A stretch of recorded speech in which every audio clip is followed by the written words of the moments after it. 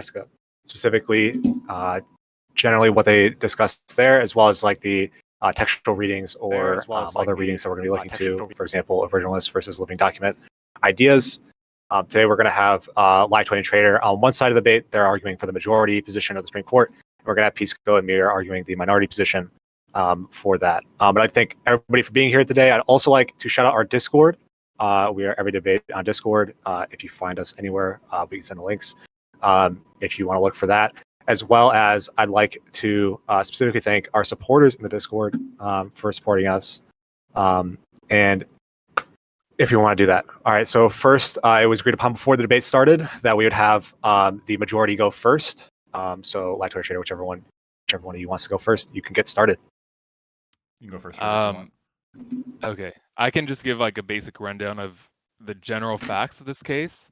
I'll try to do it in like a unbiased way. So if Pisco or Mir, if you want to jump in and object to anything I say or any characterization, feel free to do so. So basically, going back to the very beginning of how this case arose, we have the Higher Education Act of 1965, and that's basically where Congress created this whole program of federal student loans.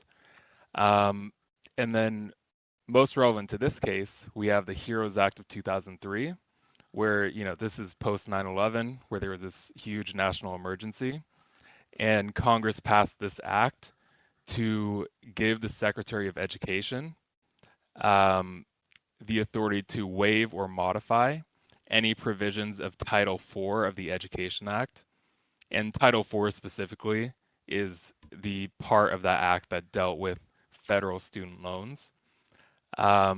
So basically, this HEROES Act of 2003 gives the Secretary the authority in situations of emergencies to modify or waive any provision of that Title IV of the Education Act.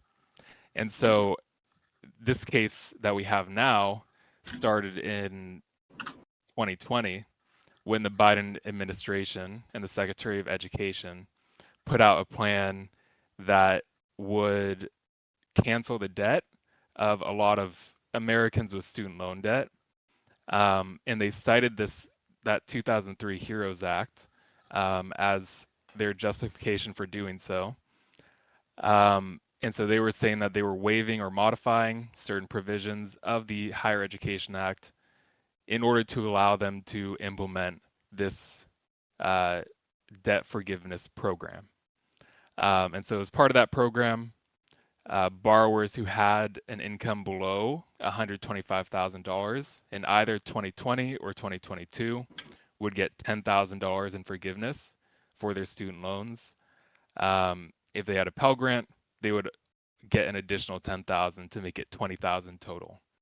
So the case that the Supreme Court heard here came about when 6 different states sued the Biden administration, saying that the loan forgiveness program exceeded the executive branch's authority under the HEROES Act. And so this case here, there's 2 major questions that need to be decided. The first one is on standing, where if people aren't super familiar with this term, it's basically in order for the court to hear a case, there has to be a genuine case or controversy at hand, meaning that the party that's suing has to be able to show that it's actually being injured by some activity of the party that they're suing.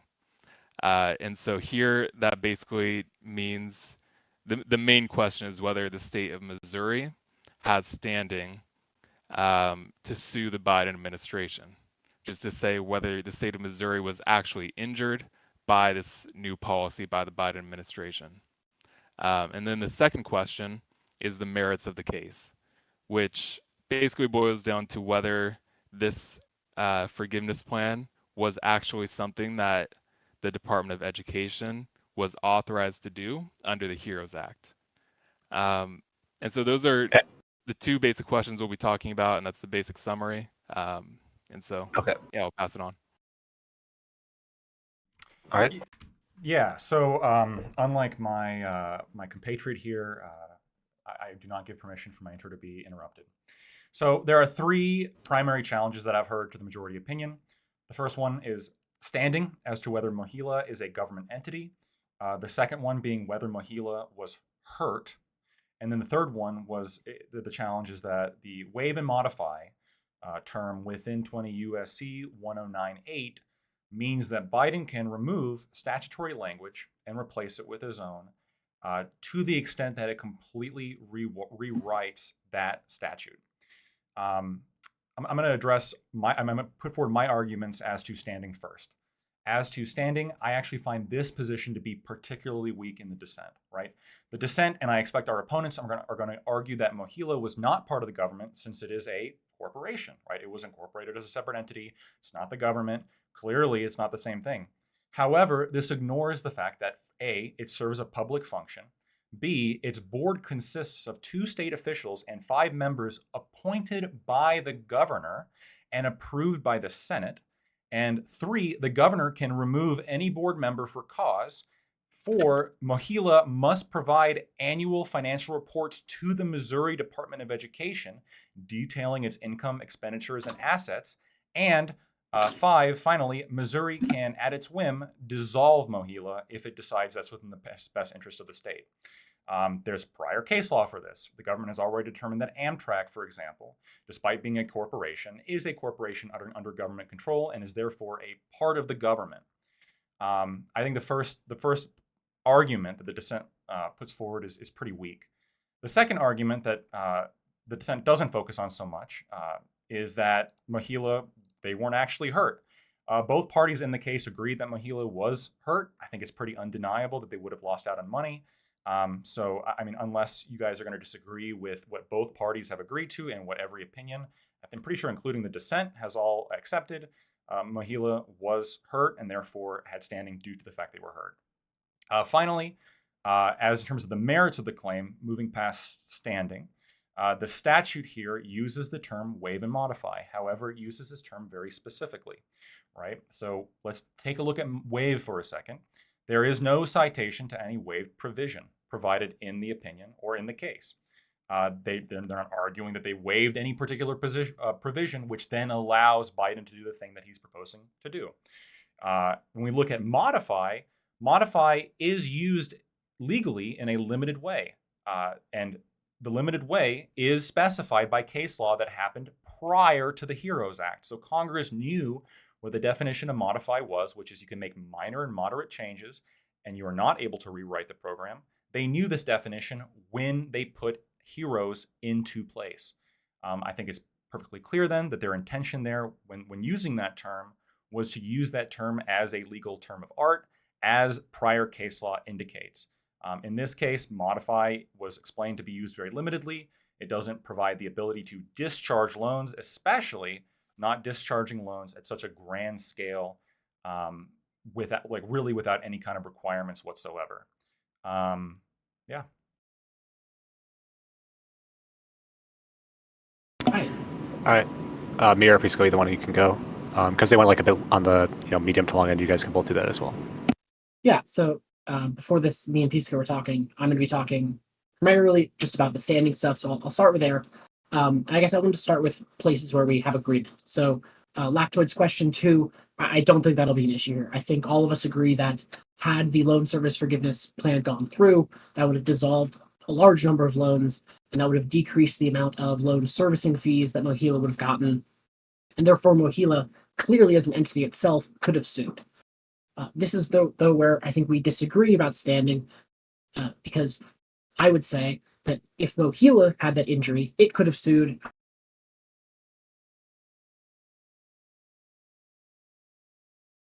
Oh, Lactoid dropped out, but whatever. I apologize. Or should I stop?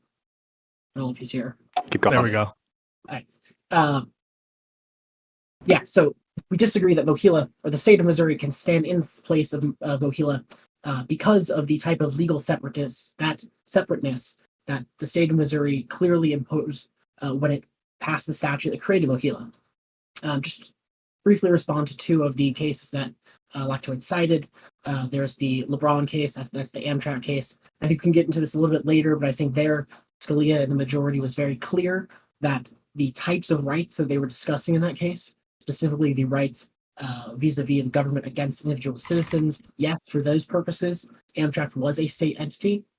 However, I think the court in that case was also extremely clear that that is not a general right for other entities to stand in the place of Amtrak. And I think in a similar manner, yes, there is some public function that MOHELA serves, but that does not mean that just for any general legal principle or lawsuit, the state of Missouri could stand in its place. And I think when you talk about Arkansas versus Texas, the case I think you were implyingly referring to, Lactoid, and there I think that's also quite different, where the state of Missouri did not have all the exact same property interests and legally protected cognizable interests in MOHELA that was present in the University of Arkansas versus Texas case. And I'll turn it over to Pisco to talk about the merits. Yeah, thank you, Mir. I totally agree on everything you said related to standing, and that I definitely do agree that MOHELA, standing as itself, would have standing to sue. Responding to Lactoid on the merits, there are a number of things that, first of all, I want to note for everyone. At no point did he mention major questions doctrine. I think the only time we heard major question was when Trader was introducing the two topics as major questions, but I don't think he's referring to it in the, I guess, term of art sense of a major question for purposes of statutory analysis. Right. I'm glad it's, I do not want to, if they want to bring up major question doctrine, we're happy to throw down on that. But if we're just doing a textual analysis, it's just so clear that the language of the provision of the HEROES Act that we're referencing allows this kind of action. The words used are waive or modify any statutory provision, any, without limitation. If there was a desire for Congress to limit in some way which statutory provisions or which regulatory provisions were limited, or to what extent the waiver power was limited in terms of the scope of those programs, they would have said so. In fact, they did say so with respect to it only affecting Title IV of the Higher Education Act, and only with respect to financial assistance. They knew how to put limitations in those words, but left on their own, those provisions absolutely would cover waivers, right? Which everyone agrees means totally getting rid of stuff, right? It's a major power. To be able to get rid of entire provisions of law, that's something that Congress delegated. And modify, sure, you can put some limitation on modify, but the clear intent of the words waive or modify is that it encompasses things up to waivers. That is to say, you're allowed to do wholesale waivers, which is drastic action to take. And no one would deny, I think, that the Secretary of Education, if they wanted to, could waive entire parts of the finance. They could get rid of programs if they wanted to. And so it would be a weird kind of world we live in if the Department of Education could change a little bit or get rid of totally certain statutory provisions. That would be a weird system for Congress to set up. Lactoid says in his intro, they don't point to particular provisions of the Higher Education Act that are waived. That's just wrong. I mean, if you read the briefing, they're pointing to specific parts of the code that refer to repayment by the Secretary of loans of bankruptcy or of deceased people, of disabled borrowers, referring to regulations that pretty much incorporate that statutory text. And so for him to sit here and say that no specific provisions of the code are referenced, he's just not telling the truth about where we are in the legal arguments. He could have a problem with how the waivers and modifications are done, but that doesn't amount to them not citing any provisions, unless he's trying to make some sort of, an argument that the Department of Education was too unclear about which provisions they were doing it when they sent their memo. But I didn't hear him bringing up some kind of APA claim. And so I'll leave it there so we can have more free-flowing discussion. But I think when you really drill down on the text, the text is wide, the text is expansive, and it was designed to cover situations like we were facing with COVID. And no one in this entire, I'll be interested to hear the response to this. No one seems to doubt the ability of the government to implement the forbearance policy. But that, if you were to run the analysis that Lactoid is providing, what would be the statutory basis for forbearance? Unless he's willing to say that action by both the Trump administration and the Biden administration were unlawful. All right, let's get started. Lactoid Trader, if you have anything you want to say to that, and then we can get into open. We'll get into open right after that. One thing that I just like to point out here is, when Lactoid brought up the fact that they didn't specify what particular provisions of Article 4 of the Higher Education Act they were waiving or modifying. I think that is correct. And so you're right that they do point out certain provisions, but they don't go so far as to actually waive these provisions. I think that the provisions that they talked about were, let me see if I can find it here. So it was 20 USC 1087. There were so provisions 1087 EE, subsection that sounds like a F. boring admin law question, right? Like that sounds But, like okay, they but I don't they could have done it, but they didn't do it the right way. That's what it sounds like. Well, but I don't think it's boring because those statutes are still in effect entirely. So it's hard to see what exactly they waived here. Because, just for everyone who's not familiar with this, there's a section in the Education Act about deferment specifically and what the secretary can do to defer, not to defer, but to waive student loan payments. And, it lists out all these things like, special education teachers, armed services, Peace Corps volunteers, all of these things where you can waive portions of their student loan debt on like a yearly basis. But all of these statutes or all of these provisions are still in effect. They didn't actually waive any of these provisions, and they didn't say exactly how they modified it. They didn't sort of publish the new, these provisions with additional language on top of it. They just like vaguely gestured to waivers and modifications, saying, it's kind of somewhere in this area of this section that, allows for loan forgiveness for very specific cases. But they didn't actually show how they were waiving and modifying any of these things.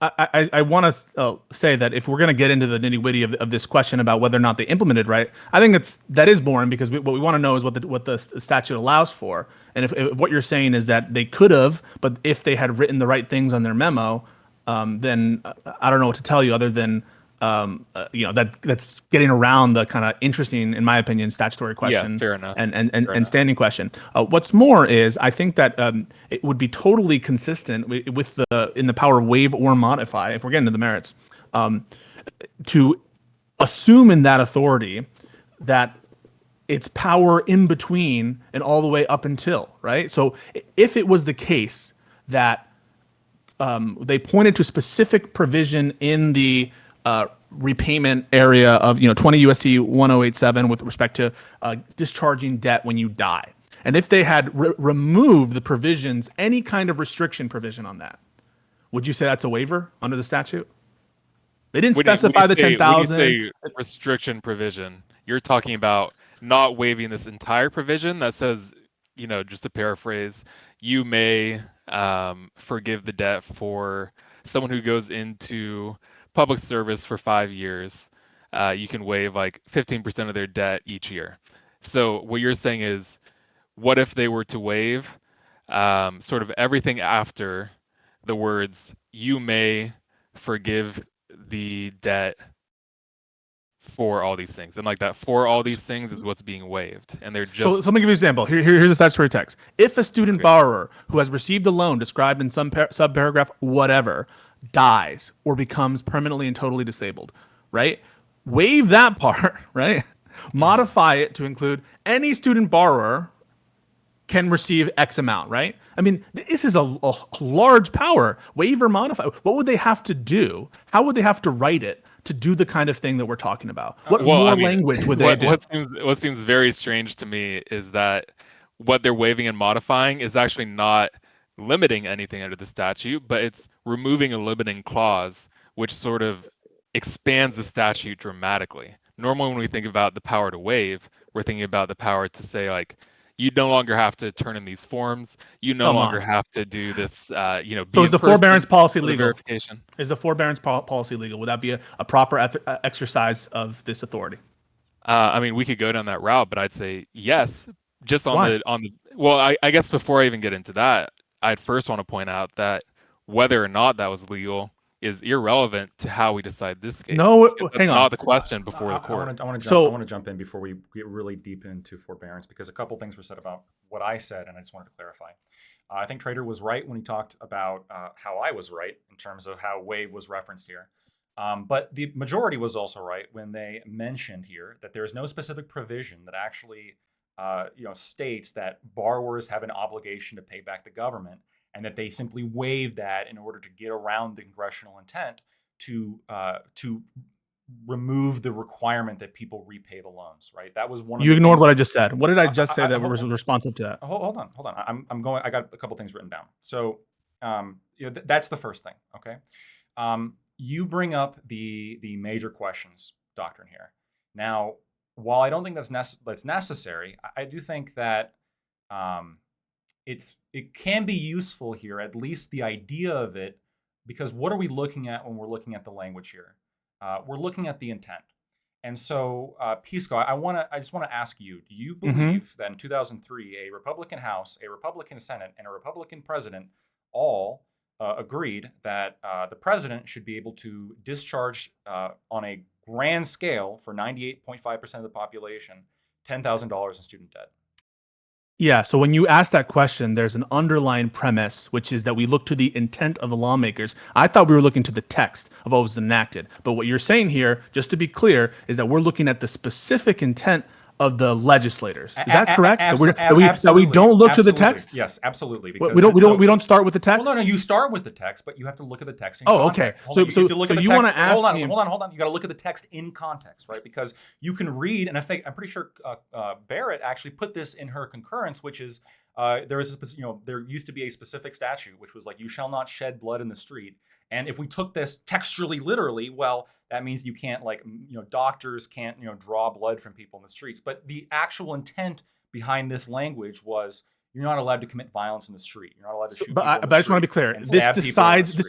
This decides the question. It is dispositive. If you can show, right, that were you to put the question to these senators and representatives, and they would have answered in the negative that we're not expecting this power to be used for that. And if you could point to some, legislative history to that effect, that would decide the question about the scope of the authority when you look at the personal opinions of the legislators who enacted the statute. Is that correct? If you have information that at the time of passing the 2003 HEROES Act, the people who are passing it intended for it to be able to be used in this way, I'll change my opinion right now if you can prove that. Wait, I'm sorry. It's the other way around, right? So if you can show that the particular people at the time would have voted against the challenged action, that is dispositive, even if the text conflicts. No, what I'm saying is that we have a very specific text here in the HEROES Act, right? Which, given the context of 9/11, was supposed to be used in a limited fashion of people who went off to war, people who were injured. There we go. 9/11, Limited. Yep. So you're invoking major questions. To some extent, I do find it useful to some extent. Yeah, you are. Okay, let me finish. So I do find it useful to some extent in the sense of, we have a Republican House, Republican Senate, and Republican President, and they authorize this to be used for very limited purposes. And that's the reason why, despite the fact there was a legal term beforehand, there was a legal case beforehand, which specified what modify means. There was a case from 1993 that specifically said, modify does not mean you can go in and rearrange the whole thing. It means you can tweak certain things to accomplish. Waive or modify is the language. Waive or modify. Right. Let me finish. So modify specifically, right? There is case law beforehand, and Congress, that was before Congress even decided made the HEROES Act. The entirely Republican. You're wasting your breath. You said this point before. Well, I have to repeat myself every time. There is case law that shows that modify by itself in certain contexts meets certain things. But of course, as you know, as you stated with your blood example, which is like the fucking law school, the first example they teach you on, in your legislative class, whatever that is, interpretation class about blood, that different words mean different things in different contexts. And so pointing to the one Supreme Court.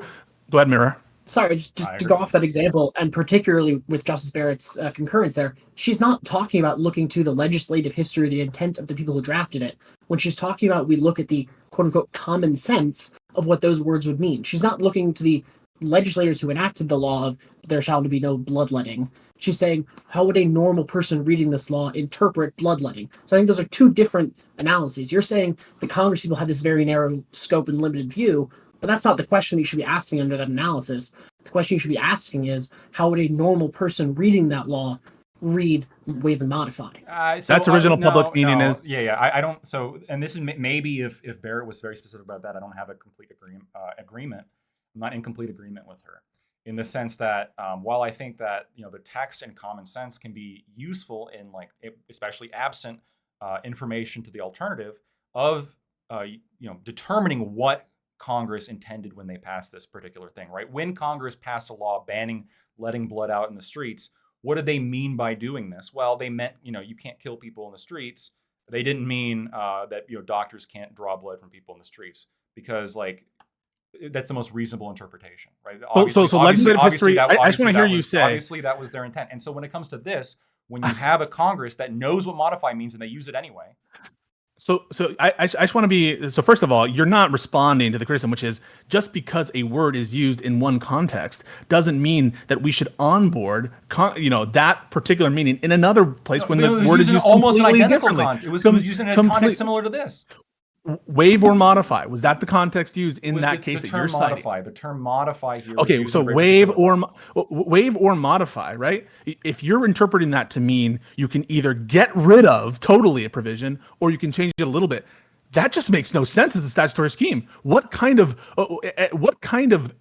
rational person, rational lawmaker would give you the ability to totally undo provisions and also to change them slightly, but nothing in between? How does that make any sense? Because it removes your ability to add shit in, right? So, for example, when you're talking about the repayment in bullshit for debt, absolutely, don't say bullshit. For 20 U.S. Code 1087, when you're talking about repayment in full for death or disability, 1098 doesn't give the authorization here to remove portions of provisions of a statute. You can't would it allow? Wait. I just want to answer. If you're going to remove in general, would it allow? You would have to remove all of in general. Would it allow waiver and modification to discharge literal veterans who are fighting a war in Iraq coming home? Would it allow discharge in those cases? I think that was the congressional intent at the time. Yeah. Okay, so your only basis is major questions. In the actual just so you know, the problem of discharge, the discharge aspect to it, that you're saying that they're allowed to discharge loans, that they're allowed to. It just has to be a small group of people. And so the only thing that's it's not a textual reading, it's major questions, all the way down. Yeah. Well, hold on. It's got to be. It's got to be in certain circumstances. And my question for you, Pisto, is. So wait. I want to hear a direct answer to this. Is discharging loans, is making discharge provisions acceptable under this authority? Under limited circumstances, yeah. So then your textual argument is out the window. Jump in right there, because I think no. Hold on, not at all, because this had been happening. I think it's going down the wrong. This had been happening before. This had been happening before Biden's move here, in which yes, you did have loans discharged under certain limited circumstances. I mean, nothing. Wait, I'm sorry. The executive branch gets to decide what the law says. So if Trump had done other things before that, let me hold on. Jesus Christ. So we have examples of prior to this it being used under certain limited circumstances because that was the intent of the legislation. Now, my question, my question. I want to ask Piso a question because I've been asked a lot of questions here. No, I don't think that they would use that authority. They wouldn't think at that time. That's wrong in guessing my authority or guessing my question. Okay, my question for you is: do you think there's any limitations on this? Could the president, for example, use this to waive all student loans and then, for example, give everybody $50,000 more in student loans? No. Yes, the first. No, the second. He can't take money outside of the Treasury because that would violate Article 1. As you know, this is not an appropriation. The parties didn't even argue about the appropriations. And so obviously he's limited in what he can do, but based on other parts of the Constitution, including Article 1, he could not make a waiver or modification that violates the Equal Protection Clause. I'm not talking about Equal Protection Clause. What I'm talking about is make waiver modification. No. I'm addressing everything. I'm addressing everything. Let him respond to your question. So I'm addressing everything you're saying. So you gave two examples. One in which he discharges every single loan. I said yes, that is authorized under this statutory authority, which is broad. I did not say that it's authorized for him to give $50,000, which would require him to make a specific appropriation, which is Congress's sole and exclusive responsibility. I also said that you asked about, are there any constraints to the authority? Now I'm giving you a general take on what the constraints are. Other parts of the Constitution constrain this authority. Obviously, he cannot just say that he gives him supreme executive authority that would violate the structure of the Constitution as well as Article 1 and Article 2. He can't also just use this authority to try to waive and modify parts of other statutory codes. So I would put some some topical gloss on whatever we're talking about. If he purported to try to change or waive or modify some part of a statutory code that has nothing to do with financial assistance, of course I'm going to step in. But that's not what you're talking about here. This is clearly within the authority that was envisioned by the statute. Pisco, does Article 4 provide the Department of Education power to hand out student loans? Does Article 4 of the Constitution? No. Or are you talking about Title 4 of the Higher Education Act? Yeah, title. Well, you said Article 4. You're right. My bad. Title 4. Okay. Title 4. Does it authorize the department to give out loans at all? Yeah. My understanding is that the Higher Education Act provides authority for the executive branch to give out student financial assistance programs. You think I'm incorrect about that? No, I don't think you're incorrect. So my question is, why couldn't Biden rewrite the provision to allow him to give, as he has authority to do, $50,000 to all borrowers? That would violate the of Article 1 of the Constitution, which makes any appropriation, appropriation is taking money of the government and spending it on stuff. Appropriations need to be handled by Congress. Agreed? Right, but, but, so it has a fund. It has like a fund that it can use money. And let's say that that's different, right? Hold on. It hasn't used all the money yet. And there's some money left over? Can Biden, because whatever? Can Biden then that's different. hand that money out and then forgive it again immediately afterwards? That's different. If Congress provides a general fund for Biden to spend money on student financial aid things, well, hang on. I mean, this is the same question about the border wall, right? Where Trump was moving money around from the Department of Defense to spend on elements of the border wall, and you guys were all fine with that, and you said that's clearly within statutory authority.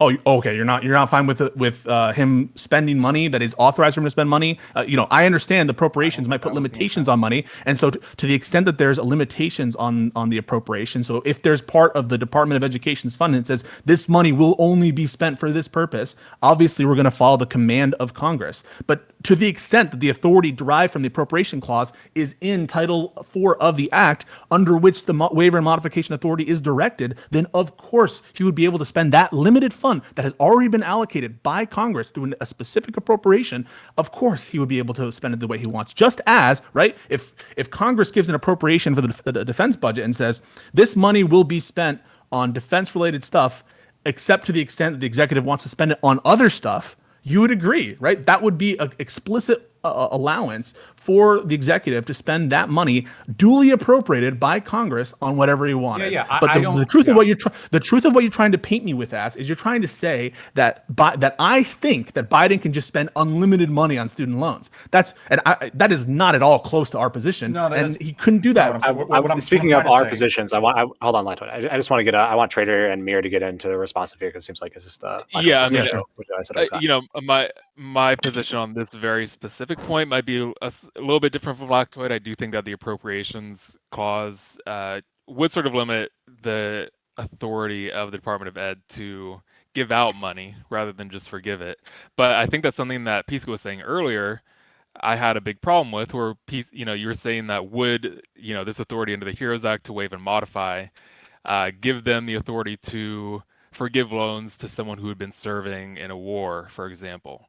Well, for that, you don't need the HEROES Act. That's in the Department of the Higher Education Act, Title 4. That's Section 187EE, which is about cancellation of loans for certain public service, where they specifically point to people who serve in the armed service for a fixed number of years as a group of people that the Secretary of Education can forgive the loans for. With very specific rates that they could forgive it. So the real central question here, I think, we agree that they have that authority, but it seems that you're taking waive and modify, this combination of waive and modify, to say that if there's a provision here which says you can forgive a portion of debt for someone who has served in the armed service for 5 years, that instead of waiving that entire provision, what they're actually doing is waiving the limiting clause, which is that you can forgive loans for only this group, which is the people who have served in armed services. And so this is like a waiver of a partial provision which Is that allowed? expands it dramatically.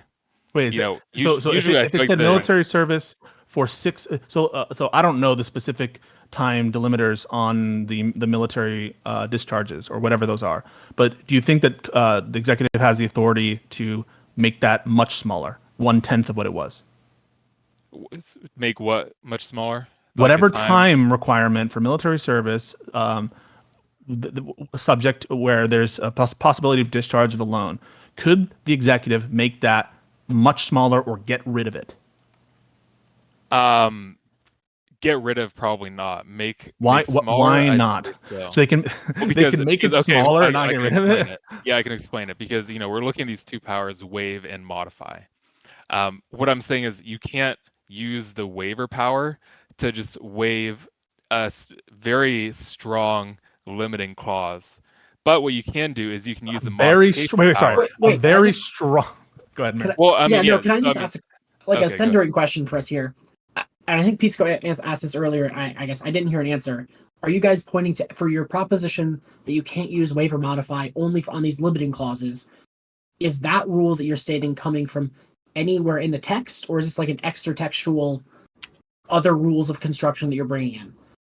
Well, a lot of this comes in from the MCI case. So it's not a textual reading, though. No. Well, no. This is textual because this is a MCI is about modification, not waiver or modify, right? Am I wrong about that? Right. It is about modification. Okay. But it's very important for the textual different interpretation. language. Yeah, but it's a different clause fundamentally.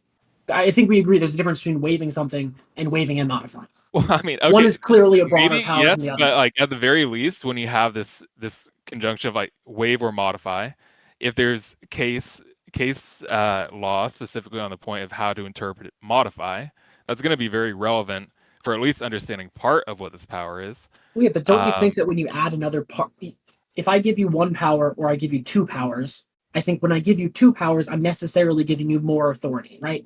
Do we agree on that? Yes. Yeah, no, I would agree with that. Yes. So then I don't understand why you would look to this limited to the MCI holding, which we agree is only to modifying, when in the present case we're giving more power. Why does that make sense? Sure. So I do agree that there's more power here. There's two powers that are granted: the power to waive and the power to modify. So the MCI case is only relevant to that power to waive. So I'm fine. We can focus strictly on power to modify. Yeah, to modify. To modify. Yeah. I just want to make sure. I was about to ask if that was. Yeah, I misspoke. Yeah. So we can specifically focus now on the power to waive and what that means. And so I guess there's 2 points here that are important to figure out. Is like, can you waive a portion of a provision that limits it? For example, if they granted the executive branch the authority to give out a grant of $50,000 to veterans with a Purple Heart who served in Iraq. Yeah. Just imagine that this was part of this act and they had waive or modify powers over this. Could they cross out veterans who have a Purple Heart who served in Iraq and now say we have authority to give out $50,000 in grants? 100%. Yes. 100%. Yes. Of course.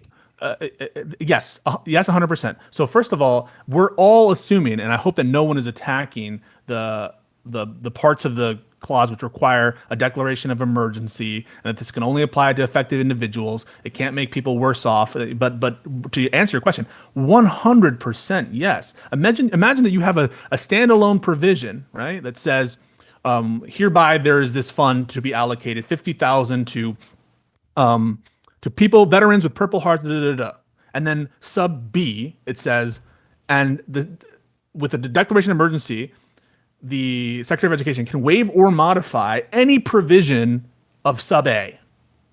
Would you think in that hypothetical situation that he couldn't waive or modify the Purple Heart aspect, the amount of money, the recipient, whether they're a veteran or not, any aspect of it?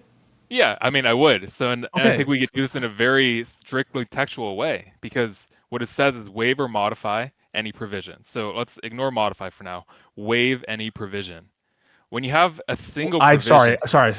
I do not agree that we should we should analyze these things separately. That's not what textualism does. That's fine. That's fine. Okay, Wait, there's two powers. It's different words. I can say that, yes. We can, okay. That's fine. We The- could. the- sorry. take that Was there or was there not consensus on the modify case having MCI being like the textual idea behind it?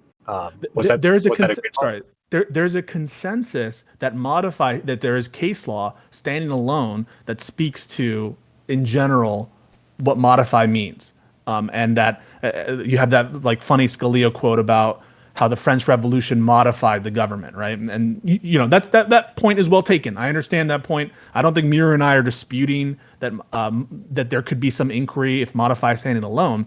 But the question is, do you read the overall power to be wave, And totally modify? segmented off, or do you read them that way, or do you read them in the context of the whole text and in context of everything? Here's what I'd say. I agree. Wave or modify gives more power than either of them on their own. Like, of course, it'd be crazy to deny that. But what I'm saying is that it's nothing more than the sum of its parts. You have the power to wave, which is its own thing, and you have the power to modify, which is its own thing. But you don't get like something extra beyond those two things by putting them together, which it seems like the dissent's relying on. So specifically, when we're looking at this provision that we were talking about before, about the grant of $50,000 to veterans with a Purple Heart, we have these two tools in our tool belt as like the Secretary of Education. One is we can waive provisions or we can modify provisions, right? Mm-hmm. And so if I want to get the power to grant $50,000 to anyone I want, how am I going to use these two tools? So if I pull out the waiver tool, well, it says waive a provision, but this is all within one provision. I can't waive the second half of a provision, Parts but of not the provisions, first half of yeah. the provision. I can only waive What that the entire fuck? provision as a whole. Wait, so how it's stylized? So just to be clear, what is a provision in your mind? The statute as enacted in the codified, or is a provision a section? Is it a subsection? Is it a clause? I mean, I could give you an answer. I could give you an answer that I think works. Is say that you had Title IV, Section A, subsection B, and then like B has like paragraph 1, 2, 3, 4. If you waive a provision, if I want to waive provision B, then I'm going to just waive provision B and then the subsections of provision B as well, since those are directly tied to B. So Wait, it's a pretty straightforward No, operation. that's stupid as fuck. What words would Congress have to use if they wanted to give the executive the power to waive parts of sentences or parts of clauses? What are the words you use there? I guess they could say you can waive or modify provisions or parts of provisions. Oh my god. Or parts thereof, yeah. Yeah, or That's parts thereof. bullshit. So I guess where's your do you have any source or like Source any of- point yes. it says where in Scalia's statutory interpretation book does he say you need to have that specific cabining of powers? where's your MCI case for provision? Well, I mean, I think this is a pretty straightforward textualist analysis where it's like, what's the plain meaning of this word? To waive a provision. Yeah, I have the power so to we use waive provisions any all the provision. time. We use Why provisions couldn't you all the. say? Go ahead. Why couldn't we be saying we're modifying the sentence to take off part of it and then we're waiving the rest of it? Okay, so that's Why couldn't we fine. use And them that together? is one of the arguments that the Biden administration makes here. But the issue is now we run straight into the MCI limits on modification. If we're But I starting don't. to do this. Yeah, I mean, personally, I don't see why MCI is a valid case on point for this one. But I mean, I'd be happy to I don't talk about that if we want to turn. No, to that. I don't take it's control at all. And what's more is where's your you're saying provision can only mean a paragraph but not a subparagraph, or like a section but not a subsection. Where's your citation for that? I mean, because when I use the term provision, I use that to mean anything in the fucking law. There's a provision in some part of the INA that says whatever. That provision could be its own statute, right, with its own number, or that provision could be referencing one of the categories of inadmissibility.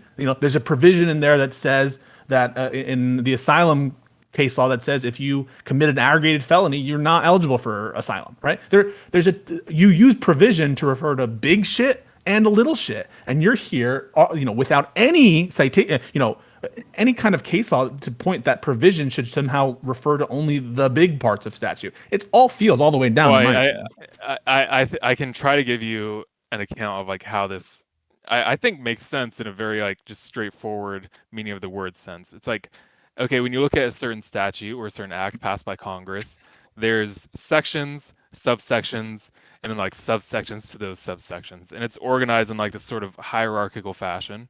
These are all provisions of this That's a act. choice, by the way. I mean, that's a stylistic like thing that Congress does.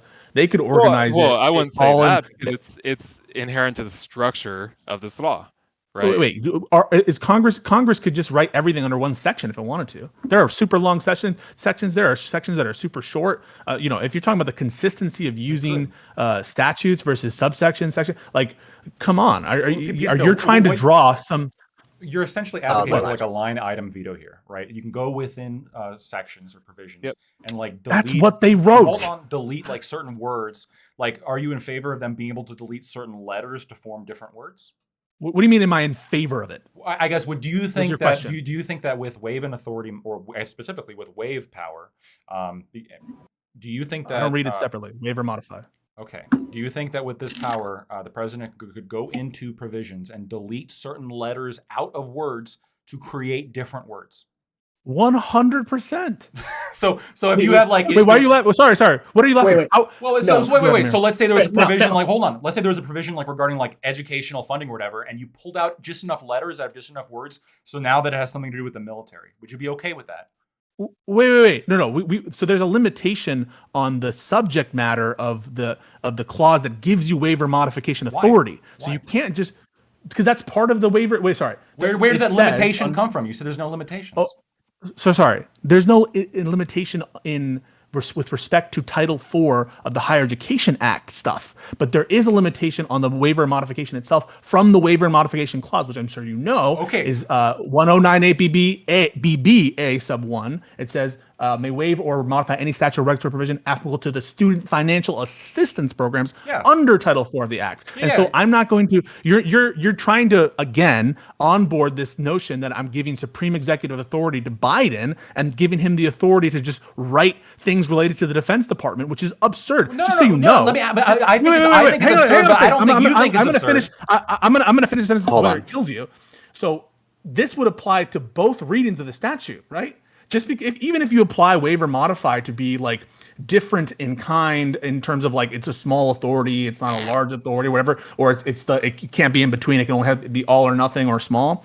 Even if you have that reading, he could still do a minor modification with respect to some other part of the statutory code. There's nothing about the fact that there's a subject matter limitation on the waiver modification that points to one preference of the reading versus another. Both are subject to the same criticism. You could have a minor modification of like some Defense Department regulation, and you'd be like, well, that's a minor modification. It fits under waiver modify, but you would have a unanimous court, 9-0, and Mir, you tell me if you think I'm wrong. You'd have a unanimous decision by the Supreme Court saying, hang on, even though it's a minor modification or a minor waiver or whatever the fuck, we're not going to allow this waiver modification because it's not truly getting the subject matter that's envisioned by A sub 1. Okay, I'm gonna get to the question. I'm gonna get to the first because the second part was just smokescreen. The first part of your answer, you just What did I say in the second part? Whoa, you just got mad at me for interrupting you. Don't cut me off. So as of the first part of your answer, right, you specifically you said, well, this allows waive and modifies a massive power that allows you to alter the language.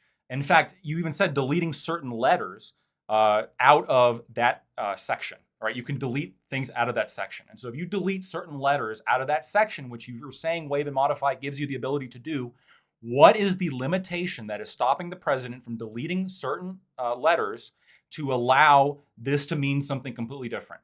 And I'm asking you, what is the limitation and what is your basis for the limitation? Your 108. Do you have any case law? Everything. So I have a statute, right? And you just said that the second part of what I said was smokescreen. Yes. So this is 1089 BB sub A sub 1, right? It says any waiver modification needs to relate to student financial assistance programs under Title IV of the Act. That is relating. Well, hold on. It's authorized. I mean, maybe the Secretary is authorized to waive or modify any provision described in paragraph 1 as may be necessary to ensure that, and then it has 4 things, right? I mean, you could relate them pretty like extensive. Like if you want to do fucking like circus logic, you can. What you're trying to paint is that this authority, that my reading of waiver modify would allow you to, like a murderer who uses letters from fucking from magazines, right, to make messages, that you could, in using this authority, use this statute to give the president supreme legislative executive authority. But I'm telling you that there are constraints on the waiver modify authority that doesn't relate to the specific. It doesn't relate to the words that you're changing or modifying. It relates to the subject matter. That the subject matter of the waiver modification cannot extend beyond things that are student financial programs under Title IV of the Act. So if the end result of your waiver modification, however you want to do it, if you're saying it's changing words, adding words, subtracting sentences, adding sentences, if the end result of your waiver modification is you've just created a provision that gives you the authority to set minimum wages across the country, then it's not going to be a proper waiver modification. Wait. Would setting minimum wages across the country allow recipients of student financial assistance to not be placed in a worse position financially? No, sorry. That does not target student financial assistance programs under Title IV of the Act. Agreed? Yeah. Do you agree with me that a minimum wage across the country is not a student financial assistance program under Title IV? So. So hold on. Yes or no? No, I'm not going to say yes or no. I'm going to explain my answer. Believe it or not, you're not. Okay. Answers can be multiple sentences. So what you just said, in terms of, do I think it is? Obviously not, right? But I also don't think that, obviously, as written, right, when you read A, this is supposed to apply to recipients of student financial assistance under Title IV of the Act who are affected individuals and not placed in a worse position financially in relation to that financial assistance because of their status as affected individuals. So in my mind, as I'm reading this is specifically referring to people who are like going to be in a worse financial position, right? And this is not like a better financial position, right? Why are you talking very about specific? That's an assumption that we're not even disputing. Well, if you're not disputing it, then how can you waive student loans? So hold on. If you're not disputing that, how can you waive student loans for people who are in a better financial position? Which the Biden program does. You have just totally pivoted, and now we're talking about the actual identification of people who are, quote, affected individuals, and you're questioning the authenticity and sincerity of the Department of Education's determination that these people are, in fact, affected individuals. That's what you're just doing right now. I agree. I'm asking if they're financially worse off. That's not what we were affected. Are they financially worse off? Sorry. That is not what we were just talking about. What we were just talking about was the extent to which waiver modify implies some sort of right to change letters and words and whatever bullshit you were talking about. You have now pivoted. No, this is related. This is related. I can explain why it's related. I'm just going to finish.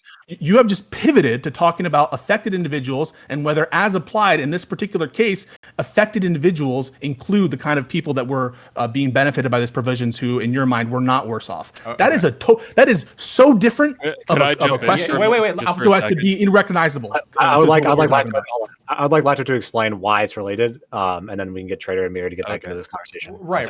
Sure. So what I'm trying to explain is that there are common sense and intent-based limitations here when we're looking at Section 2 actions authorized, which is that when you look at A, I don't think that Congress, whether it be the House, the Senate, or the President, were intending for this to be used in a way to allow broad sweeping powers, even if you could circus read this into the particular subsection. So if you read this into the particular subsection, I don't think they were intending on allowing large communities or people, or even like smaller groups of people who were better off because of any particular because of their status as a quote unquote affected individual. I don't think they were intending on this group getting like a financial windfall from this event, but it would seem by your reading like they could get a financial windfall, even if you're attacking. Hold on. Even if all of them, for example, were like much better financially well off. And so if you're willing to like put like common sense fucking bumpers when it comes to reading statutes, I don't understand how you can like read the statute to allow to believe that Congress intended for Biden to forgive $10,000 in student loan debt to 98.5% of borrowers, even though savings and incomes went up. Like I don't understand why you're able to. So I'm going to explain why you are by hopelessly confused. removing letters out of the fucking thing until you get what you want. are hopelessly confused. Let me still go. By invoking any facts that existed on the ground with respect to Biden's declaration of emergency, you are no longer talking about the statute enacted and how we should interpret the statute, unless you think that somehow the existence of a windfall in this particular case affected what Congress was thinking in 2003. And so nothing about what you're saying with respect to COVID, with respect to whether people are better off in this particular case, whether or not there's a windfall in this particular case, has anything to do with the reading of the statute. If you think that, I mean, that's just absurd. That's no conservative textualist, even purposivist, intentionalist would say that the Biden's invocation and his bad faith with respect to, this is really what you're invoking. You're invoking that it's bad faith, that these people weren't really affected, that they're all getting windfalls. That's all factual questions about the invocation of an emergency and whether or not these people are rightfully designated as, quote, affected individuals. That's totally separate to a conversation about what the text actually says. You criticize me for putting common sense bumpers in one instance, but not the other. Well, common sense bumpers based on statutory text. There's the common sense bumper on providing is one that you don't disagree with, that whatever modification or waiver has to be related to student financial assistance programs. And that is a textually based bumper that Congress put in there. But the bumper that you want to put in there is we should limit, we can discharge in some cases if lactoid thinks it's limited. We can, we can do forbearance because Congress at that time would have expected forbearance. But you're not dealing with the textual language other than to say MCI, modify small, and then wave your hands. That's my No. MCI is relevant because it informs what Congress had information on at the time of their passage of the HEROES Act. That's why that's relevant. And no, I don't think that your common sense bumpers are adequate when you're okay with somebody going into a provision, deleting certain words or deleting certain letters. What do you mean I'm okay with it? That's what the law allows. Yeah. Okay. You believe the law allows in this case for the president to go into a provision and delete certain words and line item veto certain letters to create a whole new statutory scheme that didn't exist before. If you gave me the text of a fucking book, I don't know, I can't think of a fucking Gone with the Wind, and I fucking edited fucking letters out of it, yeah, eventually I might come up with The Lost Boys or some other fucking text. I could come up with something completely different. But the whole point of this is you're not supposed to do that because there's limitations. How would Congress waive and modify? Mayor, go ahead. Sorry. Are you saying it's an issue of Congress could not allow the executive to do that, or you're just saying they did not allow them to do that in this case? Yeah, that's a delegation question. Are you saying that there's a delegation issue if they try to do that? I mean, if that's a different question. If they specifically wrote in, we actually really want the president to have the ability to discharge $10,000 in loans, regardless of blah blah blah blah blah. If they were that specific, I mean, I'd probably have to concede they were very fucking specific about this delegation. Wait, was that the question that was asked? Wait, hold on. Was that the question that was asked? I think the question was asked if Congress gave the president the line item veto ability in a waiver modified case. I think that was the question. If they said the president doesn't have line item veto for this reason, by the way. Sorry. We're asking whether we know that the president does not have a line item veto to acts that Congress passes, but we're asking whether a duly enacted law that Congress passes and the president signs can give the authority that we're envisioning. No, it didn't. So you're saying it does give him the authority. I'm saying it doesn't. Could it? No. Hypothetically, yes. Yeah. Hypothetically, could Congress say, for the purposes of this act, or I guess generally, the president has the authority now to line item veto certain words and certain letters to radically change the meaning of all statutes that we pass.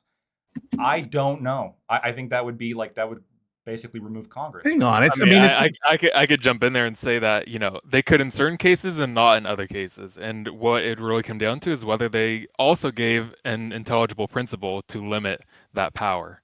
If they were to say that you can do this for the purposes of, for example, preserving this endangered species, and they're giving this to the EPA, for example. Yeah, you can line item veto certain things as long as it's for this purpose, this very specific purpose. That's fine. Yeah. There's an intelligible principle here, right? It's not this unbridled legislative authority. It's limited by how much appropriations are actually made by Congress. It's limited only to student financial assistance programs. It requires a declaration of national emergency, which you can attack, by the way. If you wanted to, you could attack the national emergency. Okay, you can attack. I mean, that was not what we're here to discuss, but that's not what The the flu purpose of season, litigation. national emergency, right?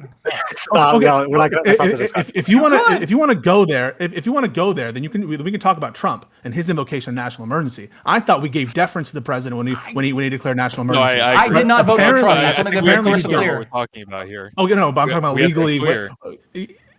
Okay, I mean, I do think We're I do terrible, but think Trump was that- terrible too. Look Hold at on. us.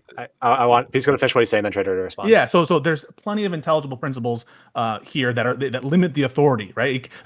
I am telling you right now, the president cannot go outside the subject matter of student financial assistance programs. I'm telling you right now that the president cannot reach into Congress and into the Treasury to take out money other than what appropriations have already made. I'm telling you, he can't violate other parts of the Constitution, right? Obviously, he can't do anything that would violate other parts of the Constitution.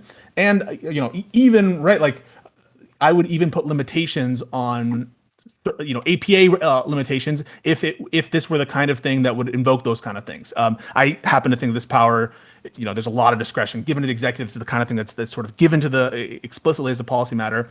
But if you wanted to make an APA argument of some kind that they didn't consider certain things or whatever, I would even hear those things. So I'm not saying that this is above scrutiny either by the federal courts or except with respect to the standing, which we haven't talked about.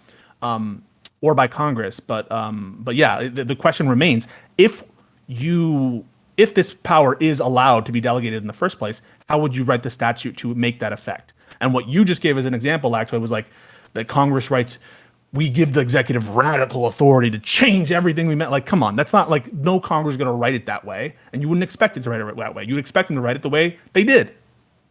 Well, I mean, I feel like you would easily imagine that in the passage of the HEROES Act, they might have said that, on top of this, like, modify or waive any provisions, they could have easily said something that, for example, the secretary will also have authority to waive principal of these debts as they feel is necessary. It's not a very hard thing. But then then it's not very hard to limit it, right? I mean, they limit it in other ways, and also it strikes the other way. It brings us back to the question of forbearance, which is, do both of you think that forbearance is lawful under this authority? I do. Yeah. I mean, okay, but I also am caveating that thing with the fact that I don't think your answer to that question actually matters for this case. I understand you think it doesn't matter. I understand that you think it doesn't matter. I want to ask Lactoid, does he think that the forbearance policies by Trump and Biden were lawful under this authority? I want to say no. I want to say no because okay, can I just add one fact about the Higher Education Act that I think is very relevant here. Is in the Higher Education Act Title IV, it's section F2D, if anyone wants to look it up, but it's talking about the authority the secretary has to defer payments.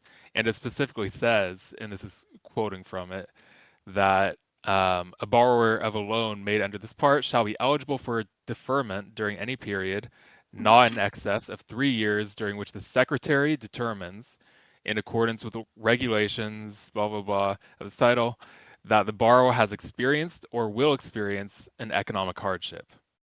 Yeah, that's different than the authority. Provision that's saying you have deferment authority based on certain things that are determined by the secretary, and part of it does include the forbearance, meaning that interest isn't accumulated also. So it's pretty much exactly what the secretary put into place for the last 3 years during COVID, and it has a very clear statutory. But you're applying it to everybody. So what you're saying is exactly the same kind of waiver and modification that we're talking about with respect to discharge in other circumstances. Here we have a specific condition that is economic hardship. That's something you brought up. That's a limiting provision of that authority. And same thing when we were talking about discharge with respect to people who died or disabled. That limits who you can give the discharge to. And what you're saying is, well, in one case, when you have a limited provision, we are going to allow that in terms of a nationwide forbearance without any inquiry whatsoever into the economic hardship of the individual receiving the forbearance, without any inquiry into whether or not, any other respect to whether they're affected individuals. We're just going to, like, whatever the shit that Lacto was talking about, we're just going to apply this forbearance for everyone blanket, right? And that's essential. So now we have a policy that's much more limited the forbearance apply to everyone. This applies to a limited segment.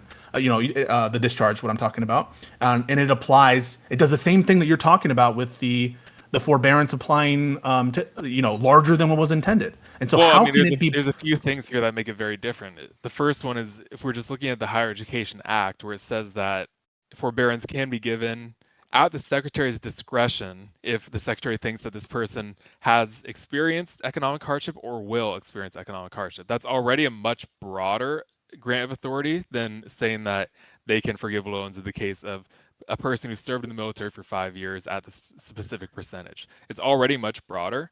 And then, especially when you look at the will experience economic hardship, you don't even have to tie it to any specific thing in the moment.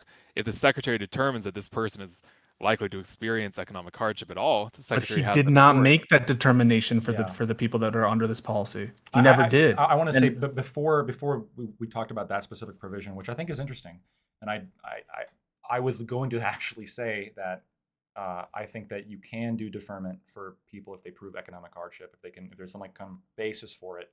But the blanket deferment, I don't think that's okay, right? Because he's got a good point here. When the point is let's say you had somebody hypothetically who's a multimillionaire, and they have some kind of trust that's giving them $1 million every year for the next 20 years, right? They will not experience economic hardship. They can't. The trust is in place. They can't access all the money in the trust to blow it, and they're going to be getting $1 million every year. Why does this person? How is this person under economic hardship? He probably should not have gotten his loans deferred. Well, what he's saying is they can waive and modify the part that, with respect to the determinations of economic hardship. That's exactly the kind of authority that's being talked. This is why the forbearance part is relevant, because on the one hand, Trader, I think that this hypothetical makes you a little bit uncomfortable because it's on all fours with a purported authority that the Biden administration is doing with respect to discharge. I'm about to make Lactoid uncomfortable, which is, come on. If you're talking about the purpose and intent of the legislators when they crafted this thing, you think that they didn't envision that if there's a fucking nuke that goes off in a city, that they couldn't permanently forbear all student loans without making their bureaucrats do economic determinations for everyone who was in the nuclear blast radius? That's exactly what this kind of thing was. Wait, this is what discretion. The point of discretion is you can abuse discretion if you can't show under the circumstances reasonable attempts to fulfill the requirements. Under your discretion, if you under your discretion, you have to do X, Y, Z. Congress, we have a nuke go off. This is an incredibly specific situation in which we cannot get bureaucrats in. We have to defer until we figure out what's going on. That would be one thing, right? That's a reasonable understanding of discretion. But in the sense of deferment of no. Hold on. In the sense of deferment of we know most people's savings went up during the pandemic, and a lot of people were making even more under the federal boost. They're bringing in all this fucking money. You're onboarding your skepticism about the national emergency into your interpretation of the statute, and that is irresponsible, and it's not how you read the statute. So you're saying that we know that COVID people, there are tons of people who were better off because of the pandemic in terms of what they had to pay, and they got a windfall. I'm not going to lie to you. There are probably thousands of people who got windfalls from this. Millions. From this policy. 48% no of dispute Americans. there. No dispute. Also, in my opinion, that a nuke going off in a major city would be a bigger national security deal than COVID. If a nuke went off in New York City, or if it was some even worse, even though it's one of the worst pandemics in history. I don't want to undersell how serious of a pandemic the COVID was. I can work with you a little bit in saying I can see the connection in the nuclear context as a policy matter a lot tighter than what we're talking about here. No question. But your version of interpreting the statute is now contingent on your view of whether this is a bona fide national emergency and whether or not there's a sufficient nexus between the emergency and the forbearance policy. That is not the role that the judiciary should take. I don't think that's completely right, because in the HEROES Act, it specifically says that these waives and modifications that the secretary can do are limited by being necessary to ensure that borrowers are not placed in a worse position. And whether it's necessary to ensure that will depend on the severity of the emergency. Okay, but you're now questioning, right? You're not questioning the waiver modification ability. You're questioning whether it's necessary. That's what you're questioning. Yeah. So now we're not that's in talking the about waiver statute, modify. Pisco. That's in the No, statute. okay, that's fine, and we can have a discussion about that. And me and Mir and let's I do will. it. Let's do it. Okay, Right we will now. gladly have a discussion about necessary, but just realize we are no longer examining waiver modify, and we are can saying go back to that waiver in- modify. Okay, Wait, we're talking about Okay, different I just- aspects. I just- I don't Hold think on, it's hold on, hold necessary. on, hold on, hold on, I just hold wanna on, s- hold on. No. Please, I just want to say, is it the case that we want to talk about either waiver modify or do we want to talk about the necessary part? It seems like there's disagreement on both parts. It seems like when we get on one of them, somehow the conversation gets the other, and then we go back to it, right? So I just want to say, like, it seems like they're connected, but I do want to say, is there still? I'm assuming that both sides still have disagreement on both the waiver modify clause as well as the necessary clause, or not clause, the phrase Yes, and the word. I agree with that because so here's where I see it, and they're going to tell me how it's different, and I'm going to give them all the space to tell me how it's different. So what I just proposed, like a nuke goes off, and the Secretary of Education issues this forbearance policy, right? And Lactoid said, yeah, in that situation, he thinks that would probably be lawful under this authority. He is saying that the waiver of modification authority includes the forbearance policy that he thinks is illegal in the COVID context. And so the only thing that you've changed, you haven't changed the actual thing of what you're doing. You've just changed the nature of the emergency. And so now the question isn't really about whether waiver modify gives you the authority to enact forbearance, or in those cases, if I ask the same question with discharging, is he going to say that even if a nuke goes off, we're not allowed to discharge all those people's loans, the people who are in the affected areas? So I could do the same thing with the dischargeability. We're no longer talking about the waiver modify. We're talking about Biden when we're talking about the necessariness of the forbearance or discharge and whatever hypothetical you're doing. Okay, so I'm going to argue why it is related, because the waive and modify is in relation to specifically whether or not it's necessary to achieve a specific purpose in the context of a national emergency. Obviously, the scope and scale and specifics of the national emergency are going to matter when it comes to the discretion of how that applies. So, like, and one question I have, here's another question I have for you, Pisco. Could every flu season, every year, Biden declare a national emergency and clear all student debts, essentially making college free? Yeah, I think that there would be limitations. I think that it is justiciable at some level, right, of bad faith, at some level of wantonness. No, wait, but hang on. I do think it would be just.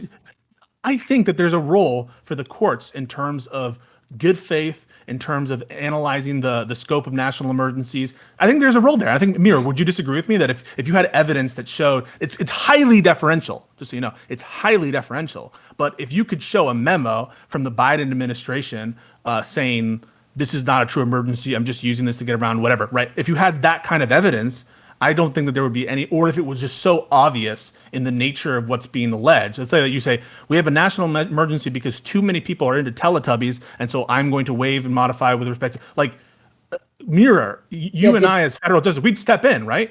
Yeah, but also my question would be, during the course of any of this litigation, either in the individual borrowers' cases or any of the 6 states, did any of them question for the district court or the circuit court that this was not actually a national emergency? I don't know. I think both parties conceded. I believe the answer is no. Yeah, I think everyone stipulated this was a national emergency. So I guess I don't understand. But again, the point. We would both is accept a role for that. Right. The point is reasonable interpretation, though, right? Pisco, you just said, like, yes, the Supreme Court does have a role in stepping in and, like, making sure things are in good faith, making sure things are actually to achieve the purpose that they were set out to achieve. And in this case, the majority quite literally determined that Biden's purpose, like what Biden was doing, was not in the purpose of this act, right? That's what they determined. I disagree with that. Yeah, I disagree with that characterization of the holding of the court. Can we Mir, do you also disagree with that? Yeah. Okay, do you want to go and respond to it? Like, I don't want either people to take control. Oh yeah, sure. I was just gonna say, so I think it's questionable whether the court, I think you're kind of conflating there the major questions doctrine from their statutory analysis, which I thought we all agreed we were only talking about the statutory analysis part. But even setting that aside, I just don't understand the connection you're drawing where is Congress's intent that they said you are allowed to use your waiver modify authority in one portion of the statute based off of the scope or excess of the national emergency in another portion. All I read is once you have national emergency, then your emergency power is triggered. And I just don't understand where this proportionality analysis is coming from. I mean, I could tell you, it's coming from the fact that this is a power that shall be exercised as the secretary deems necessary to ensure that borrowers are not placed in a worse position. That's where proportionality comes in. The proportionality is like, to what extent are borrowers placed in a worse position by Wait, so this then, national emergency, and then to what extent do we need to enact, waivers and modifications to make sure that they're not placed in a worse position. yeah, I So understand that there, argument, but then why yeah. do you not bite the bullet and say that the forbearance would not be allowed either? Because they Yeah. did not check to see if everyone who was getting forbeared was in a worse or better position. And it seems Well, I like mean, all the the same statutory Heroes Act authority does comes. the Heroes Act does specifically say that it enables the secretary to make sort of categorical decisions, and it specifically says that they don't have to do a case by case basis. Well, but That's the like same very thing Well, here. clear. then the same thing. Yeah, it That's the applies. same thing applies here. That's what I'm Yeah. saying. Like, I understand your position if you take the same position with respect to both modification or forbearance and loan forgiveness. Well, I there's don't a few understand. issues here. There's a few Okay. issues with applying it here because, so I mean, I just sort of have trouble finding the reasoning for how this is at all necessary, this sort of forgiveness policy, because, to be clear, this is enacted in August of 2022. Yeah, like a month and a half And before the emergency went away. I agree. and I'm not concerned about that. Like, it's an emergency. Okay. I'm fully okay with conceding that. But I mean, there's a few important things that, when we look at the provision that says, you can enact these modifications or waivers as necessary to make sure the borrowers aren't in a worse position. The way that I understand that, and the way that I understand both parties to understand that, is that you can do policies that will ensure that the borrowers aren't in a worse position than they were prior to the national emergency. And I think that this forgiveness was not at all necessary, and I find it really hard to figure out how it could be necessary to prevent that from happening. Okay, we can move Because on to that, if but okay. Sorry, good. If you wanted to say something on the previous point before we move on. Yeah. So, like, we can move on to the question about whether this was necessary under the statute or under the regulations or under the emergency or whatever. But if you're conceding, and I don't mean that in a bad way, it's okay to concede stuff, or if it's okay to whatever. But if you're recognizing that in the right circumstance, we could have a nationwide discharge or a nationwide forbearance, you're saying that the waiver modification authority would grant that if in the right emergency. You're saying that, like, clear, if, I'm not conceding that at all. Okay, I'm saying yeah, that there's multiple bases that we can say that this was okay, not but authorized by let's Congress. finish with with lactoid, right? Sorry, you said that the nationwide forbearance, not lactoid. Lactoid didn't say that. Lactoid in this sense was more consistent. So you said that the nationwide forbearance you think would be a proper exercise of the waiver modification authority, and so that has nothing to do with whether or not the emergency is a bona fide emergency or not. You're just simply stating that the waiver modification, assuming that there is a bona fide emergency, that would give the authority for a nationwide forbearance policy without reference to particular circumstance or economic hardship. Well, let me be clear. So, I mean, there's two things that we have to consider. One is a specific act something that actually accords with this language of waive and modify? That's the first hurdle it has to pass. And then the second hurdle, which is a separate thing, is whether it's necessary. Yeah. Yeah. So let's do the first one. So I think that, and I'm not like strongly committed to this case. And I also, to reiterate, I don't think it has any bearing on the current case since this isn't what the court's deciding. But in the waiver and modify case, I think that you can make a pretty strong argument for, or I'm sorry, in the forbearance case, you can make a pretty strong argument for saying that it is a waiver or modification, given the language in the Higher Education Act that specifically talks about discretion to the secretary for forbearance for economic hardship. It's a much closer statutory basis. I want Mira's take on this because I think I'm going to just repeat myself, but basically what I'm going to say is that's exactly what the modifications and waivers that you're envisioning with respect to the statute that you cited that would give the legal authority for a nationwide forbearance is the same kind of finagling or crossing out or redlining that is being proposed by the administration with respect to discharge. And Mira, do you have anything more to say to that, or is that like? No, I mean, that was the point I was trying to get at with my questions. Yeah. Yeah, I mean, my response to that is that, we can read the statute itself where, let me pull it up right here. So for, in the Higher Education Act, Title IV, which, just to remind everyone, Title IV of the Higher Education Act, these are all the statutes that we can waive or modify under the HEROES Act. So when it's talking about deferment, it says, a borrower of a loan under this part shall be eligible for deferment during any period not in excess of 3 years, during which the secretary determines, in accordance with this other part of the statute, that the borrower has experienced or will experience economic hardship. Okay, so that's our statutory basis here. This would be the statute that we're waiving or modifying for forbearance, right? And so, when talking about like what does it mean for economic hardship, it references this other section, 108 subsection O, which basically has, some examples of this and some like definitions of what economic hardship might be. And you can make a modification here, which is a slight difference to be something along the lines of someone who, is in a For worse nationwide forbearance. to... So instead of economic hardship, everybody that's the kind of waiver modification. Well, I mean, and to be clear, then I'd go back to the HEROES Act, which specifically says that they don't have to do this on a case-by-case basis. They could do this categorically. Anything you say about that applies to the discharge. Okay, so then, okay, great. So now let's go to the discharge and let's find the provisions in the Higher Education Act. They were cited to you. So no, and that's fine. I have them right in front of me. I can tell you what they say. So they say that you can cancel and forgive parts of student loans in these following cases, where it's saying, someone who works full-time as a teacher in a public or nonprofit school that meets certain criteria, special education teachers, members of armed service, Peace Corps volunteers, public defenders, STEM teachers, or any area where they find that there's a shortage of teachers, firefighters, things like that.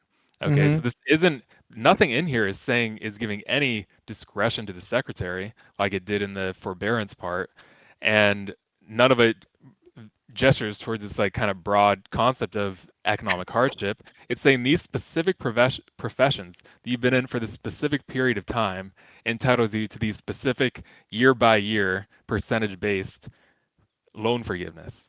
It's like totally different, and it's much easier to make the jump from the forbearance parts than it is for the forgiveness parts. But why does it matter if so in one statute, assuming that there's no discretion in the statutes related to discharge, that they're all mandatory discharges. In one case, you are getting rid of discretion in the sense of no longer is the forbearance discretionary; it's mandatory. So you're getting rid of the discretion that had once existed, and you're saying this is a mandatory forbearance. So you can't choose to. Sorry, could you explain that So to me?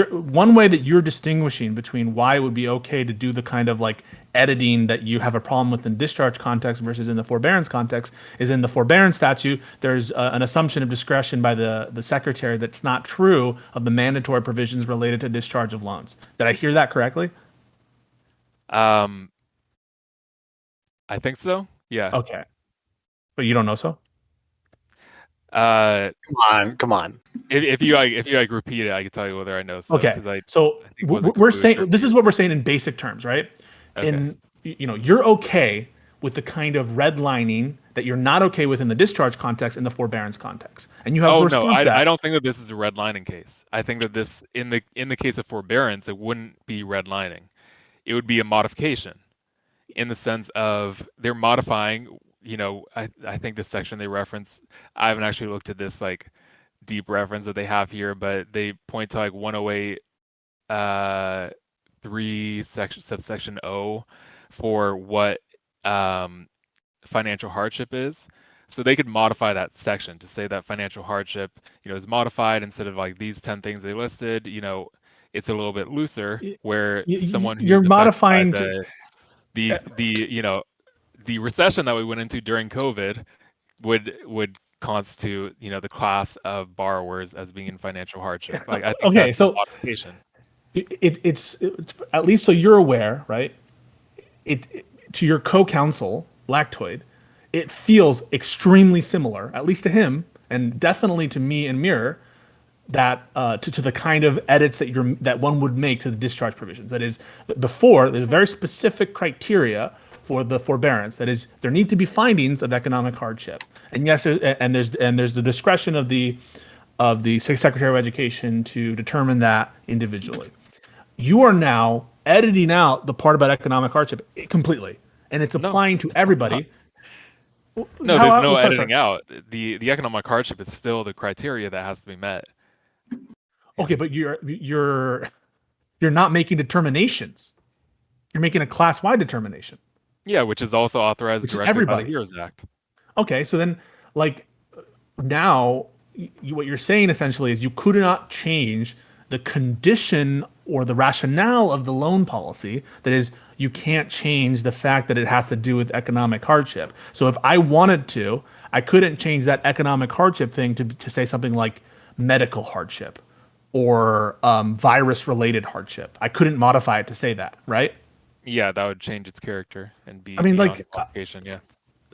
That just seems so arbitrary. So you can change. Well, it's not arbitrary. We have MCI, which very clearly talks about what modify means. But you're changing the forbearance to, instead of requiring individual determinations. That's a major change to apply on a class-wide basis. That's a major. No, I mean, okay. Let me read you the part of the HEROES Act which is directly on this point.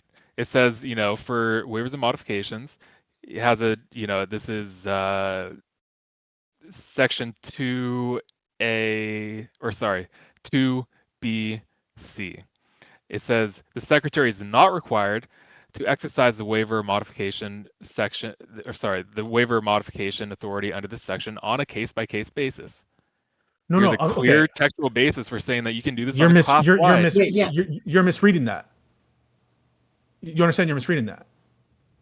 You're not applying the waiver modification on a case-by-case basis. You're applying the modification and waiver explicitly not on a case-by-case basis. But the determinations, right, that were under a case-by-case basis, right, the case-by-case basis, the text of B3 is referencing the waiver of modification, not the policy itself. Miriam, I'm right. Is that your reading too? Yeah. But let me try to clarify. So they do have to specify the specific case of where they're waiving and modifying, but they don't have to do it on the individual loan, the individual, borrower basis. They can say we're waiving and modifying this provision for everyone, right? So that language, right? That language is meant to say that we're not requiring that the waiver or modification to be on a case-by-case basis, that we can make changes to the waivers or modification for everybody all the time. By the way, that should give extra rationale for why it's specifically, this is a side point, but it's specifically envisioning situations in which you would maintain the statutes as enacted for some people and waive and modify for others. So that's specifically, getting at those statutes are still enacted. Well, it seems clear from this language that the waivers or modifications could be on a case-by-case basis. And so there would be nothing inconsistent with having a waiver or modification with respect to one set of people and maintaining the statute as is in other cases. That's just side corollary. The more broad point is you are absolutely changing the character of the policy of economic hardship forbearance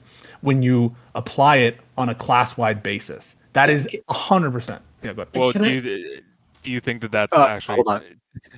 I do want to say we're gonna get close to end time here because we do have some people who have to leave at 2 hour mark. I do want to get to closings. Oh damn. So Trader, so I do want to. Can you both respond to it? I'm gonna give you a bit more time since you're responding to what Pisco is saying. Okay. But I'm gonna have you and Lactoid do closings and then Pisco and Mir to do closings. Can Mir get a point after one exchange because I think I talked over him. Oh, sure. I definitely. By the way, I'm definitely giving Mir more time because Mir talked the least out of anybody here by far. That might be on somebody here. I'm not going to name names, but that's also on me as well. But I'll definitely give Mir and Trader. And I'm going to say Pisco. I think you should go before Mir and let Mir get the last word in the whole conversation. Yeah, sure.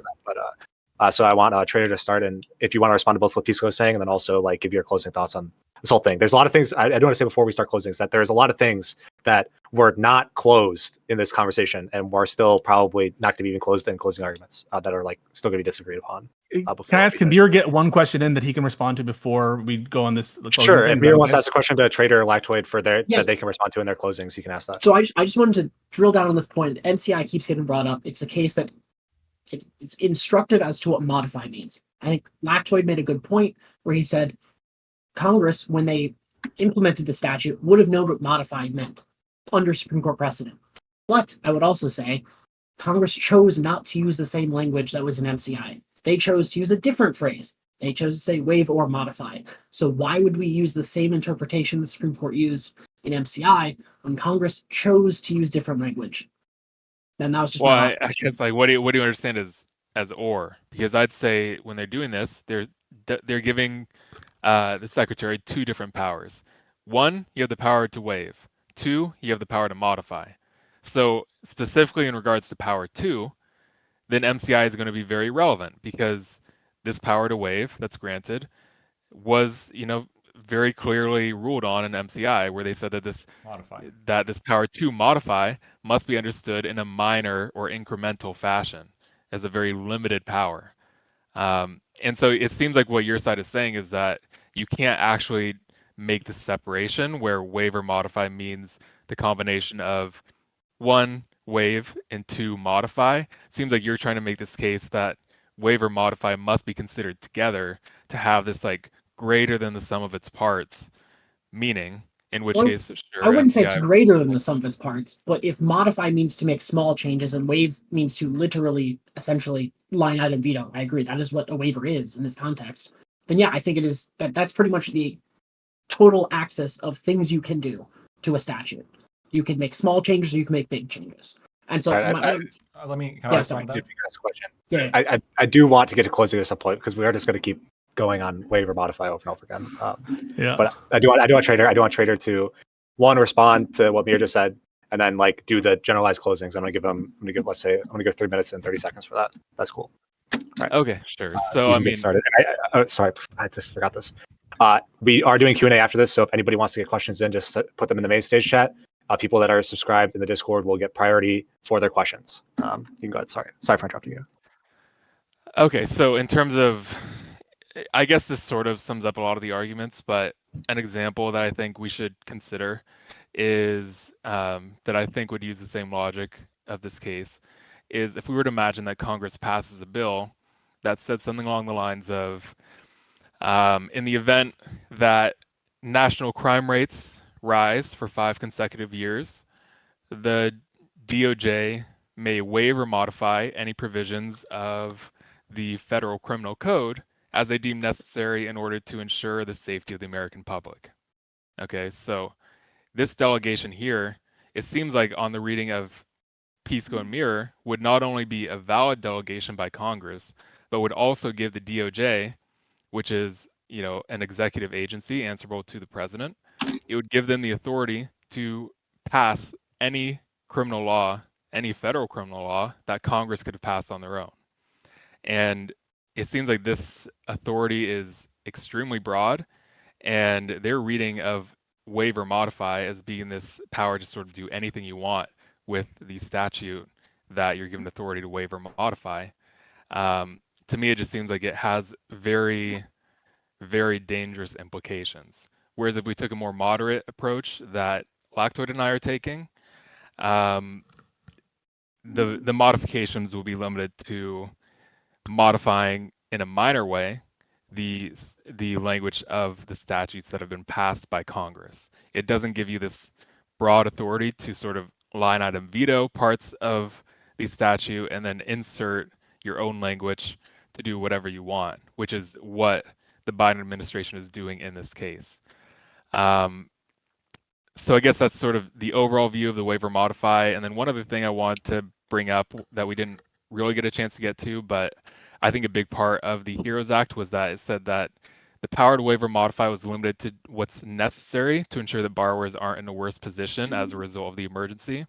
And I think if we look at the facts around the COVID pandemic, we have to consider the fact that there was deferral in place since March of 2020 through August of 2022, at least. August of 22 is when this forgiveness plan was announced. So for all this time during COVID, the borrowers were not required to pay any of the principal, and they also didn't accrue any interest. And if we look at sort of the broad economic situation at the beginning and end of the pandemic, in August 2019, unemployment rate was 3.7%. At the time that the Biden administration had announced forgiveness, it was also 3.7%. So it's hard to see this being necessary to stop borrowers being worse off in the employment front. Meanwhile, inflation during that period also caused the real value of their debt to decrease by 17.5%. So now, since you haven't been paying on this debt for 2.5 years, you actually owe less in real terms because inflation was so high during this period. And also, wages based on, consumer price index, real value of wages stayed steady between those two endpoints. And so it seems to me that with the forbearance policy in place, borrowers were in a much better position actually at the time that the Biden administration wanted to put forward this forgiveness plan, because now employment is the same, wages are the same, but their debt is worth 17.5% less. So it's hard to see in this situation that this is necessary in any sense to make sure that these borrowers are not in a worse position. So I'll just stop there. But yeah, that was the other point I wanted to bring up. All right, Lightweight, you can go to if you want. Yeah. So, I mean, generally speaking, I think it's pretty clear. We talked about we didn't really talk that much about standing, but I read out all the specifics as to this is an organization that the government controls, right? Everything having to do with this organization is directly underneath the government. Mohela is their board is appointed by the government. They can be dissolved by the government. They have to report to the government. They essentially have to do whatever the government says because they are the government, right? When you're led by the government, you are the government. And to assume otherwise, I think leads to just absurd results where the government, in order to get around certain requirements they have, could just simply designate all of their government offices as little small businesses that all have to report to them, but are quote unquote individual businesses, and then they can get away with whatever they want to get away with some exceptions. But obviously, that's not what this is supposed to be about. There is precedent as to the fact that Mohela is a government agent, a government instrumentality, which it is. It essentially is a government agency, I would argue. So that's the first thing. We didn't really talk about that, but I think that's gone unchallenged. As to the actual merits of the decision here, it almost seems like in this case, I'm talking with somebody and they've seen what fries are before, but they've never seen a burger. And then I say, "Oh, you want to come have some like a burger and fries?" And they say, "Okay, well, I know what fries are, but what's a burger?" The rational response is to say, "Okay, we know what fries are. Now let's take a look at what a burger is," as opposed to, "Well, fries and a burger, this is a totally new thing." Like when you look at these two things together, now it's there's no way we can really know what fries means in this kind of context. When we look at 1098, it's very clear. Not only do they say may waive or modify, they're even more specific later on. As the Secretary deems necessary in connection with a war or other military operation or national emergency to provide the waivers or modifications authorized by paragraph 2. Paragraph 2 lays out certain sections only in which this power can be authorized.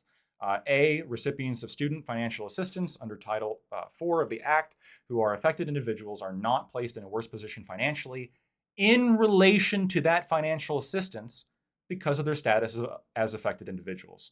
If you forgive $10,000, this is not necessary to make sure they're not in a worse position, because now, in fact, they are in a better position.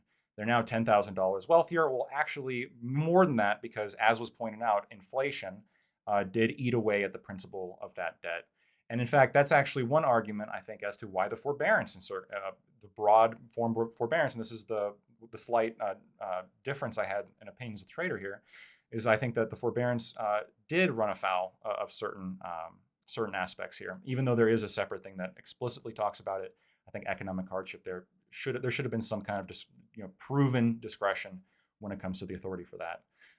But overall here, this is just a situation where you had a president who tried to basically reword an entire statute to create something new, to accomplish something that Congress never intended the president to be able to do. And if you have respect for what laws are supposed to be, you should be concerned with anybody who is okay with the president literally line item vetoing certain letters or words out of things in order to achieve results that Congress did not intend. We saw that recently in Wisconsin. Evers did it. I think it's awful, and there's a specific reason why the president can't do it. To agree that the president can't do it beforehand, but for some reason can do it after, I think just really doesn't appreciate. It's just not appreciation of the importance of limits on presidential power and executive power in this country. Time. You Pisco, want if me you to want go to first, right? No, Yeah, I do. I do. No, Oh, no, Pisco Mira, you gets wanna- last, you- That's fine. Yeah, because I just have 3 Oh. points, and then Pisco can argue about the merits. Jeez, you're going to give him even more time to Pisco? Are you sure about that? Pisco can argue about the merits to his heart's content. I only have 2 little points on that, and then can talk about standing a little. First off, I would just say to my friends on the other side, I think a lot of words have been spilled on the idea that worse off, that people cannot be placed worse off. That does not mean the statute prohibits people from being placed in a better position. I agree.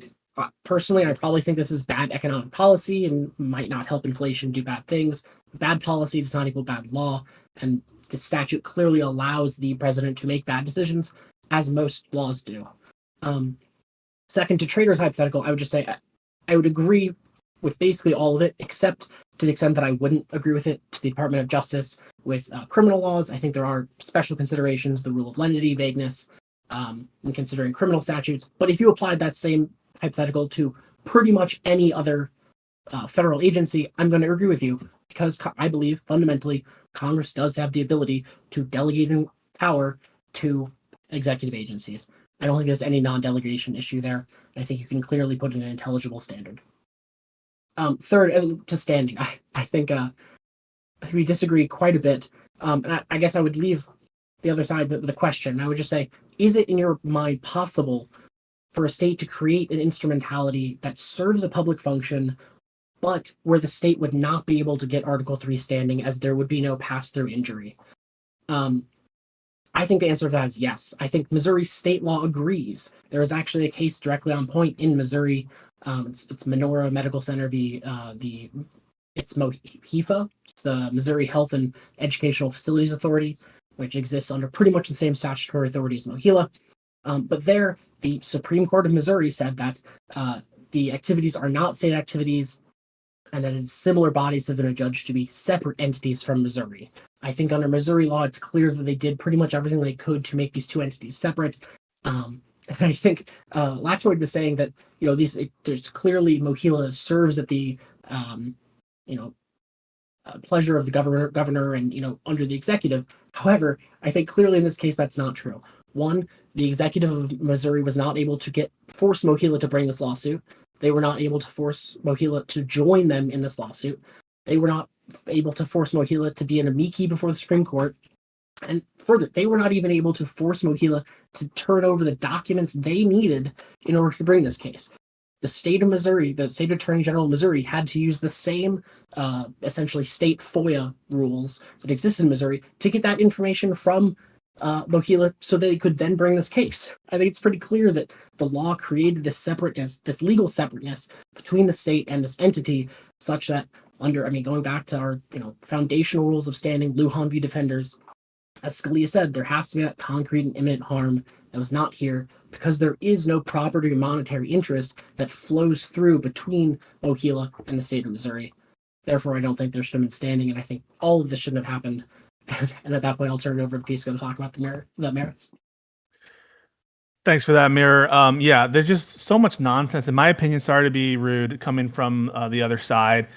Lactoid started with his burger and fry hypothetical as though that were anything other than a total distraction, when he knows, because he's been to law school, that there are all sorts of canons of construction, nocere, associus, all those, a word by its friends, right? The people who it associates with.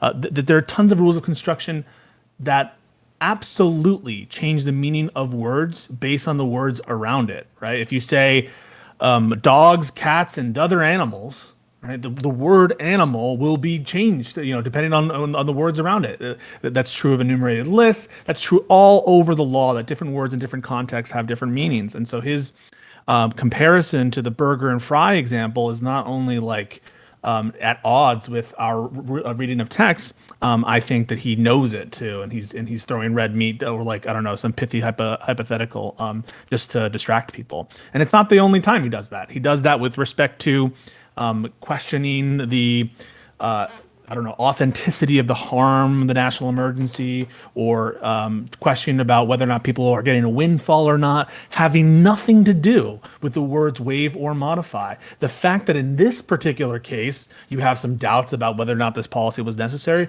doesn't change whether or not waive or modify means one thing or the other. In terms of what the policy implications are of their reading of the text, they're all over the place, right? In some cases, I guess paying off of student loans is okay, if it's limited enough. So the act alone of getting rid of loans is okay, but just not when it's wide enough. And other, they disagree about whether forbearance is allowed in the way that the policy was done. Basically, there is no through line here about what's allowed and what's not. And even at one point, Lactoid said that if there were like a nuke that went off in certain places, he would be okay with the national forbearance policy or something approaching it, or at least a national forbearance for everyone who's a quote affected individual. And that would seem to be at odds with waive or modify, right? Like if you're saying waive or modify categorically does not allow the forbearance policy except when nukes go off and except when I think the national emergency works off, that's not how we read those words to be dependent on a bona fide national emergency. The similar things with respect to Trader and his reading of, it's okay for the executive to go in for the national forbearance and edit out the economic hardship determinations because there's some, I think, non-applicable statutory language that literally says case by case, and that's how you distinguish. But it's the same kind of redlining, editing that we're envisioning with respect to the discharges. The discharges are applying it further, right? And then finally, these allusions to the purpose of the Congress people and what they thought they were doing at the time, as though that would ever be dispositive in an originalist reading or a textualist reading. They all the time are saying, no, we don't look to legislative history. We don't look to the intent of the people. We don't look to that evidence. But when in this majority opinion, you have people quoting Nancy Pelosi in 2021 about what's legal and what's not legal. They're inconsistent in their legal strategy for a reason, because there's no through line in terms of actual substantive judicial philosophy here. The policy is one they disagree with. They disagree with the national emergency, and they disagree that this is necessary for the national emergency. In other words, they're questioning the executive's invocation of this power for this purpose. And to me, that seems to be backwards. It seems to be outcome oriented, the ruling. And for those reasons and others, I mean, don't even get me on standing. I think it's we didn't get a chance to, but that's almost even more egregious. This decision is totally at sea when it comes to a textual reading of the statute. Because we wouldn't want outcome-based rulings, right, Pisco? No, come on, Lifeway. You know the rules. All right, I'd first like to thank everybody for coming here. That is the end of the official debate, but we are going to have Q&A that is very much relevant to the topic at hand, so don't leave. We're still going to keep talking. I hope everybody can stay for a little bit longer. I think Trader's thing is not happening anymore, so he can stay actually a lot longer. But I think we're going to get the questions that I'm getting are more relevant to the topic than I thought they were going to be, so that's kind of nice. So Duke, if you want to get started, if you're going to ask them, I don't know if you want to or not. Or yeah. Do it. Yeah, we got two. So I'll start with the super supporter, Mr. Stinkmeister. So this question is for Lactoid and or Trader. Regarding the vague wording versus congressional intent discussion of waive/modify, if congressional intent was for this authority to be limited rather than broad, as it seems to be written, why didn't Congress amend this language in 2005 when reauthorizing the act, or in 2007 when they made it permanent? In both instances, amendments were added. Couldn't Congress have more clearly designated how limited the authority is supposed to be at either of these opportunities? So I mean, I could take that one, because in 2005, the way that the executive branch had used this power was in a very limited fashion. I don't have it right in front of me, but the majority decision did go through a few examples of how this power was used, and it was things like I'm blanking on exactly what it was, but they were generally very mild modifications in terms of you don't have to fill out this form, or I know one of them actually is coming to me now, is that the Higher Education Act had one of the situations where you could forgive part of a loan was when someone worked for 5 consecutive years as a teacher. And one of the modifications they did was they said this could be 5 non-consecutive years. And so, this is like a pretty small modification to a specific provision of the statute. So Congress at that time in 2005 didn't really have any reason to change it to restrict the language, because there was no indication at that time that the executive planned to use that in this extremely broad way, which would, in the case we have today, is forgiving loans that will essentially reduce the government's revenue by, I think the CBO estimated at $400 billion. There's nothing even remotely like that at play in 2005. Yeah, I think that the Congress believed that the limitations expressed by subsection A, subsection 2 actions authorized would have been sufficient, and they had every reason to believe this because based on what the intention of what they were doing, and based on the fact that the president hadn't abused that power when they made it permanent. So, yeah. Okay. Then we got one other from Royal here. Royal asks, Pisco said that the power to, quote, waive or modify was extremely powerful. That can only be true if it can be used for modifications or waiving that is major. If that is true, does it not run up against clear statement rules and major questions doctrines, as SCOTUS argued? Yeah, so I don't know the difference in how we're considering clear statement rule and major question doctrine. I think the clear statement rule and this, it's part of that, right? So like, I don't see, I'm addressing the whole thing, which is why does it not run up to the major questions doctrine? Because I would say, the major questions doctrine would ask for a clear statement of the law there. And so that is doing like a short circuit of the analysis, right? I think that this is a clear statement. And so your opinion about whether or not Congress spoke clearly, I think on an initial level will affect whether or not you're going to apply the major questions doctrine. And so how do I know? How can I possibly say that Congress spoke clearly in this instance? Well, what you have here, right, is an emergency provision, right? Emergency provisions in the cases of national emergencies. And just like emergency provisions in other statutes, which allow great expansive powers, in the case of, for instance, the suspension, or that's not necessarily a national emergency, but other delegations of executive authority that allow great decisions by executives, say, to suspend an entire class of alien. This language is similarly capacious.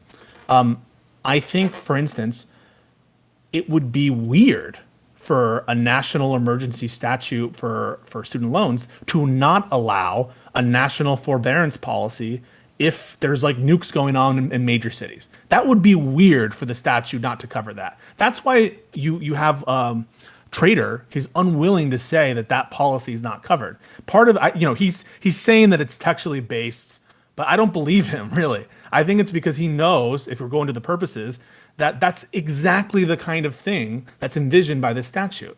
And if that's the kind of thing that's envisioned by this statute, that is a national-wide forbearance policy that is similarly in scale, in terms of the scale of magnitude of the discharge, $100+ billion in value of the forbearance versus a couple $100 billion for the discharge, then really those questions are on similar degrees of major question need stuff, right? They're both major. They're both incredibly big policies, but no one seems to doubt strenuously the authority of the executive to do the national forbearance.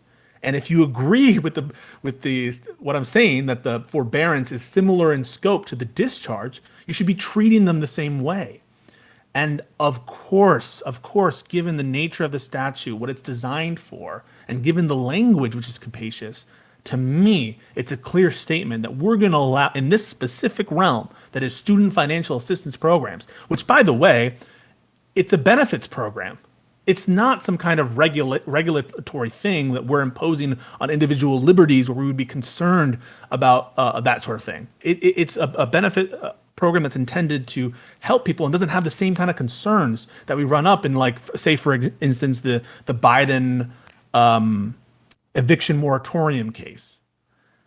And then also given the words used, I would say it's a very clear statement. And if you ever doubt that, just put up these other scenarios in your head about what the emergency could be and whether or not you would think that this language covers it.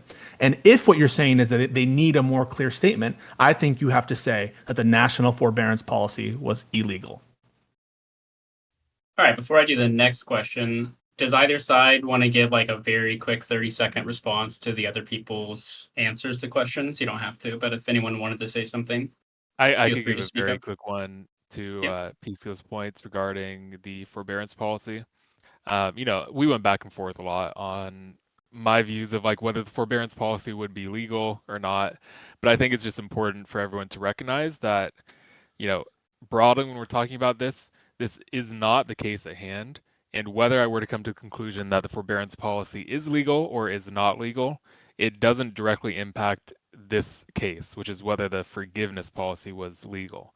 And there's a quote from the majority decision, which they left in a footnote, that I think addresses this, where they say, the dissent asserts that our decision today will control any challenge to the Secretary's temporary suspension of loan repayments and interest accrual. We decide only the case before us. A challenge to the suspensions may involve different considerations with respect to both standing and the merits. And I think that sums up like a pretty important point here, which is however you feel about the legality of these forbearance policies, it really is a separate question, because that could be illegal also. It could be legal while this one is illegal. It's just not really the case at hand. All right. So next question was from Plams. Plams wants, looks like Lactoid and Trader side to answer Mirror's hypothetical. He says, is it possible for a state to create an instrumentality that serves a public function where the state would not be able to have standing? Yes, I don't think so. is the short answer. Well, hold on. Let me clarify that. Let me clarify that for a second. So there's this concept in law known as sovereign immunity, where you can only sue the government because they give you permission to. Otherwise, without the permission, you actually don't have the right to sue the government. And so if you had a state entity, dictate terms of how they can be sued, they're still the government, right? But if they say, okay, you can sue us, but you cannot sue this part of us because you don't have the right to sue us anyway, unless we tell you you can. So if they specifically like made a statute saying, hey, Mohela cannot be sued because we're the government and we say that can't be sued, but you can sue us in this way, I think that would be probably okay. But it is a state. They did that. Wait, that's not my hypos. I wasn't asking a question of sovereign immunity. I'm asking a question of, is it possible for Missouri to create an entity where if Mohela, give Mohela the right to sue, but remove their ability to sue? That's what I'm saying. Can Missouri create an entity that entity can sue other people, but that Missouri could not can't. stand in the place of that entity? If they specify that they can't, then I guess. Well, they'd be limited in by your their world, statute. can they make that? Is it possible? Can they make an entity that they can't stand in the shoes of for purposes of Article 3 standing? I mean, I don't see why not, but I guess I'm not sure. That's not the case here. That's not the case here because they never said they couldn't sue on behalf of Mohela. So that's what they would need to do. They would need to write a thing, something says, like, we don't have Article 3 standing. They would need to write that. So I haven't done because they didn't do that. I didn't do a full analysis of what would happen if they did. But off the top of my head, I don't see a reason why they couldn't self-limit, why they couldn't say we cannot join Mohela. I don't know. I guess why. Well, I mean, the limits would be normal standing doctrine, right? Where if there is no cognizable injury to the state, then they have no ability to sue. Mohela is the state. Well, that's not true. Obviously, the truth. Look at how the organization is set up. Part 2. Oh, my bad. If I could very quickly just give an answer, I think, in my opinion, yes, they could easily create a public instrumentality that they could not claim the harms of that instrumentality as their own for standing purposes. And I think that a very important case to look at here is the case that the majority relied on, which is Arkansas v. Texas, where, for people in the audience who aren't familiar with this, the state of Arkansas sued on behalf of a state university, which was a separate entity, a separate legal entity from the state. And the Supreme Court. But actually, okay, sorry. Fuck the audience. I have a question for you then. Okay, sure. Is there, in that case though, was the state of Arkansas a beneficial owner of the property underlying the case? Yeah. So okay, I was going to get so there. is- So yeah. let me just read this It's a clear part distinction. from the actual case. Okay. So in Arkansas v. Texas, there's a quote here where the Supreme Court says, as we read Arkansas law, the University of Arkansas is an official state instrumentality. We conclude that for the purposes of our original jurisdiction, any injury under the contract of the university is an injury to Arkansas. Okay, and then they give the reasons for why they consider the University of Arkansas and Arkansas itself to be so closely tied. And as I counted, there's 9 reasons here. So the first one is the university, which was created by the university was created by Arkansas's legislature, which is true in this case also. It's governed by a board of trustees appointed by the governor with consent of the state. That's true with Mohila also. The board, to be sure, is a body politic and corporate with the power to issue bonds, which do not pledge the credit of the state. Not true here. Also. No, not true here. It is, yeah. This is the if it is true here, this is even stronger for Mohila. Wait. Pledge the credit of the Mohila, state, that's huge. I'm sorry. So Mohila can issue bonds. Well, debts in general. Yeah, no, and if you want to parse bonds versus debts, whatever. Yeah, but like debt of Mohila is not. Debt of just Mohila up against Missouri. I agree. Yeah. Yeah, no, and wait, Lacto, do you actually think if Mohila went under, you could sue the state of Missouri to get your money back? Unless the state specifically said that because we don't. Yes, they specifically said they Let can. me finish. If the state specifically said Mohila could not be sued because they have sovereign immunity, then you couldn't. No. But hold on. But you didn't hear his hypo. I'm getting to it. But I do think that you should be able to sue the state if Mohila goes under. I understand. There is some Missouri case law that says the opposite. I disagree with that case law, and that never went to SCOTUS. No, the statute says that. So the statute says they can't. They explicitly do not indemnify Mohila. Oh, yes. Well then, yeah. Then there you go. It's still the state. So yeah, they're still the state. Hold on, they're still the state. The point of bringing that up, this specific part of themselves. The point of bringing that up is that this is analogous to the relationship between the University of Arkansas and Arkansas in a case where the Supreme Court found Arkansas to have standing. It distinguishes. So far, just to be clear, I had listed 4 things that are common here. So I will get. You got only gone to 3. Sorry, you only gone to 3. That was the third one, right? Can we just get to the ones that actually matter? Here. I agree. There's a created by Arkansas legislature. That's 1. Appoints board of trustees. That's 2. Is a body politic and corporate, that is to say a separate entity. That's 3. Has the power to issue bonds which do not pledge a state. That's 4. These are all uncommon so far. Wait. Repeat the 4th. They can issue bonds on behalf of the state. Yeah. So I don't know if Mohila can do that. No. Well, to be clear, they're loan servicers. They don't even issue the loan in the actual case. Well, let me try to clarify then. So, whether or not it's the case that they can actually issue the specific financial object of a bond, I think that the key thing here is that hold on. The debts of Mohila are not the debts of the state. You should agree with this because this is actually good. Wait. I agree with that. Yeah. So I don't know why you're challenging this. So I'm understanding. In the Arkansas case, that was also true, right? Yeah, because it has the power to issue bonds which do not pledge the credit of the state.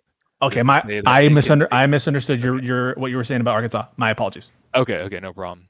Okay, so that's 4 by my count. Then the 5th one is the board must report all of its expenditures to the legislature. There's a very similar thing in the case of Mohila and Missouri, where they have to annually report their financial. Yeah, I think the type of relationship between Arkansas State University and Arkansas, where literally there's essentially no doors closed in terms of financial disclosures, is quite different than the limited financial disclosures that Mohila had to yearly give to Missouri versus, as it's clear from this case, when the state of Missouri wanted to get other financial information from Mohila, they did not have to turn that over. I think it's a clear distinction.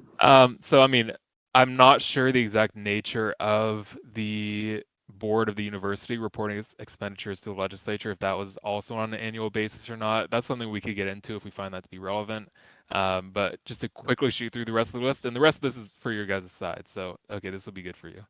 The state owns all property used by the university. That's a distinction. I acknowledge that is different because Missouri does not own all the property of Mohila, whereas the Arkansas did own the property of the university.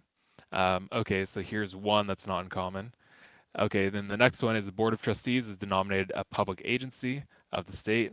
That's pretty similar here, where in the statute of Missouri creating Mohila, they very clearly say this is a instrumentality of the state. The Board of Trustees is appointed. 5 of the 7 are appointed by the governor. One is from a representative of public universities, and one is from private. This is very similar in my opinion. The university is referred to as an instrument of the state in the performance of governmental work. That's almost identical to this case. And then finally, I could pull up the Missouri statute if you want, which says something very similar. It's literally just described as an instrumentality of the state. So yeah, I agree. They're both public instrumentalities. Yes. No. But the question is, do acts of Mohila in any way bind the state of Missouri? And really, the only thing that matters is, can you tie the injury of this instrumentality to the state of Missouri? That has to be like what we're talking about with Article 3 standing. The whole reason about it is injury and tying injury to parties who are going to be litigants for it. And no one in Missouri cares about the servicing fees. If Mohila goes under tomorrow, if they don't get as much fees, they're not going to get any benefit from additional fees. The state of Missouri, they're not going to get any detriment from less fees.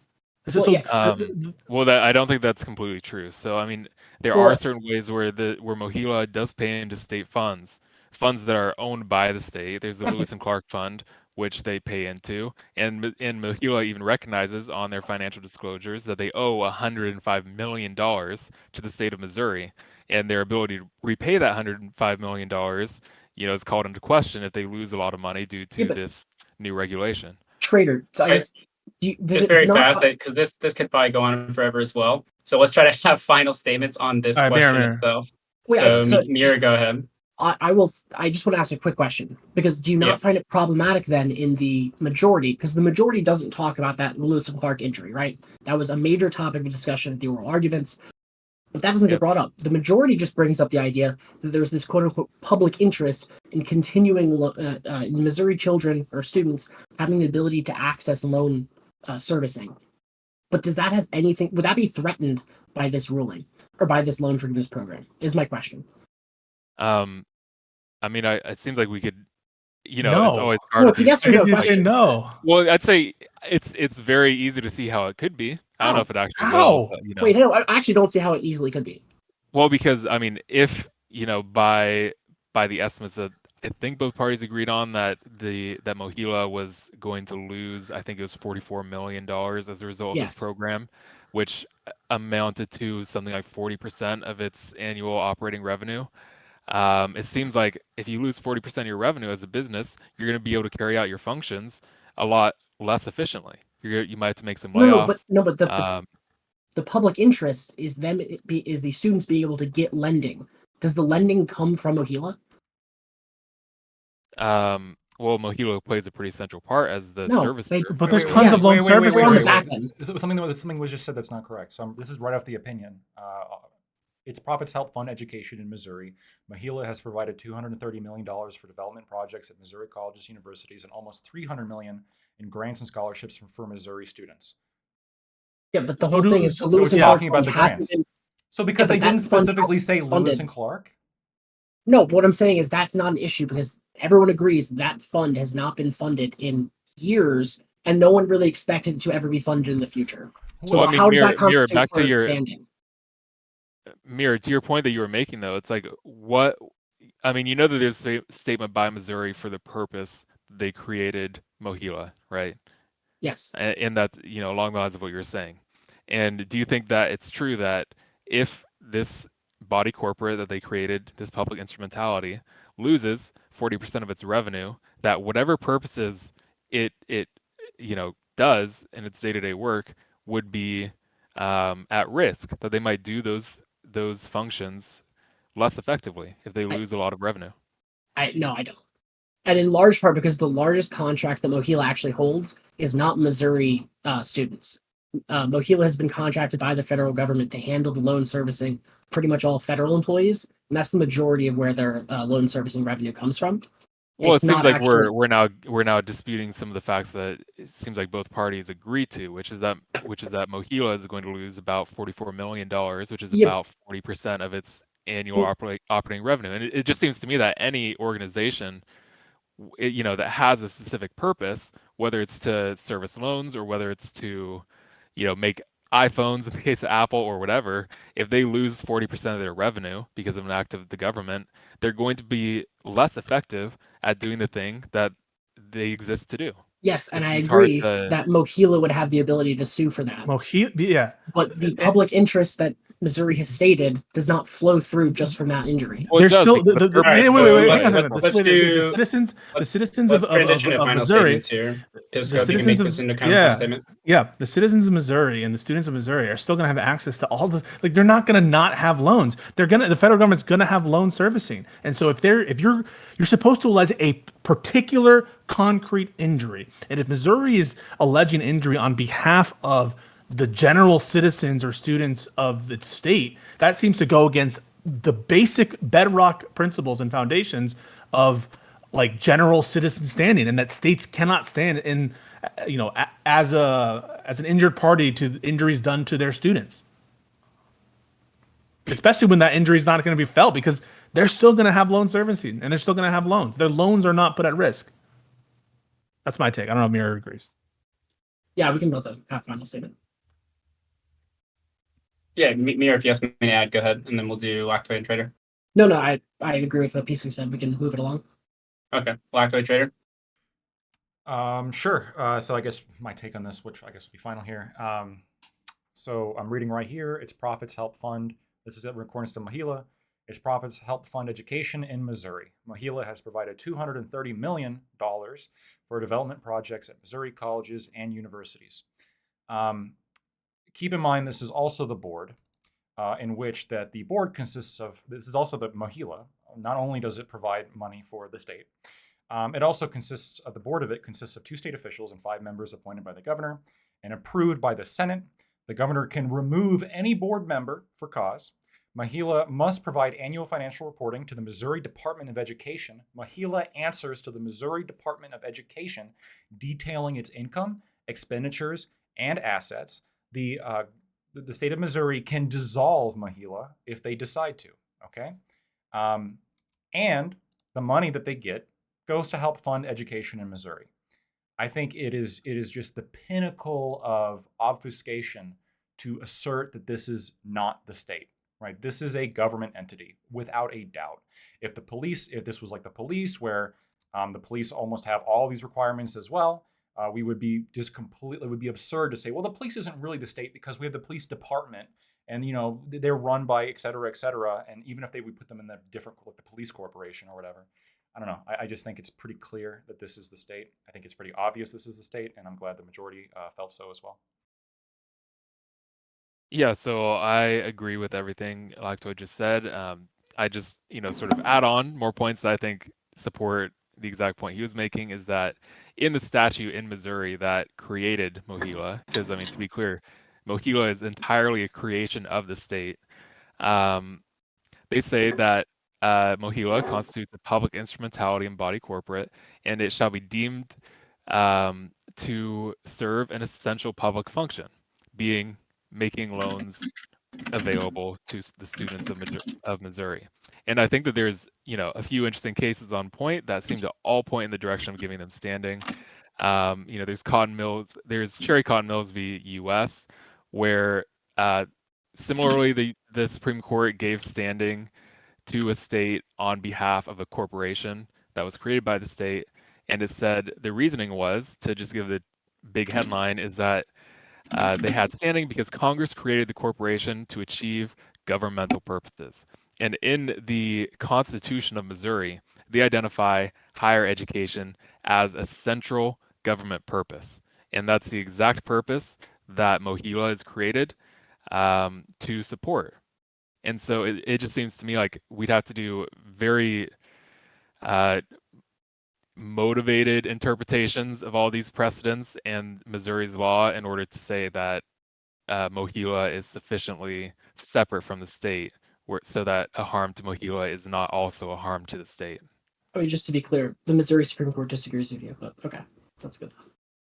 All right.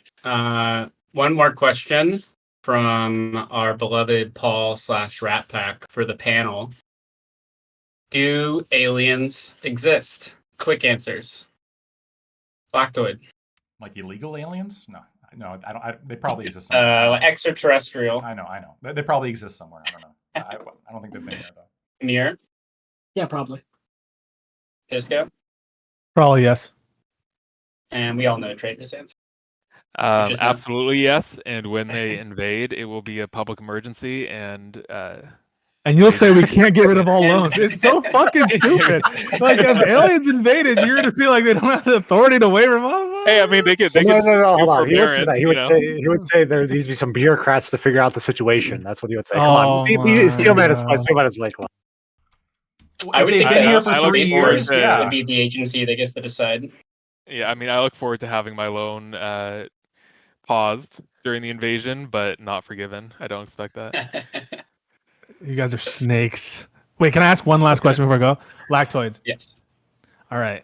Just be real with me. If it were the case that there literally was an invasion of China in the country and we were having to fucking fight a war against the Chinese and Mexico invades too, and President Donald J. Trump Jr. says we're going to cancel all student loans of any kind so that everyone knows that their entire effort needs to be on the war. Would you think that the statute gives them authority to do so? I don't think so. Depending on how the war is going, I suppose. If they're rapidly advancing on all American citizens, maybe. Yeah, I don't think necessarily. I think all of these have to be, all of these have to be read within the limitations that are provided. So maybe depending on if the war's going badly. But if the war's going badly, you do think waiver modify would include the ability to discharge all those loans? Well, you could waive it along the line of occupation, perhaps. So what waiver modify means depends on whether the war is going well or poorly. Yeah, because it has to do with whether or not it's necessary, right? Okay. Wait, so Lactoid, you believe that if China's invading on the West Coast, that only people in California, Oregon, and Washington should get their loans forgiven at that point? It depends on if it's necessary. It could be, yeah. I would need to see some kind of explanation. If there was like a satisfactory explanation given as to here's why, like I'm using my discretion, blah, blah, blah, we have evidence at XYZ, so I'm doing it here, then yeah, they probably should. It's an unrealistic hypothetical to begin with, though, because we would want them to pay money in to fucking fund the military to fight off the Chinese. So, I mean... Okay, I just think that that's silly for waiver modify. I understand for necessary. I do get it for necessary if you want to do that little like sort of harder look. But I just think that I just think that you've just totally conceded what waiver modify means, and it could include a total national discharge, but it just would have to be necessary, and you just don't think it's necessary in this case. I think that that's the proper analysis, and that you should like give up on the waiver modify thing and just be like, this is not necessary for the thing. No, but that's just my take.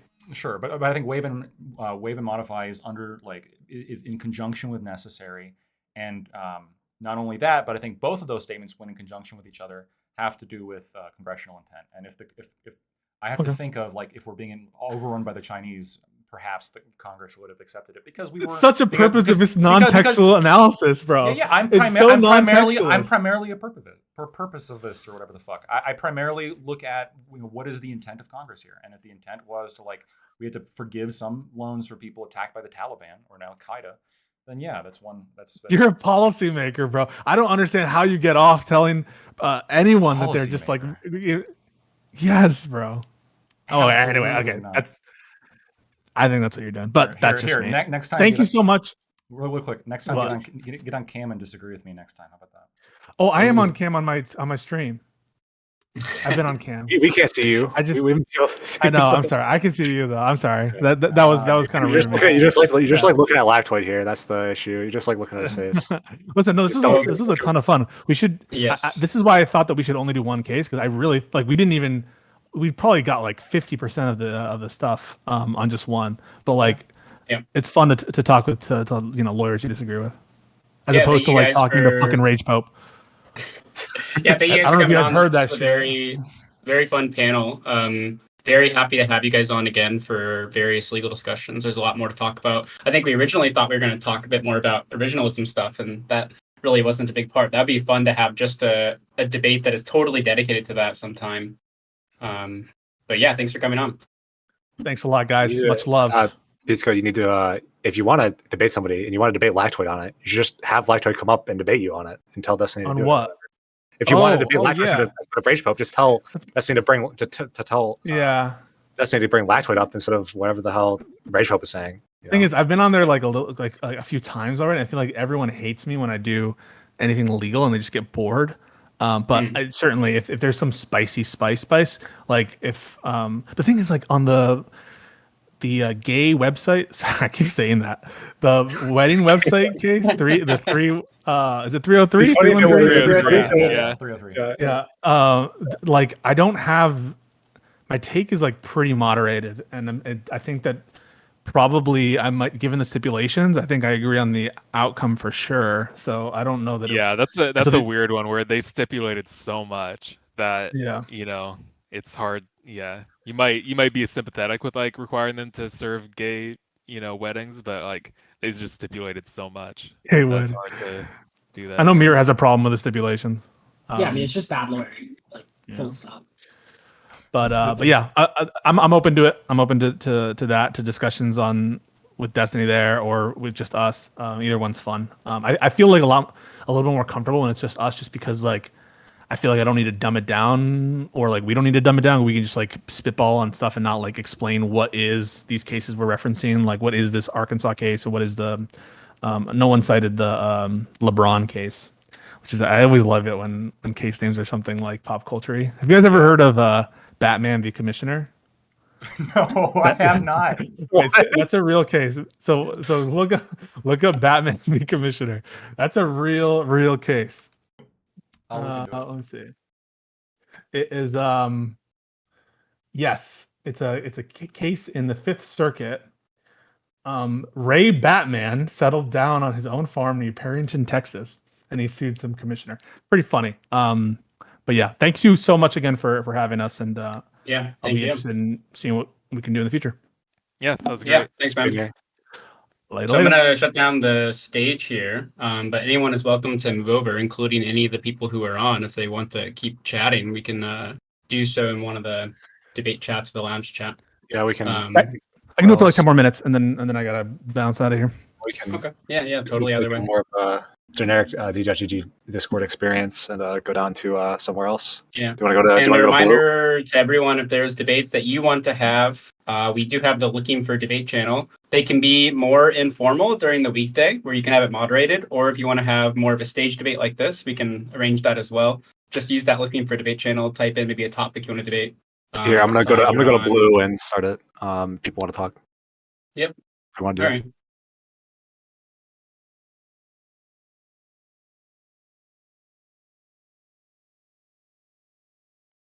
All right.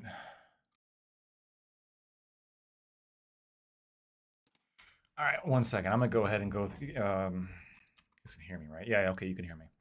I'm gonna go ahead and go through some of these. I'll go through the chats.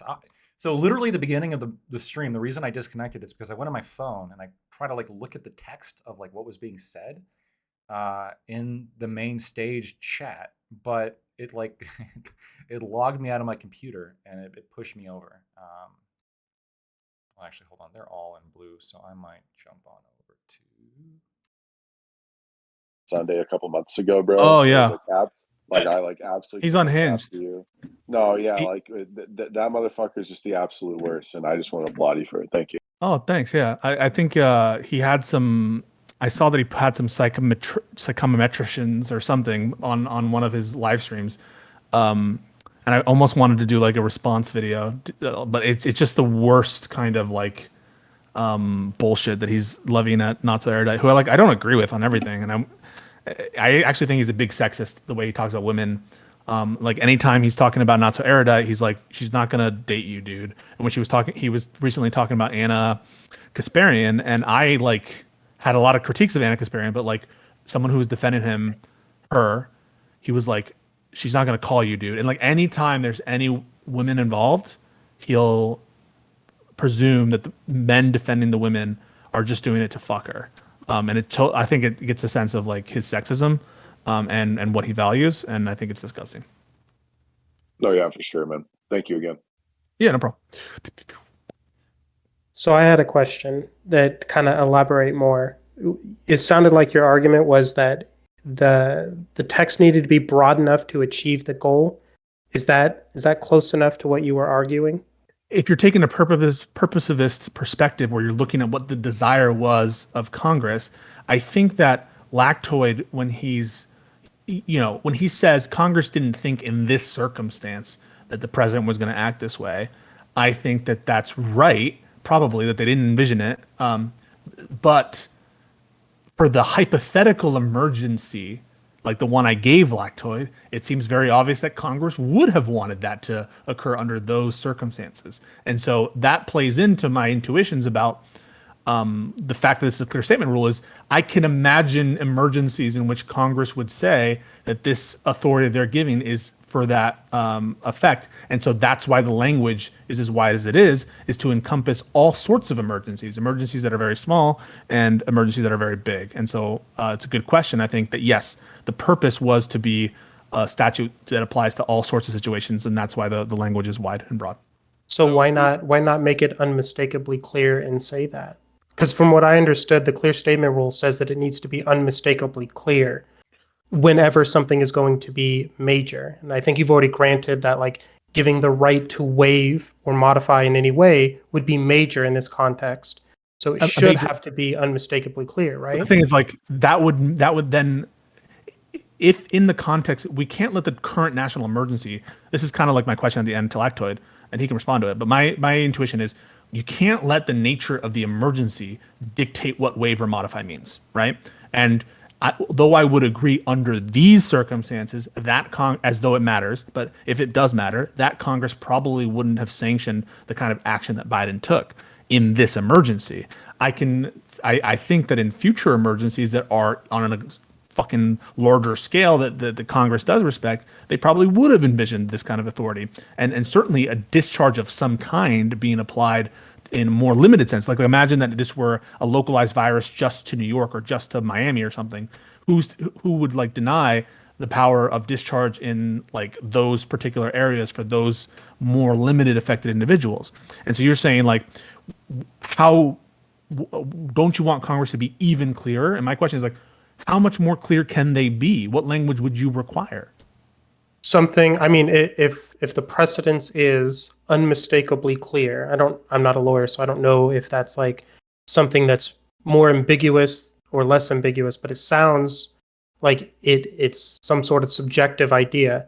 But if you're saying that, look, they didn't envision every possibility, that's true, but what they're saying is whenever you give them a major power, whenever you're like giving up your legislative power to the executive, it needs to be extremely clear. And if you can't envision it, then it sounds like what they're saying, because it's major, it can't just be assumed. Okay, so it's very, for me, I think that this is a clear statement, right? So I think waive or modify any statutory regulatory provision, how much more clear can you be? What additional language are you going to require for the action of either forbearance, national forbearance, or national discharge? Well, then the question would be, why didn't they do this initially? Because I think what SCOTUS said, what SCOTUS said is, in the beginning, when they started doing loan forgiveness, it was targeted by some sort of like means testing or some sort of like hardship testing. They then pivoted to, we're just going to give it out. Like, it's going to be broad and to everybody now. Well, that's a big shift in what they were doing and how they were, like, at least... You're referencing executive action and what actions were actually taken in the chronology of the COVID pandemic. That shouldn't affect our reading of what the statute says, right? Like, what if Biden didn't do that? Would that change the meaning of the text? That is the You're is the saying it text has to be contextually understood, right? So if we look at what they referenced, which was, what was it, MCI? They say, here's how we had used this phrase or this word before, and then you look at how they were using it when this act was first passed, and it coincides with more of the minor side. And then they go from that minor to major, and they're saying, well, if they believe that they had this right, why wouldn't they have done it in the first place? And given past precedents, it looks like the interpretation should be this and not this broad, very major interpretation. Let me ask you a question. If they had said the Secretary of Education may modify any statutory regulatory provision, would your understanding of the statute change? Is my Wade doing understanding any of the work? No, it sounds like what they're trying to do is make it incredibly broad. Yes, right. that's But my point. but that shouldn't.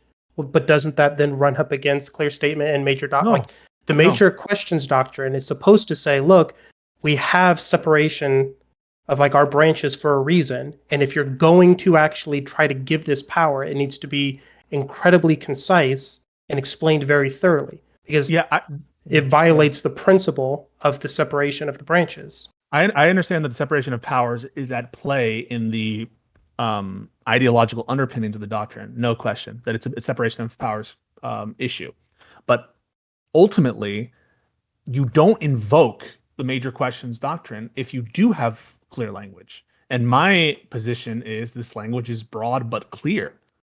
I don't think that it's unclear or vague and ambiguous. Now, under your reading of the text, or under, I would argue, Lactoid or some of the others are the majorities, I don't think that they're giving any meaning to the word waive. They're just, if it just said modify, would your opinion about what they can do change at all? And my intuition is no. That you're reading waive or modify to be the MCI, but you're not giving effect to, and this was Mira's point, you're not giving effect to Congress's decision to put in waive. Unless you have like specific explanations as to why it's going, like if I were to say something broad and then specifically explain the supporting like component that makes it broad each time, then I could understand how something could be broad and like specific. But they didn't do that. They just left it as broad, and I think didn't. It's clear. Well, it's clear in that it's broad, but it's not clear as like unmistakably clear in achieving a particular goal, right? So like if the goal is to alleviate hardship, that appears to be too broad, because that could mean almost anything. Well, wait, hang on. Let's just do the test statute. If Congress had said the Secretary of Education can waive or modify any statutory or regulatory provision applicable in whatever, in Title IV or whatever, right? For any reason or no reason at all, could they pass that statute? Number one. I don't think so. That doesn't feel like it's coinciding with the that's what I mean. This sounds like a feels argument. Like it would have to be, right? I'm giving you an explicit textual command that says Congress is giving authority for the Secretary of Education to waive anything under this title or modify it for no reason whatsoever, and that's written by Congress, passed by both houses, signed by the president. And you're saying Congress can't do that? Yeah, the reason why I say feel is because I'm a layperson, right? Like I'm sorry. Yeah. So okay. To me, when they say, look, we have the separation of powers, which is why we came up with this like major questions doctrine, and then like buffered that up against like the clear statement rule. This is because we don't want Congress just giving away its authority to the executive side, because I'm giving you an example. I'm asking you if it's clear enough, right? It's waive or modify any statutory language, and I'll even make it more specific. Any statutory language in this title for any or no reason, and Congress passes that provision instead of the provision we're at issue. How would you enforce that? Would you say that they can't do what we're talking about here, or that they could? When you say the statutory language, are you just saying that like they're taking the implicit and making it explicit? No, this is the provision that I'm giving you, and I'm asking you whether under this hypothetical provision the action that Biden took would be lawful in your mind. So this would be the provision. Notwithstanding any other provision of law, unless enacted with specific reference to this section, the Secretary of Education may waive or modify any statutory language under Title IV of the Act as the Secretary would like to for any reason or no reason at all. Yeah, I would think that'd be too broad. You should think because that's I can think broad? of, yes, I would think that it would be, only because I could conceive of language that would change the statute so greatly that it would run up against these other things. Okay, so basically, then this isn't a clear statement rule thing. You're basically just saying this authority is unconstitutional to delegate, and you're not allowed to delegate it. And it's facading as a clear statement rule. Really, what you're saying is this power cannot be given to the executive, no matter how clear. I think the power can be, but it needs to be more specific in terms of like when you set the guardrails as to who would qualify. So if I was going to say, we need to do loan forgiveness for like this specific group, I would be much more sympathetic to that idea. But if you just say everybody, well, that seems too broad. That seems too major. Yeah, that's what I'm saying. It seems, right? But like when Congress made a law, assuming, right? Hypothetical law, Congress says, Department of Education can give out loans. Sub B, the Secretary can waive any loan whenever he deems that he wants to, right? And then Congress appropriates certain funds for loans, and the Secretary of Education in this hypothetical situation has the authority to waive, or not. I'm not going to use the word waive, to discharge any loan for any reason. And are you telling me that would be unconstitutional for them to do? If this is how everything started, no. But if we had a different system and then you were trying to say, well, now we're going to change it, that seems to be too major. And I only say seem again because I'm a layperson, I'm not a lawyer. It really does sound like what's animating everything here is not some problem with Congress's authority as such. Not a problem with Congress's language, but Congress's ability to do this in the first place. That's what's you're uncomfortable with the Secretary of Education having this authority, and that's what's animating it. Not any kind of clear statement. Because if I give you a clear statement that says very, very, very, very broad, you have problems applying it anyway, even if it's very, very, very clear. So that's why I think this clear major doctrine, clear statement, major questions doctrine thing is a cope. Because even if it were abundantly clear, I think everyone who's talking right now would be like, I'm still uncomfortable with this, and it's running into non-delegation stuff. And so, that's why I'm not amenable to those arguments, because I think it is very clear. And I think even if it were more clear, I think that's why Mira and I are asking, how would you make the statute more clear? And we're not getting satisfying answers or any answer. Yeah, but I think the unclear part is that they're not defining the mechanism for like choosing here.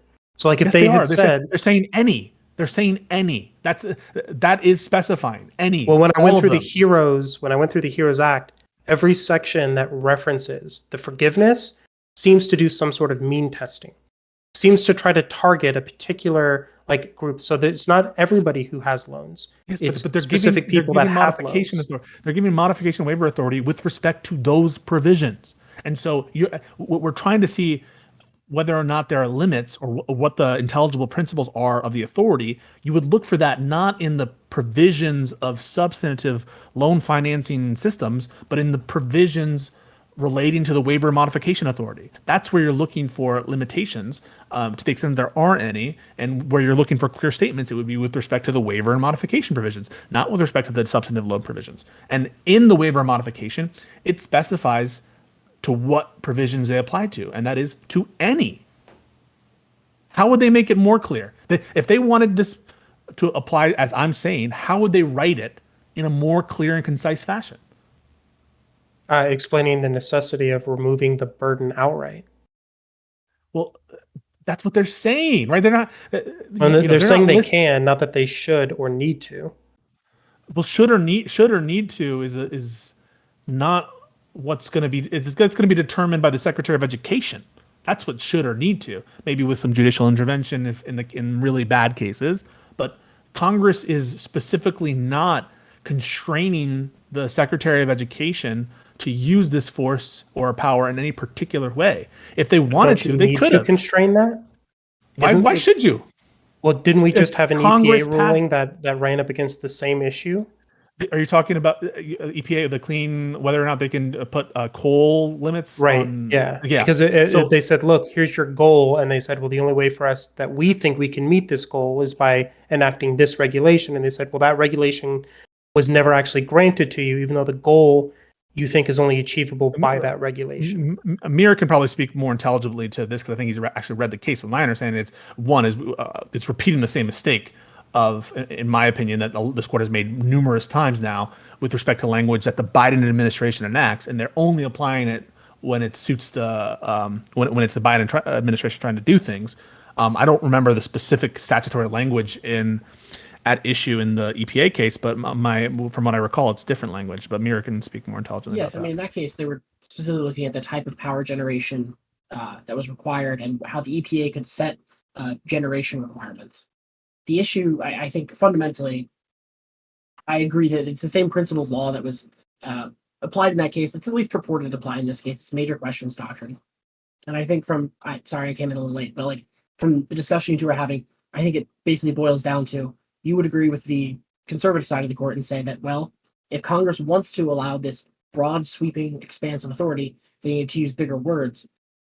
But I actually think here in this case, they did use those words. Yeah. I think that's the core difference, right? I think the phrase you'll hear a lot when they're dealing with these major questions doctrine cases is, Congress doesn't hide elephants in molehills or something like that.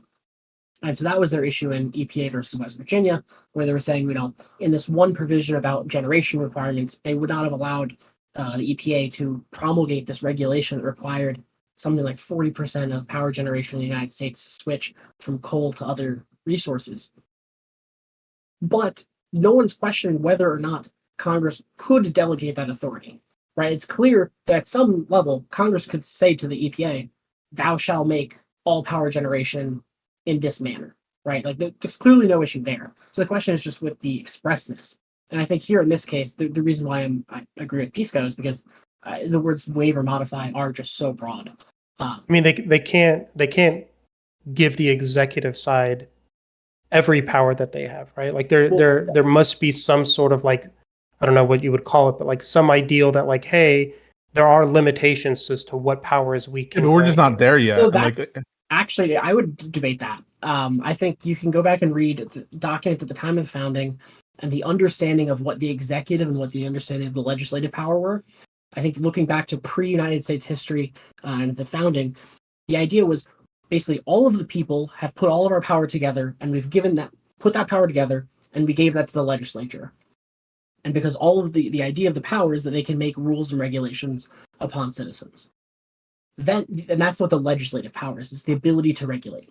The executive power is, at that time, was usually seen as kind of an outgrowth of that, right? There is no executive power, i.e. the ability to enforce laws, without that predecessor power, the ability to make laws. And so from that perspective, there is no issue if, from a very foundational perspective, if Congress wanted to essentially give away large swaths of its legislative authority, delegate that down to the executive, because in one perspective, the authority has already been delegated once. It was delegated from the people to Congress. And so there's no real clear rule by which you would say, once it has been delegated once, it cannot be delegated again. Well, so I mean, are you just not really convinced by all the cases about sort of non-delegation from? Those are from the 20s. So delegation doctrine, is in the 20s. I believe there's two cases that really reference it. And then it's not until Gundy back in, 2016, 2015, somewhere around there, where delegation doctrine kind of comes back in Gorsuch's dissent. And it has not been applied since. Right. So do rulings have a temporal there's a component? major case during the Korean War in particular where Truman was trying to basically take over all of the steel industry when the steel workers were no, that's Youngstown. Youngstown's a fundamentally different case. That's just so different. That has to do with executive authority and how we're going to read executive authority, and has nothing to do on in that case. Yeah, so it's not delegation, but I mean some of the language in there is very clearly, some of the logic especially is very clearly saying that, and I even have this quote from Justice Black where he says the founders of the nation entrusted lawmaking power to the Congress alone in both good times and bad. Exactly. But once you entrust power to someone, why is the rule that you can no longer delegate that power down? Like, Well, where I is mean- that inherent in the constitutional structure? Because Especially with I mean, it's inherent in the structure in that it says that the legislative branch has the power to legislate. They have the exclusive power to pass wait, laws. so do you think the entire administrative state is illegal? Is unconstitutional? Well, there is a little bit of a practical balance here. I think like a super strict reading of the Constitution might lead you to say yes, but I think there is a sort of sorry, compromise to be had there. No, it wouldn't, because we can look to the acts of the first Congress and the people who were there at the time. The first thing they clearly did didn't- was make they didn't agencies. believe them, right? They had were very, Secretary of- Well, hold on. So let's be clear about what we're talking about with making agencies. So there's definitely some things that agencies can do where it doesn't even invoke this question of like whether the executive branch is legislating. I mean, if Congress just says like, here's this thing we're doing, here's this agency, here are the rules that we created, you just enforce these rules. Obviously, that's not fine. exist. We're talking about rule making by the executive branch. But there is in no. particular. Here, I'll make this claim. There is no administrative agency that enforces a rule directly placed down by Congress. Every single one is promulgated regulations and other interpretations of those statutes. It's Congress doesn't write specific enough laws. Is at the end of the day what happens. And it's also, this is all based on like English common law, and there's ministers in English common law. Like think about the prime, like all the. I mean, or you tell me if I'm totally off base about this. Those people had actual authorities, right? The prime minister, who is like deriving authority, from like the ultimate authority, which is the king in this case, right? Not king. I was about to say queen, but like those ministers all had real power, right? They all actually had jobs. Yeah, and this even transferred over into the United States at the time of the founding. So the Northwest Ordinance Act, where basically Congress said, here, executive, you do the things that need to happen in this area, because they're not states yet, it's just federal land. And so the executive basically said, okay, we're going to create criminal laws, we're going to create all the laws that govern this area, and then we're going to create the people, not courts, by the way, that are going to enforce those laws. And no one batted an eye at that. They're like, yeah, cool. Congress can delegate the ability for the executive to just make criminal laws on federal land. I mean, isn't this the principle of stare decisis, though? Like, of course, like if you go too far, you're going to take away any power. So, like, you need to have some sort of like reasonable understanding of things, and that's going to grant you some rights that might not have been explicitly stated. Well, yeah, but I would say stare decisis works best in our favor. In our favor, because that's what. Yeah. Well, that's what I'm saying. You can't use stare decisis to like overcome the Constitution by using English. We know you absolutely can, right? Because if it's not enumerated, doesn't that violate the whole idea that everything must be enumerated? Sorry, if what's not enumerated, if it's not enumerated, what do you mean? Any powers that the state grants itself, right? Which is essentially what stare decisis was doing, if I'm not misunderstanding. It granted itself some power that it didn't explicitly already have through the Constitution, with the argument that like it's necessary. It wouldn't be able to function without this power, so we believe that we need this power. Stare decisis is not a. Wait, sorry. Power. When you say stare decisis, what do you mean? Just like past precedent must stand, because if not, then what's the point of a ruling? That's not. That's like I a think judicial. you might be thinking of like necessary and proper clause, like maybe. So yeah, like police powers. These are like delegated powers to Congress, and like they also have the powers that are necessary and proper to like carry out those powers. Yeah, maybe that's what it is. But ultimately, like you can't obviously think of everything explicitly, so you must grant some leeway. But then the other problem is, well, if you take that principle and go to the extreme, you don't need to have anything enumerated. So there must be some balance there. Well, Mirror would say non-delegation is bullshit in the first place, right, Mirror? Well, Mirror's right. Shut up, Holmes. So I guess I don't think non-delegation has any basis in like U.S. history. If you actually go back and look at the time of the founding. But I guess what I'm interested in, Mirror, is like I guess there's two questions here. Like one, we could talk about U.S. history and like whether there's a trend in case law and precedent and all that establishing this. And the other side that I think might be more interesting is just like on a policy perspective, do you really think that like just sort of allowing Congress to give unlimited legislative authority to the executive, is that like actually a even frame of mind is, I think, Mirror and I's criticism. The fact that you're even saying, is this a smart idea to give Congress the authority to do this, shows that what's animating this is like your concern about Congress's choices. That's what I think is going on. Yeah, I No, think no, because there is case law that supports my side. I acknowledge that there might be things in the the founding documents, well, the I think thoughts of there's the founders at 20 the years time. of But case law. But yeah, there's also very clear case law that is case law. Whether it's just 20 years or whatever, That's it like is that. controlling That was case like, law. wasn't that like Pisco. Roosevelt's like he made something that like had ultimate economic regulation of like every kind that he could implement. That's not what's at issue here. Like if you were going to put some non-delegation intelligible principle, and keeping in mind that this has been like a dead doctrine for in terms of actual, everyone has failed at trying to bring these claims for almost 100 years. Mir, you correct me if I'm Well, I wrong. mean, not very recently, at least. I mean, Chevron did have its day for a I'm few not talking about decades, Chevron. sure. This is just Well, yeah, we're talking non-delegation. John. I mean, I just meant Chevron in the sense of like, where the courts don't really question the administrative agencies in That's terms about of their like okay. That's broad one layer powers. removed. I mean that's questioning agencies' interpretation of the law as opposed to whether or not agencies are even allowed to promulgate rules or interpret at all, right? So like no one would deny, I think, the fact, even if you like reject Chevron, is EPA even allowed to like make rulemakings on which gases are whatever the thing, harmful gas or whatever the fuck the standards are.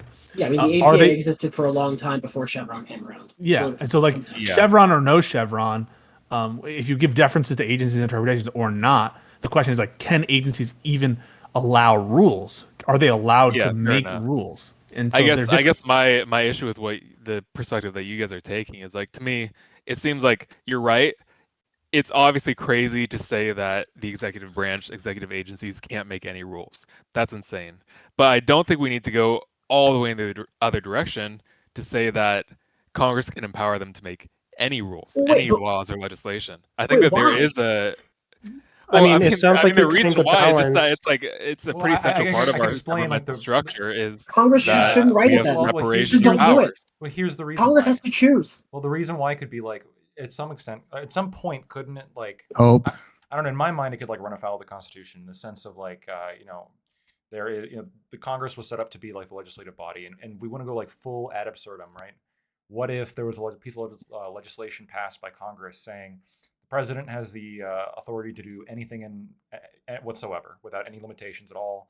They don't, he doesn't need me to say, or a Congress to say anything at all, and also we're not going to meet anymore. Well, Yeah, you're now asking, like could Congress make? all legislative powers are now in the hands of the president. Yeah, could and Congress Ooh. vest the Make a legislative case. authority in? Yes. The answer is yes. Yeah, in my Welcome mind, that to would democracy. in my mind that would require a constitutional amendment because the Constitution requires that Congress exist. And it just seems insane on Congress like would still a exist. practical level. On a In name practical level, only. do you really want an act of Congress to be able to just completely alter our governmental No, structure? I to think it'd be say that? terrible policy. It would But be I don't horrible. see why it's But unconstitutional. Congress can do a lot of horrible things. Leaving aside policy, like if Congress did that, like the president, you are now the Congress too, right? Like in my mind, this would. I'm not saying it can't be done, but I think this would require a constitutional amendment because the Constitution provides that a Congress must exist, and then like here's what needs to happen, right? And it is supposed to be the legislative body, and at some point, if it ceases being the legislative body, it's unconstitutional. Yeah, I think if you somehow got a way to make it to where Congress literally didn't exist, then I agree that's probably unconstitutional. Or But if effectively Congress didn't exist. Well, no, wait, I think what about Congress- They Article could 1 always though? revoke it. The thing is, if Congress grants that authority, Muir is saying they could at any time revoke it legally. Yeah, Well, I not if think not if they just never met again, though. Like, okay, we decided we're That's also their never own gonna meet choice. again. They could. Yeah, they it's their can choice. They can meet or not meet. Listen, I'm not saying I'm by Muir's perspective on it, and I agree with Muir that it'll be a Wait, horrible hold on. decision. Mirror is the right perspective. Okay, but like Mirror, you don't have to accept the Congress can make a king argument because this doesn't really help you in this case. All it establishes at the most is that there is some non-delegation issue, but it doesn't say that you all agree that the agencies are allowed to make rules some of the time, unless you're really saying that the administrative state is unconstitutional. And if you're down that hole, then you have problems on the other side, and so it doesn't really help you. My point goes way beyond the facts of this case. I agree. No, I'm just saying from a like structural constitutional perspective and like historical perspective, there's nothing that says the legislative branch could not essentially delegate all of its authority to the executive What So about what Article what 1 about though? Article 1, Section 1? All legislative Yeah. powers here and granted shall be vested in a Oh, Congress of the his United argument is States. it was, It- it still It is. was, and It Congress was, gave it to and Yeah, then I them. mean, and they if all delegated it. all legislative powers are vested by the Constitution, how can it give legislative powers to someone else? Someone who hasn't served in the military. Tell me you haven't. By without passing a telling me you law have that it. does so, and they would still retain the authority, the legislative authority. They've just delegated that legislative authority, and they can take it back anytime. That And I would be mean, the also argument. to be clear, that you are the Supreme Court precedent that is in effect. You have to acknowledge that it does disagree with your interpretation. Of Yes. it. Yeah, I mean, And just although I will say the only limitation those cases really put is it's an intelligible principle. Yeah, fucking- Well, there's nothing. also, pretty low It's a bar. nothing also, limitation.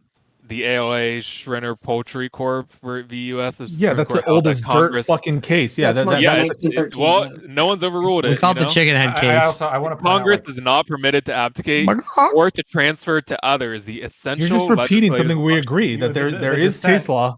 The dissent in this case, by the way, named a couple cases from the 1920s. So I just want to point that out. It's kind of funny.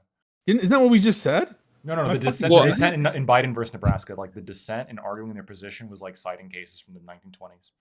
Yeah, I'm sure. not saying that- We're not saying that you can't never cite 1920s cases. We fucking cite Marbury. Like we can saying say it's old as dirt. no, you're but no one dismissing it. applies it. No one. It's not a. It's They a do. dead letter They because do. Oh, when was the last time non-delegation last doctrine time? was invoked in a majority opinion?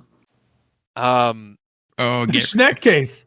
Wait, hold on. Wasn't it the EPA one? I mean, they No, might not say it no. explicitly, but isn't No, that that's the spirit endorsed. saying? No, that's major questions. That's major questions Yeah, doctrine.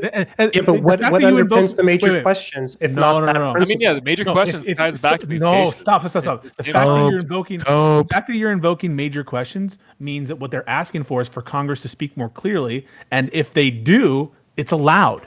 Yeah, there's but no why do they want them to presumption. speak more clearly if not because of the separation of powers? It's how they read. But it's based on a reading, like a interpretive analysis. It's not based on the actual authority to delegate. If Congress in this particular case had passed a law that said, and the Secretary of Education is allowed to waive or modify any statutory provision, including waiving or modifying provisions relating to student discharge and forbearance, then this court would have allowed this to stand.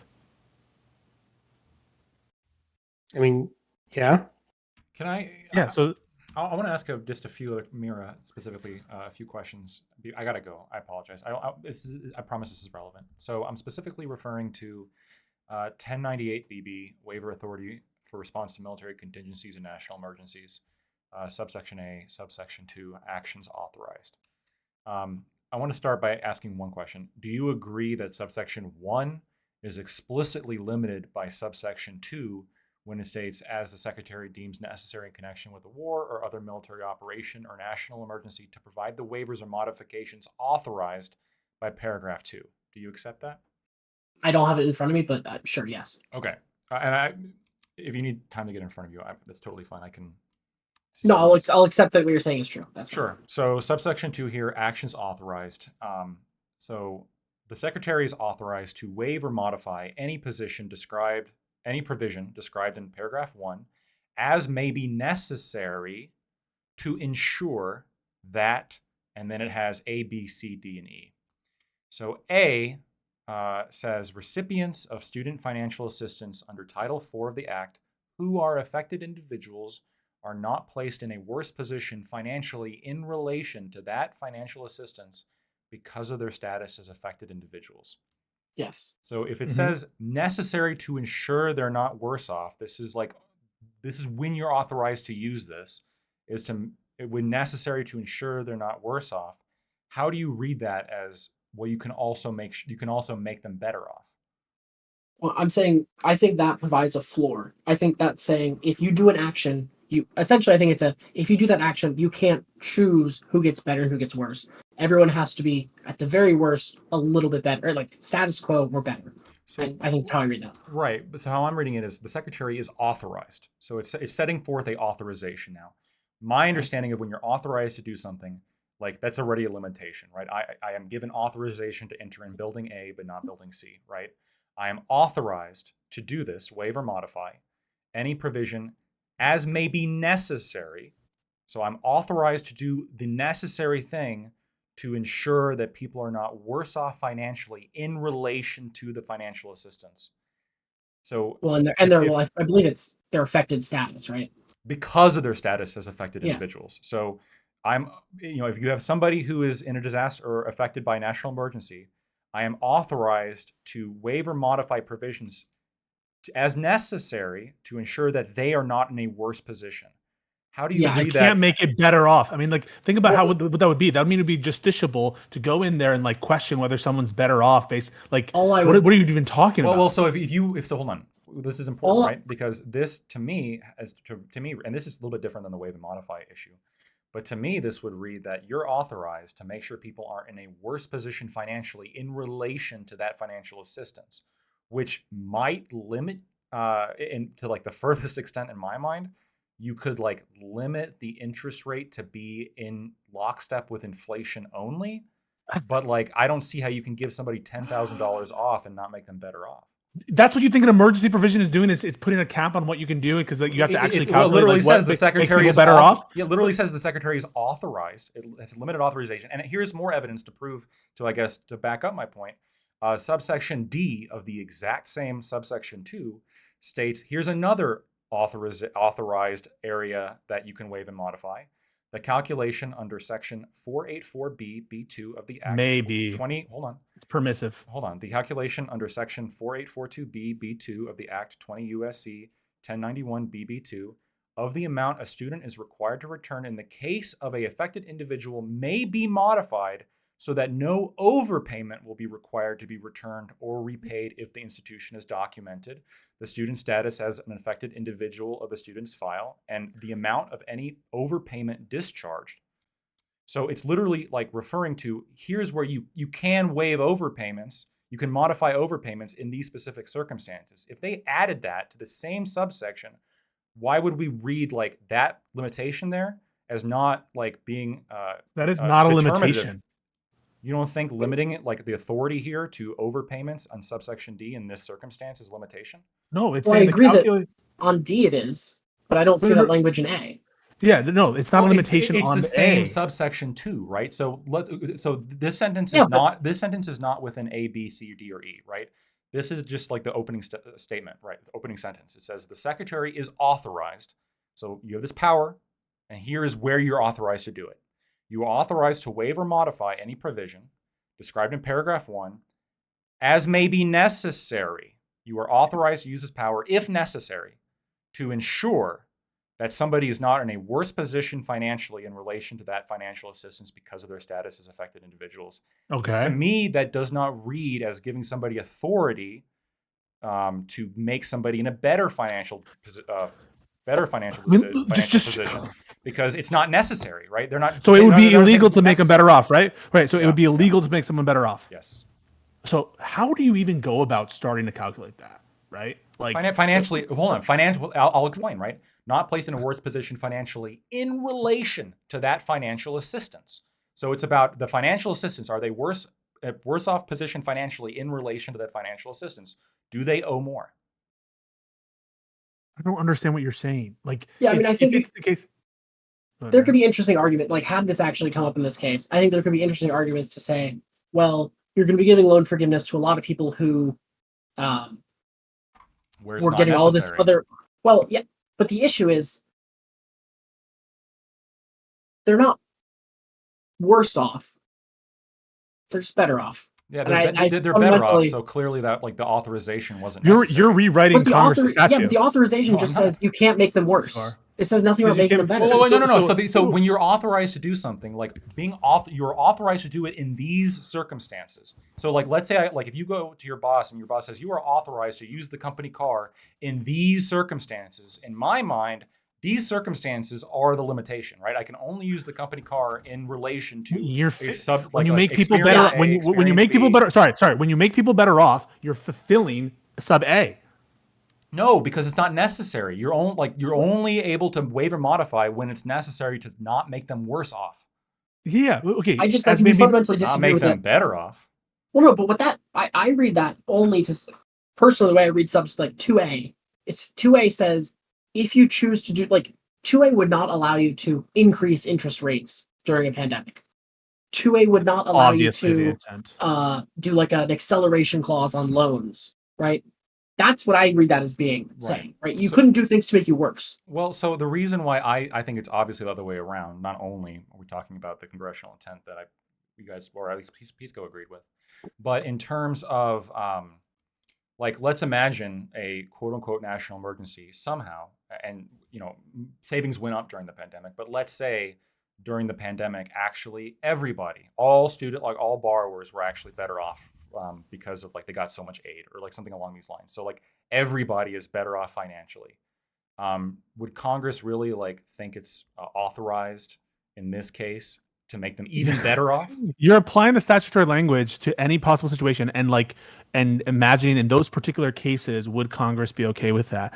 You're fine to go ahead and do that, but understand that what you're doing is just fucking astrology. You're just like looking at particular. You're being Doctor Strange, and to be clear, what you're saying. No, let me finish this. And what you're saying is that if Congress added the following language, and the secretary is not allowed to make anybody better off, it would change nothing in the statute. Yeah, I mean that's sort of how I'm reading it, right? Okay, because that's really dumb. So, sure, you can say it's astrology. I don't care. It is astrology. Sure. What I'm pointing at is, in my mind, because I care about laws. Laws are limited, right? You can't just take a law and then interpret it to mean whatever you want it to mean right now, right? You actually have to like interpret it to what it meant at the time, and you have to go with that, right? And so when I'm reading this, right, I know two things. First of all, I know that Congress would not have anticipated it being used this way. And so that sort of backs like the reading here of looking at the way it's worded. It doesn't seem to be worded to me to actually authorize student loan forgiveness, right? The way I'm reading it here seems to be in line, the text seems to be in line with what Congress actually intended. Of any kind? Can discharging be done ever? Hold on. It's only authorized in certain circumstances. Okay, so there's like really 20 U.S. Code 1087 has specific circumstances in which you can discharge debt. And then we have 1098 BB, which has here are some extra power, here's some extra authority, right? Here's some extra authority in for these specific authorizations you have now, right? The Secretary is authorized to waive or modify any provision, as may be necessary to ensure that, quote, and then it goes through five different subsections.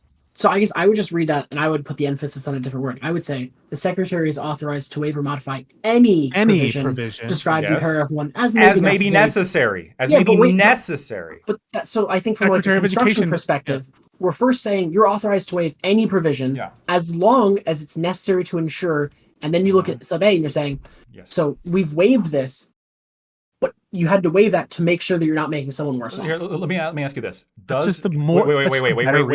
Does forgiving $10,000 for all borrowers, is that necessary to make sure? Questioning. Hold on. Let me finish. I'm in the middle of talking. So I'm asking Mira specifically: is forgiving $10,000 for every borrower, is that necessary to ensure that affected individuals are not in a worse position than they were before? You're dumb, in relation to their financial assistance? You're questioning the emergency once more, and that's affecting your question wasn't for you. Wait. It's affecting your interpretation of the statutory text as though what Biden does affects what this statute allows. You think if Biden did this or didn't do that, that would affect your argument about whether or not it allows you to be better off? No, then why the fuck are you bringing up the $10,000? You're totally pivoting. You're totally pivoting to a completely different topic. Once again, the question that you presented was, does the statutory text allow for you to make someone better off? And now, rather than talking about whether the text reasonably read allows for that kind of thing, you're going off in the distance about what Biden did with the $10,000. And as though I asked a question. Wait. If he didn't do this 10,000 action, would it change your mind about what the text allows you to do or not? Would it change whether or not he's allowed to go and make people better off? No. Then why the fuck did you bring it up? Well, because wait. I feel like you guys are just talking past each other on a very clear point. No. So the reason why I'm talking... Let me just take one shot. No, hold on. Yes, please. Thank you. The reason why I brought up Biden's action is because it happened to be the underlying facts that Biden versus Nebraska was based on. Okay, so that's why I referred to the $10,000. It doesn't affect the statutory text or your argument. Hey. Okay, I'm asking Mira now. Okay, because maybe Mira will get it. So in Biden versus Nebraska, there was $10,000 forgiven, right? That was the Biden proposal. Now, my question for you, Mira, is if Biden is claiming authority to do so under 1098BB, my question is a $10,000 blanket forgiveness for all student loans necessary to ensure that affected individuals are not financially worse off in relation to their financial assistance? But yeah, How is it necessary? because I disagree that that's what the necessary is applying to. I think the waiver has to be necessary to show that you're not making the people who are affected individuals worse off. And I think that it's clear that they're not worse off. I think that's the entirety. That's what subsection. Another problem that you're doing is A2A. you're incorporating strictly necessary into your definition of necessary, which, as we know in our reading of the necessary and proper clause, that there's plenty of case law that says necessary doesn't mean strictly necessary. Necessary can mean useful and beneficial. That's what we understand in our understanding of the word necessary. And you're reading an atextual, ahistorical reading of necessary, also as well as all the problems of bringing up the Biden thing in the first place and who gets to decide what's necessary or not necessary. This is not saying that courts get to decide it. And speaking of also, necessary, it doesn't matter. I mean, necessary is also in A1. And I think there, I don't think there's been anyone said that this was not that this action was not necessary. Like, I think your actual argument applies in the A1 necessary, which is really just an attack on whether or not this particular national emergency was bad enough to justify the relief. Well, that's I could maybe buy your argument there, but I don't buy your argument as to A2A. So that could be part of it, right? But like when I'm looking at subsection 2, the reason why I think this is convincing is when you look at subsection D, it provides like you can modify so no overpayment will be required to be returned or repaid if the institution is documented, quote unquote. Here are the Yeah, but then why didn't Congress put that same language in subsection A? My question is like, if they included subsection, why would they possibly include subsection D if they intended for subsection A to give Biden authority to forgive loans? Because presumably subsection A and subsection D cover different things. I'm not a They do education law cover. expert. No, they absolutely do cover different Well, things. I agree, And, Pisco, but I'm just saying that's why the rationale. and it's also permissive. It says it may be modified. It doesn't say they have to be. Wait. Why is subsection D? What different thing does subsection D cover that subsection A couldn't cover? The calculation under section 404B2 of the Act, that is 20 USC 1091B B2.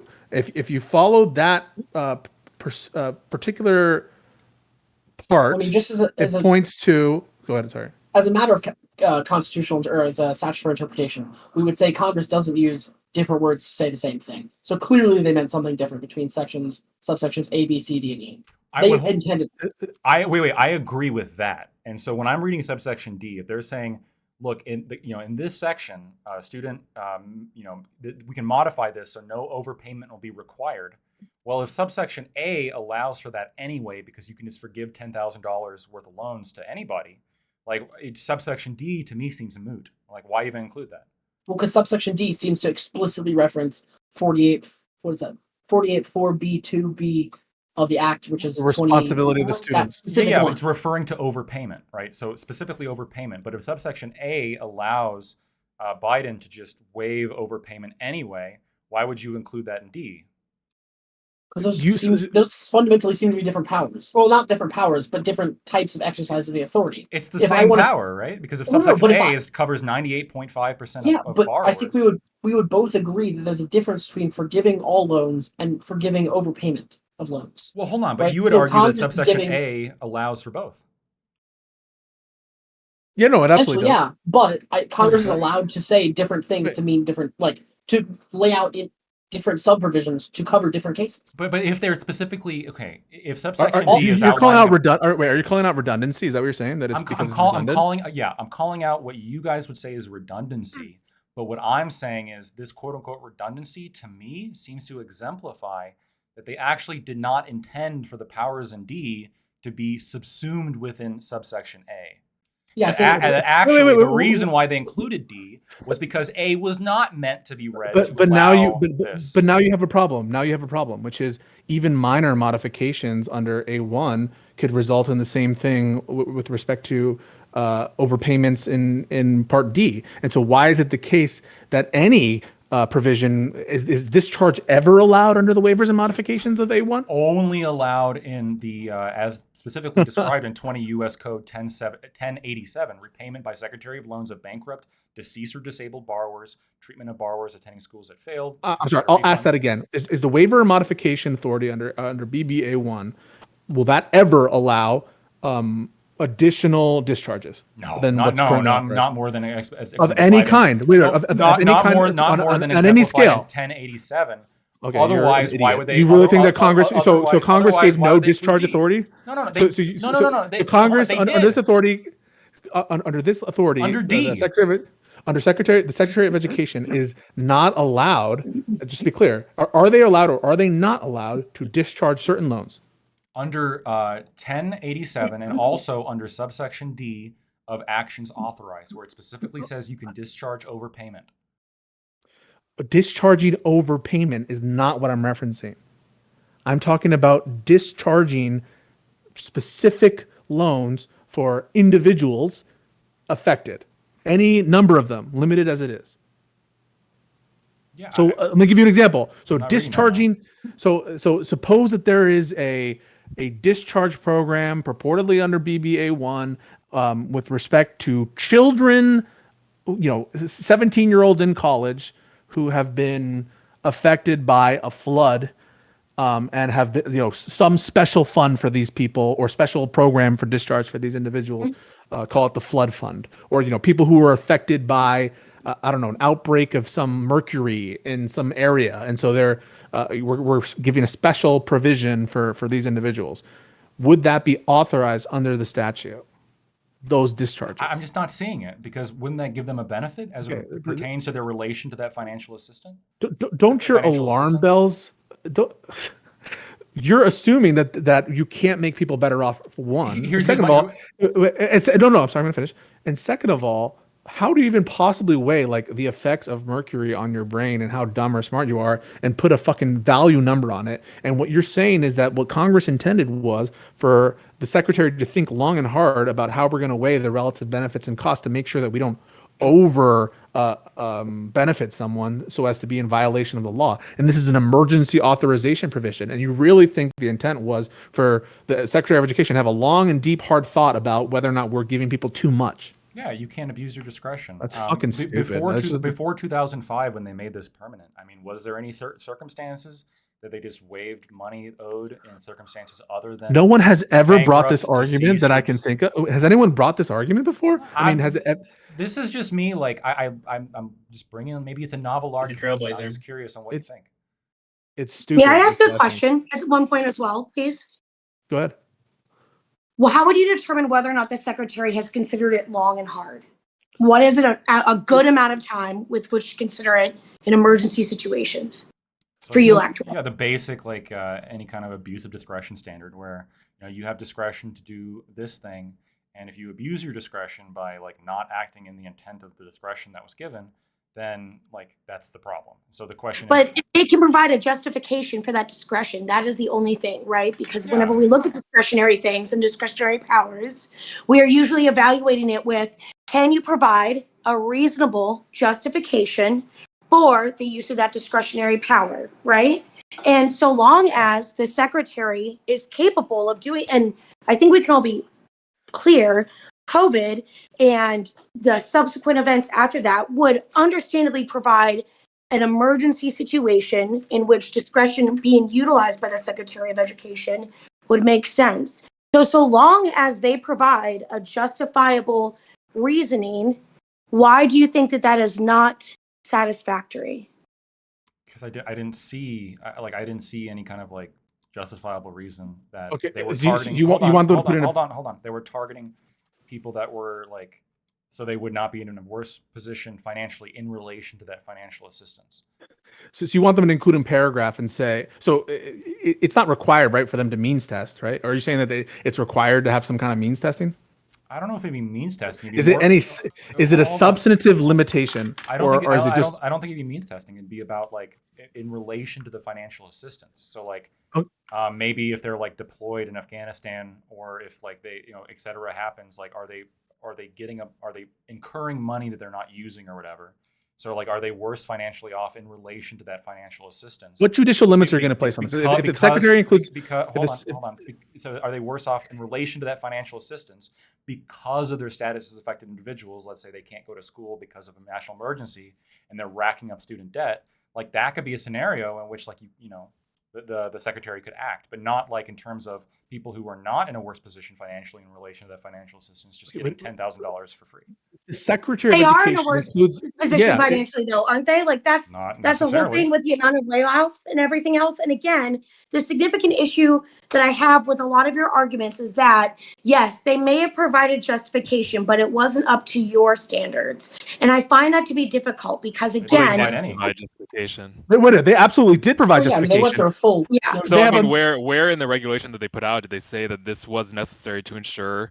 They had a full. They had a memorandum where they're talking. Yeah, I read about the memorandum, but they didn't address this point, and I don't think that they can because this point is fucking stupid. His point is that there's some implicit part of this law that says they can't be better off. Nowhere in the text does it say that, and all it would require. Excuse me.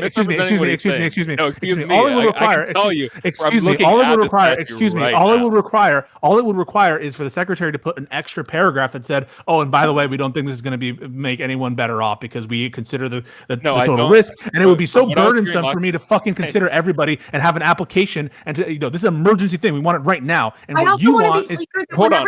Let me respond to Pisco. Let Trader respond. May I finish my thought, please? No. Whenever they're let me respond. Trader was responding. Hold on. Come on, guys, relax. Tensions are pretty high. Hold on, tensions are pretty high. So not hold on.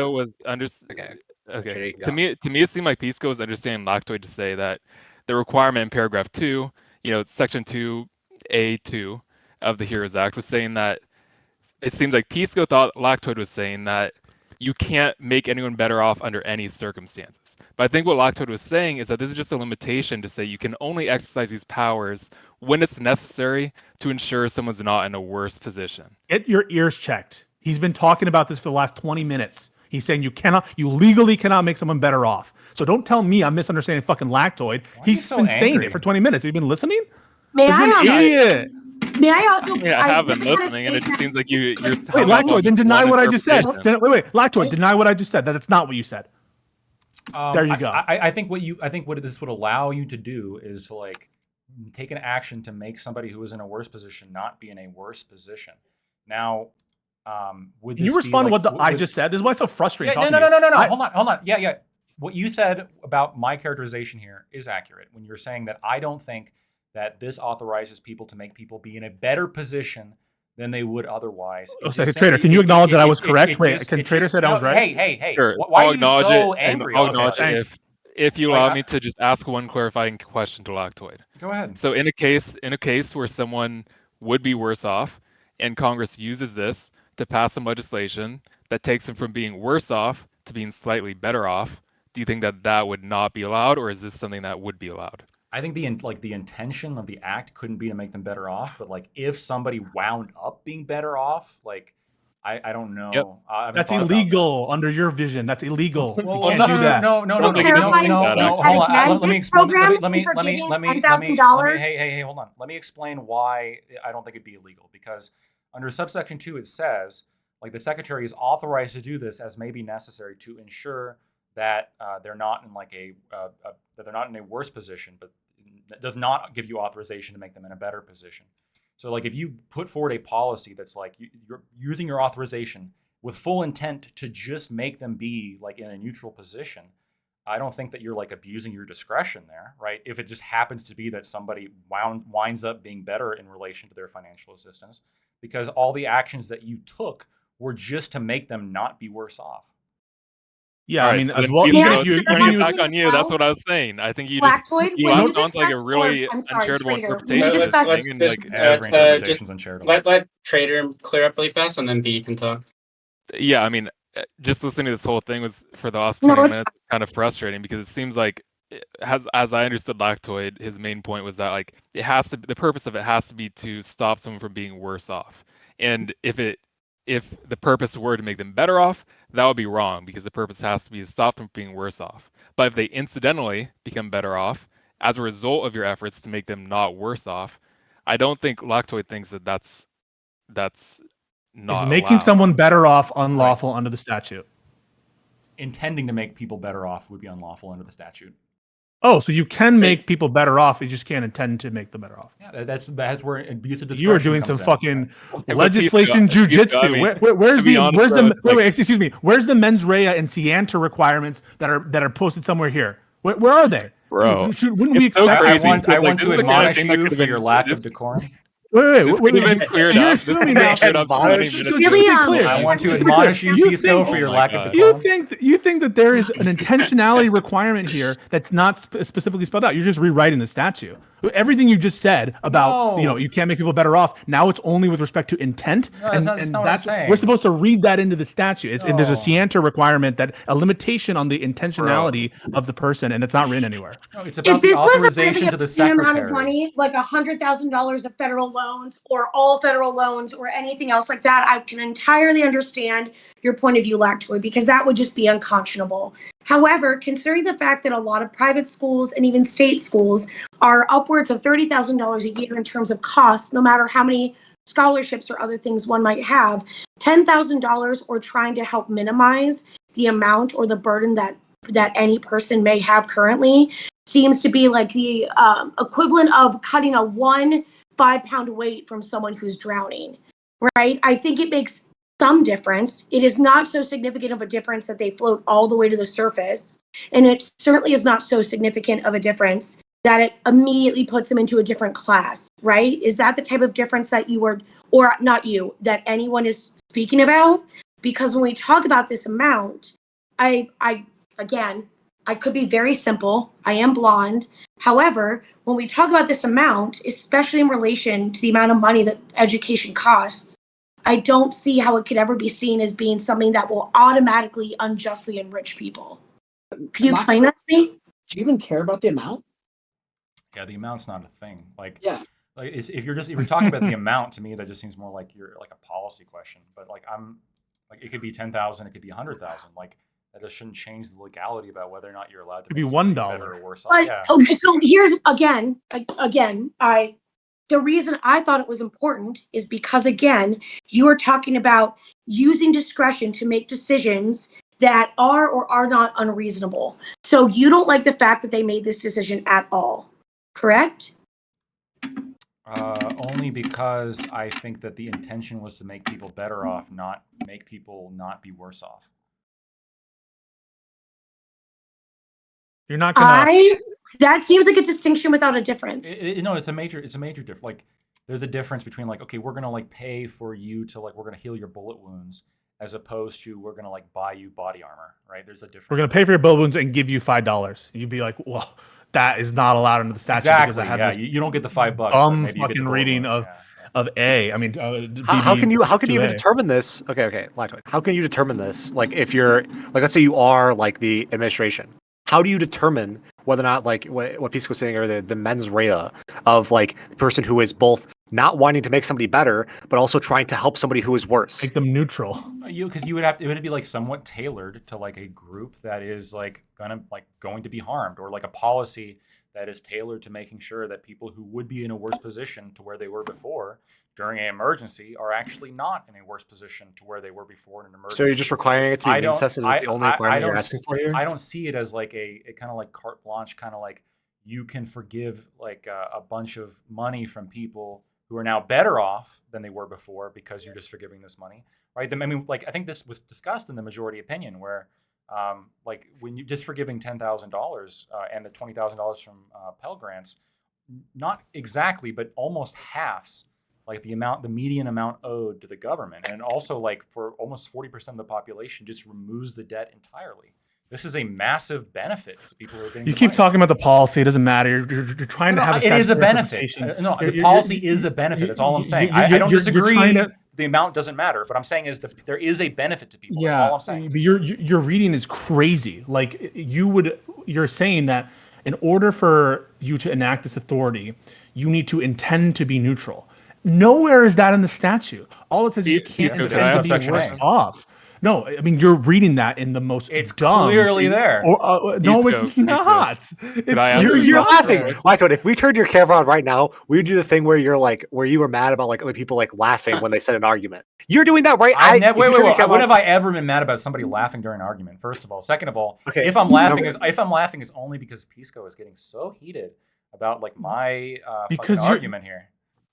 I mean, this argument, first of all, you've just come up with it, or I think, right? I mean, I've never heard it from before. This was an argument I brought up during the debate. Okay, it's not been litigated. You weren't even listening to Trader during his debate.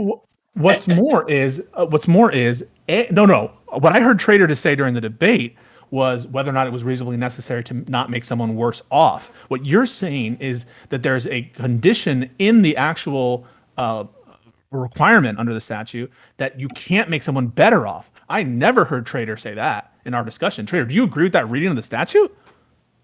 So, I mean, getting back to what we were saying before, I Wait, don't agree. you answer that? Let him answer. No. I do. My answer is to that directly is no. But then to elaborate on that is that I didn't understand Lactoid earlier to be saying that categorically you can never make someone better off. I understood him to be saying that the policy must be seen as necessary to ensure someone's not worse off, and to the extent it makes someone better off, must be incidental to that's Wait, fair. where's the that incidental primary part? cause. Because it's about the Well, I secretary mean- is authorized, right? You are able to do this if necessary to ensure that somebody's not in a worse position. Yeah, but we're Right. implicitly reading a but not better off. Well, I mean, so here's Because that's the limited example. authorization. If we stipulate, for example, that some emergency caused every borrower to be like $5,000 poorer than they would have been otherwise, so the secretary could give everyone, brushing aside a lot of other things, imagine they gave everyone $5,000 because that puts them back in the exact same position they were at before the emergency happened. So that's all fine. If instead they're like, we know that everyone only lost 5,000, but we're giving 10,000, then That would how be would wrong, you you said. justify that additional 5,000 when Because that's they'd going all above be- and beyond what's Because they necessary? waive or modify. It's not making them worse because off. no one would be worse off, and they've waived or modified. Right. so they're Okay, worse. but then Wait, Trader, wait. Let me ask you a paragraph question. What two if they then. what if they don't consider, right? What if we're not considering whether this is going to make them a better off? Illegal? We refuse to consider whether this so will make them not better off. that in itself, but let me clarify why that would apply here is because paragraph 2, which is specifically addressing paragraph 1 of section 2A of the HEROES Act, is saying that the secretary is authorized to do waivers or modification from paragraph 1 as may be necessary to ensure that then A through D. So they're only authorized to use these powers as may be necessary to ensure that these people aren't worse off. So, Okay, I'm asking you a separate question, which is, what if they don't consider whether or not it makes them better off than the neutrality, but they just don't right, make they don't have to, but in the case of like the $5,000, they would be justified in these $5,000 because they say, look, these $5,000 are necessary to do this. Then the additional $5,000, they'd also have to justify why that additional $5,000 is necessary to ensure that they're not worse off, and they would be unable to do that in this case. So they would not be allowed to do that. You're saying necessary, right? Necessary means strictly necessary. So you're saying strictly. No. You're reading I'm necessary. not saying that. No, I okay, can clarify that if you want. Oh yeah. Why don't I you agree do what you that? said with I agree with what you said earlier that necessary in constitutional law we read that to not be strictly necessary. There's a little bit of breadth there and all that stuff. That's all fine. I agree with all that. But what I'm saying here is that these powers are only authorized when it's necessary, not necessarily strictly necessary, but just necessary in some sense. And if it's the case that $5,000 of relief would clearly put them in the exact same position they were at before, then there's no sense of necessary in which that additional $5,000 would be justified here. No, they could easily come up. They could easily. First of all, there's no limitation whatsoever. It says that they have to consider whether or not it makes them much better off. There's nothing in the text that gives you that impression. No, I agree. This is a limitation on making people worse off, not on making them better off. And so let's be clear. categorically on when they can use their powers. I categorically reject any reading of this clause that says you need to consider whether or not you're making someone better off. That's not what I'm saying. I'm Okay, saying the you would limitation impose a here. substantive. No, I'm You would saying actually the impose a limitation substantive. here. You would actually impose You're a putting substantive words in my limitation. mouth that I don't agree with. You would actually impose a substantive limitation that would say, in this scenario where the $5,000 of harm is perfectly calculable, exactly equal among all people, it's all economic harm, and none of it's emotional, none of it's medical, and it's all 5,000. That's I'm taking your hypothetical to be right in cases where there is no reasonable argument from the administration that we're calculating the additional $5,000 some extra buffer room to respect to like hidden costs or pain and suffering or any of that. Correct? Yep. Okay, so in that very unlikely situation, not what's present here. Like I forget who else was talking. There was someone else who was talking, was mentioning all the harms. Like, how do you possibly calculate all the non-economic harms associated with COVID? And how would we go about constructing a memorandum to address the not made better off? And why would we want to impose that on an executive? And why would we read that into a statute that's supposed to be an emergency executive authority? You really want them calculating whether or not they're going to make someone better off? Well, putting all that to the side.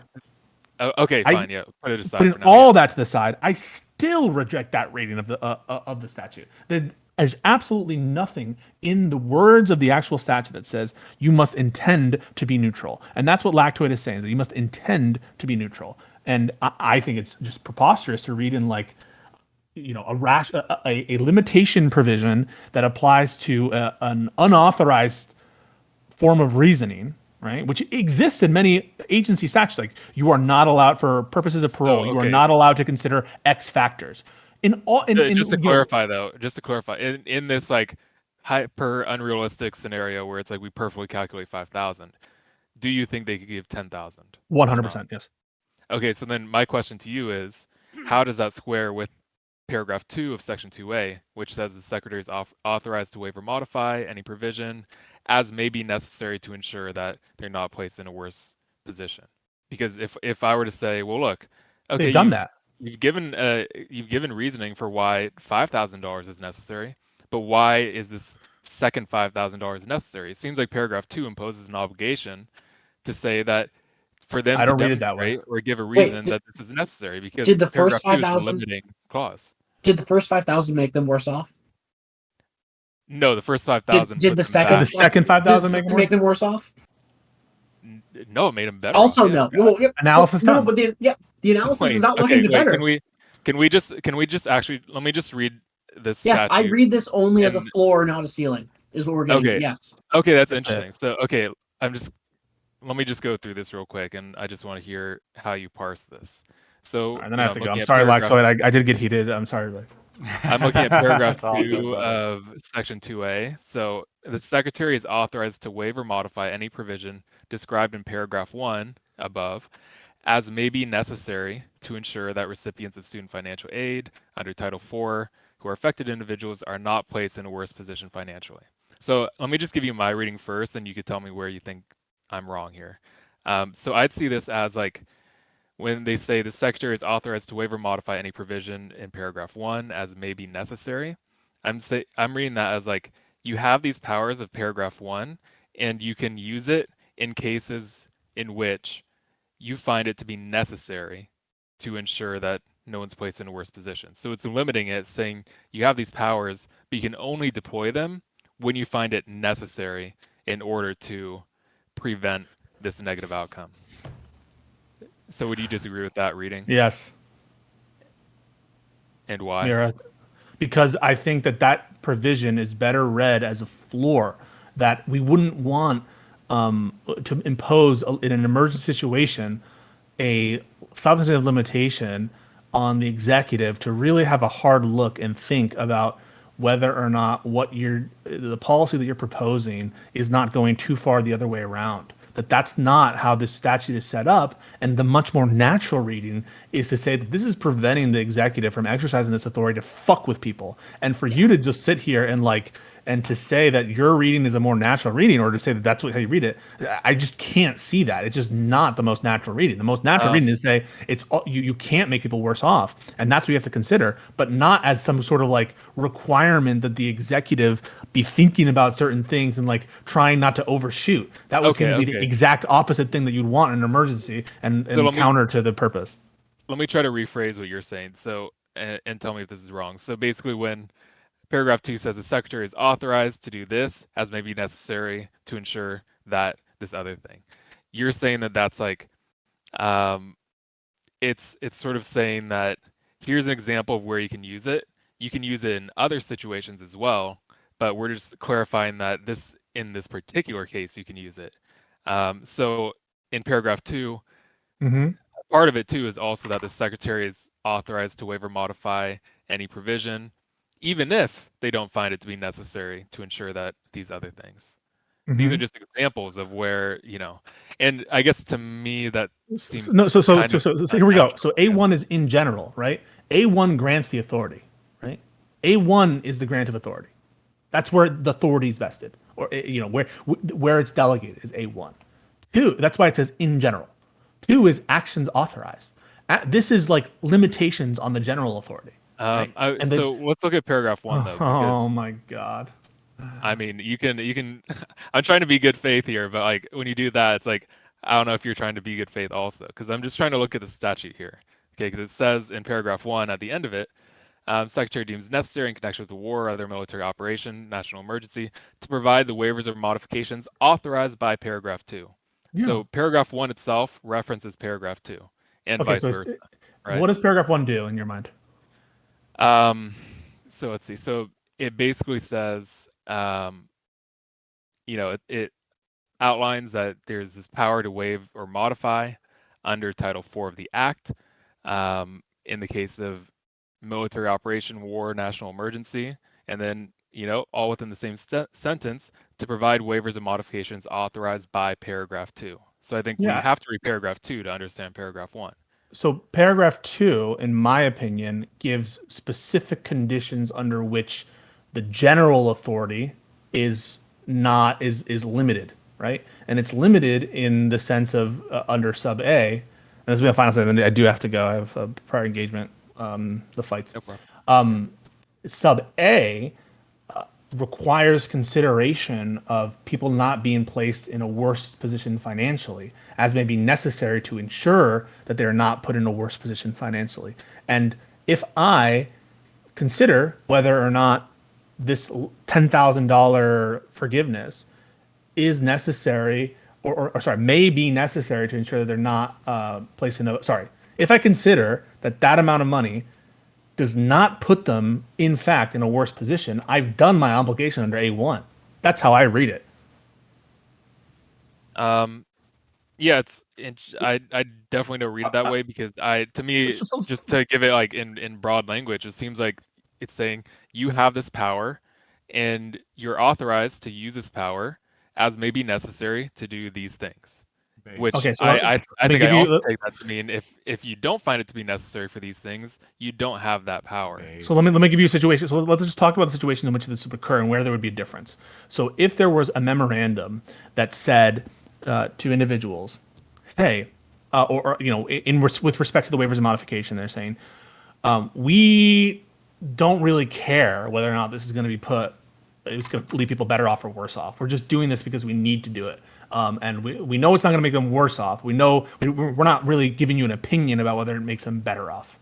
Mm-hmm. What do you think about that? It's too much for us to consider whether or not people will be made off better by $1. And so we're not even thinking about that. We're just making sure that they're not being put worse off. Oh, in that case, I'd say they're authorized because they've met this burden in part 2 by showing that they find this to be necessary to ensure these people aren't placed in a worse position. So this is like a nothing limitation. So you're saying is like if you like, but the thing is, now think about the other way. Let's say they say we're not even considering whether this will make people worse off. Mm-hmm. Would that be authorized?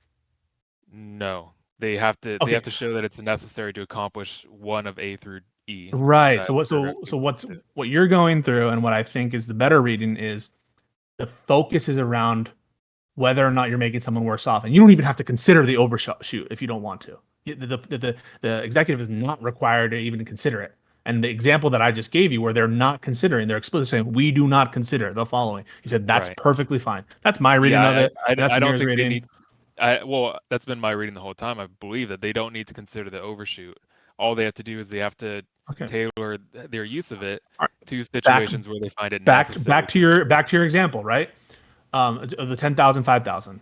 in the memo, we are authorizing $10,000 disbursements for anyone in the affected area. We did not consider the damage done, and we did not consider whether or not this gives a benefit. And we're authorizing this because we know it's not going to make them worse off. At most, we're just giving them 10,000 extra forgiveness. Violation of law? Yes, because I think they haven't met their burden under paragraph 2 to show that $10,000 is necessary. Wait, sorry. In a counterfactual, you could find that $5,000 accomplishes the same thing. No. Sorry. They know that $10,000, they're just giving money to people in the form of loan forgiveness. And they're saying, we're not considering the total damage done to the individuals. That does not factor into our analysis on whether to give 10,000. We don't consider the amount of damage. Okay, so then they're not saying that this is necessary to ensure that people don't get damaged. Am I understanding you correctly? They are saying that we are doing these waiver modifications because we think that this will be necessary, but we don't think that under the statute meaning helpful. Remember, that's what our reading of necessary is, that this will be helpful, but we do not make any particular finding as to the amount of damage done, and we do not make any findings with respect to whether or not this will leave people better off. So I would kind of push back on understanding necessary to just mean helpful. I mean, I totally agree with you when you say that it doesn't mean strictly necessary, but there's still a limiting force to the word necessary, where it's like, if I were to say that, like, to compensate someone for a $10 loss, it's necessary, I give them $1 million, I don't think any plain understanding of the word necessary would work there. So they have to consider the damage. This is the definition of necessary. Necessary means more than desirable, but less than indispensable or absolute necessity. Accordingly, the test is one of reasonable necessity and involves consideration of alternative measures which may make disclosure of the requested information unnecessary. Yeah, so we don't want to calculate. We think it's too burdensome to calculate particular costs, or for whatever reason, we think the 10,000 probably fits, but we're not getting into specifics, and we're not going to do the damage calculation. We don't want to. I think there requires consideration of alternative measures, right? Okay, so you're saying that they have to consider the damage done. Yeah. Okay, and do you go ahead, Mir. I would say alternative measures don't we could in one instance we could be saying forbearance could be an alternative measure. I don't think you have to read that alternative measure provision to say that different amounts of money definition. It's got to be more than desirable, but less than indispensable or absolute necessity. Yeah, this $10,000 is really desirable. It's a round number. We like it. It's it approximates in our mind probably the harm. But it's not a necessity to accomplish the goal as set forth by 2A. Right. So the goal of necessary in this case is to not make people worse off, and the 10,000 is not going to make people worse off. Yeah, I don't think that they consider. Yeah, I don't think they consider the alternatives to make it necessary. Okay, so Lactoid. So you disagree with Trader because Lactoid thinks you have to consider the overshoot. Fair? I think so. I think you should have to because otherwise you could overshoot everything by $1 billion. It'd be ridiculous. Well, no, you're limited. Sorry. Wait. Okay, wait. Well, whatever. Operations. Whatever. The actual budget amount is. No, but you guys like to sneak this in. Oh my god, you make a god. Okay. You could overshoot by $100,000. But we already acknowledge that under this statute, Mir and I both agree that you could get rid of every single loan. It's crazy. It's not crazy. It's what Congress enacted. You just don't like you don't like the policy. It's crazy. You have a policy. No, it's crazy in terms of reading this, actions authorized. No, it's not actually. You have no textual basis for what you're talking about. You think Congress was let's get rid of loans? You think that's what Congress did when they passed in 2003? No. I'm reading text in context of the intention here, right? You really? Yeah, the intention is not for. You really think Congress in 2003 was let's give the president the power to get rid of loans? No, the context was 9/11 had just happened. We're thinking, oh shit, another crazy terrorist attack had happened. We need to give the executive the ability to act. That's the actual context. To make sure specific people are not worse off. You yourself said if there was a Chinese invasion, you would say that they have the authority under the statute to wipe away all loans. Specific. No, that's not what I said. I said very specifically. Well, you did. No, you can go fucking replay the VOD. What I specifically said was the people that are worse off potentially. I specifically, and in fact, I even said like maybe along the lines of occupation, like if they're financially worse off because they can't attend school anymore because they're occupied by the So in the Chinese. middle of the invasion, you're saying that the executive of the Chinese invasion that we're talking about hypothetically, they have to literally means test. No. So yes right, or no? No. I mean, no. Hold on. So this specific thing says that the secretary is authorized to waive this if necessary to ensure that people are not in a worse position. I have a hypothetical. I remember what the statute says. So just tell me. We have a hypothetical invasion of China. The whole country's at war. And Congress or the executive says, you know what? We're getting rid of all loans. Before you had said in our conversation that would be permissible. If means testing is like a reasonable alternative considering the circumstances, yeah, I think they should means test. I think, but by the way, determines reasonable? But obviously, the court would be determining reasonable. That's the point of SCOTUS,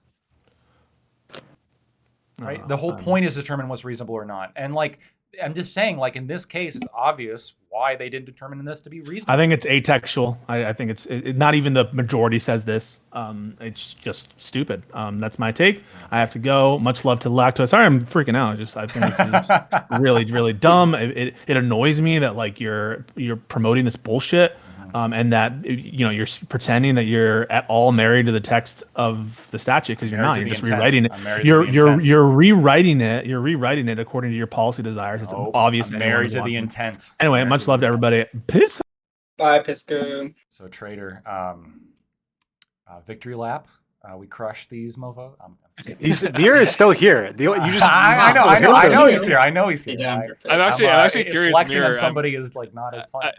I'm curious to like the extent that you agree with Pisco, because I mean, it seemed like Pisco was saying that like the paragraph 2, these powers may be used as necessary to ensure that these other things. I mean, yeah, no, we agree. I think I agree with his interpretation completely. I read 2A entirely as a floor.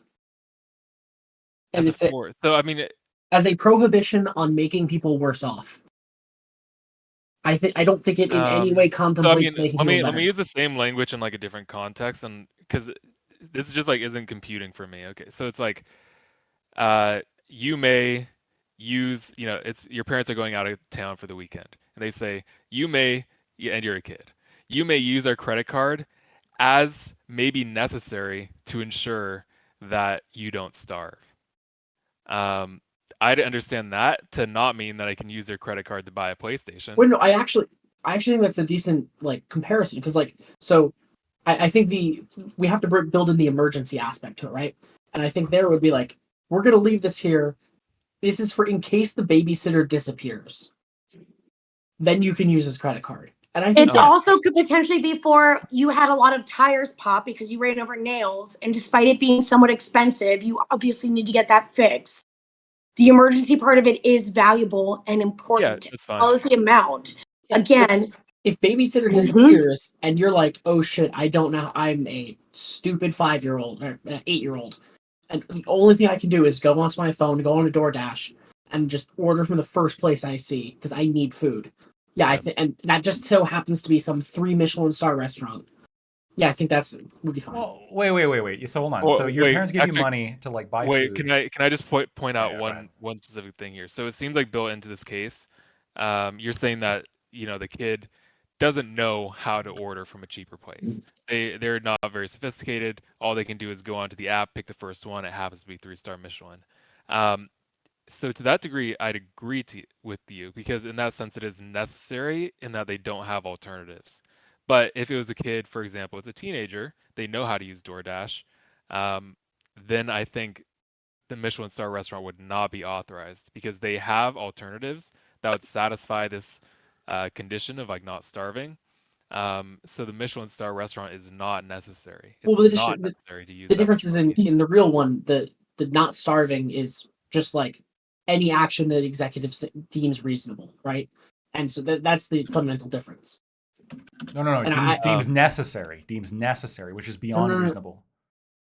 Well, yeah. Sorry, beyond desirable or reasonable, right? It's about I'm saying I'm saying under one, like the executive's allowed to make these decisions as they feel is necessary. So like if you have somebody who like knows insanely discretionary. No, I know it's discretionary, but like let's say you get home and your kid is like, yeah, I knew that I could have ordered McDonald's and not starved to death, but instead I ordered from like a 5-star restaurant. Okay, here's the question then. So let's just get rid of subsection 2. It's gone. Is this all fine now then? If the secretary deemed it necessary to do the loan forgiveness, just all of the questions go away. I have the concern with national emergency, but otherwise. Well, okay, so you're hold on. I think that there's a big issue here because, in paragraph 1, where does the actual word authorized come in? Like saying that secretary is authorized. Read it in word 1 now becomes authorized. It becomes author. We take let me just authorized be clear actions. what change is being made here. Okay, so in paragraph 1, authorized comes in the very last line. Where No. Now instead of being called waivers and modifications, it's called actions authorized. Authorized waivers and modifications. I just want to highlight how significant of a change this is, though, because in the current one, at the end of paragraph 1, where the authorization actually comes in, it says waivers and modification authorized by paragraph 2. So paragraph 2 is the source of the authorization here, even within paragraph. Yeah, but clearly paragraph 1 is the scope of the authority. Yeah, I agree. Yeah, but it's not the authorization. Yeah, so let's get rid of the authorization question. You get rid of that, this is all fine. No, well, when you say scope of authority, where's the authorization? You need to be authorized. It's not the scope of authority. It says it basically says you can do this given. Yes. Hold on. You can do this if it's in the pursuit of paragraph 2, right? This is how you can do it. I'm modifying this to stop after national emergency. Just anything covered by this will be authorization.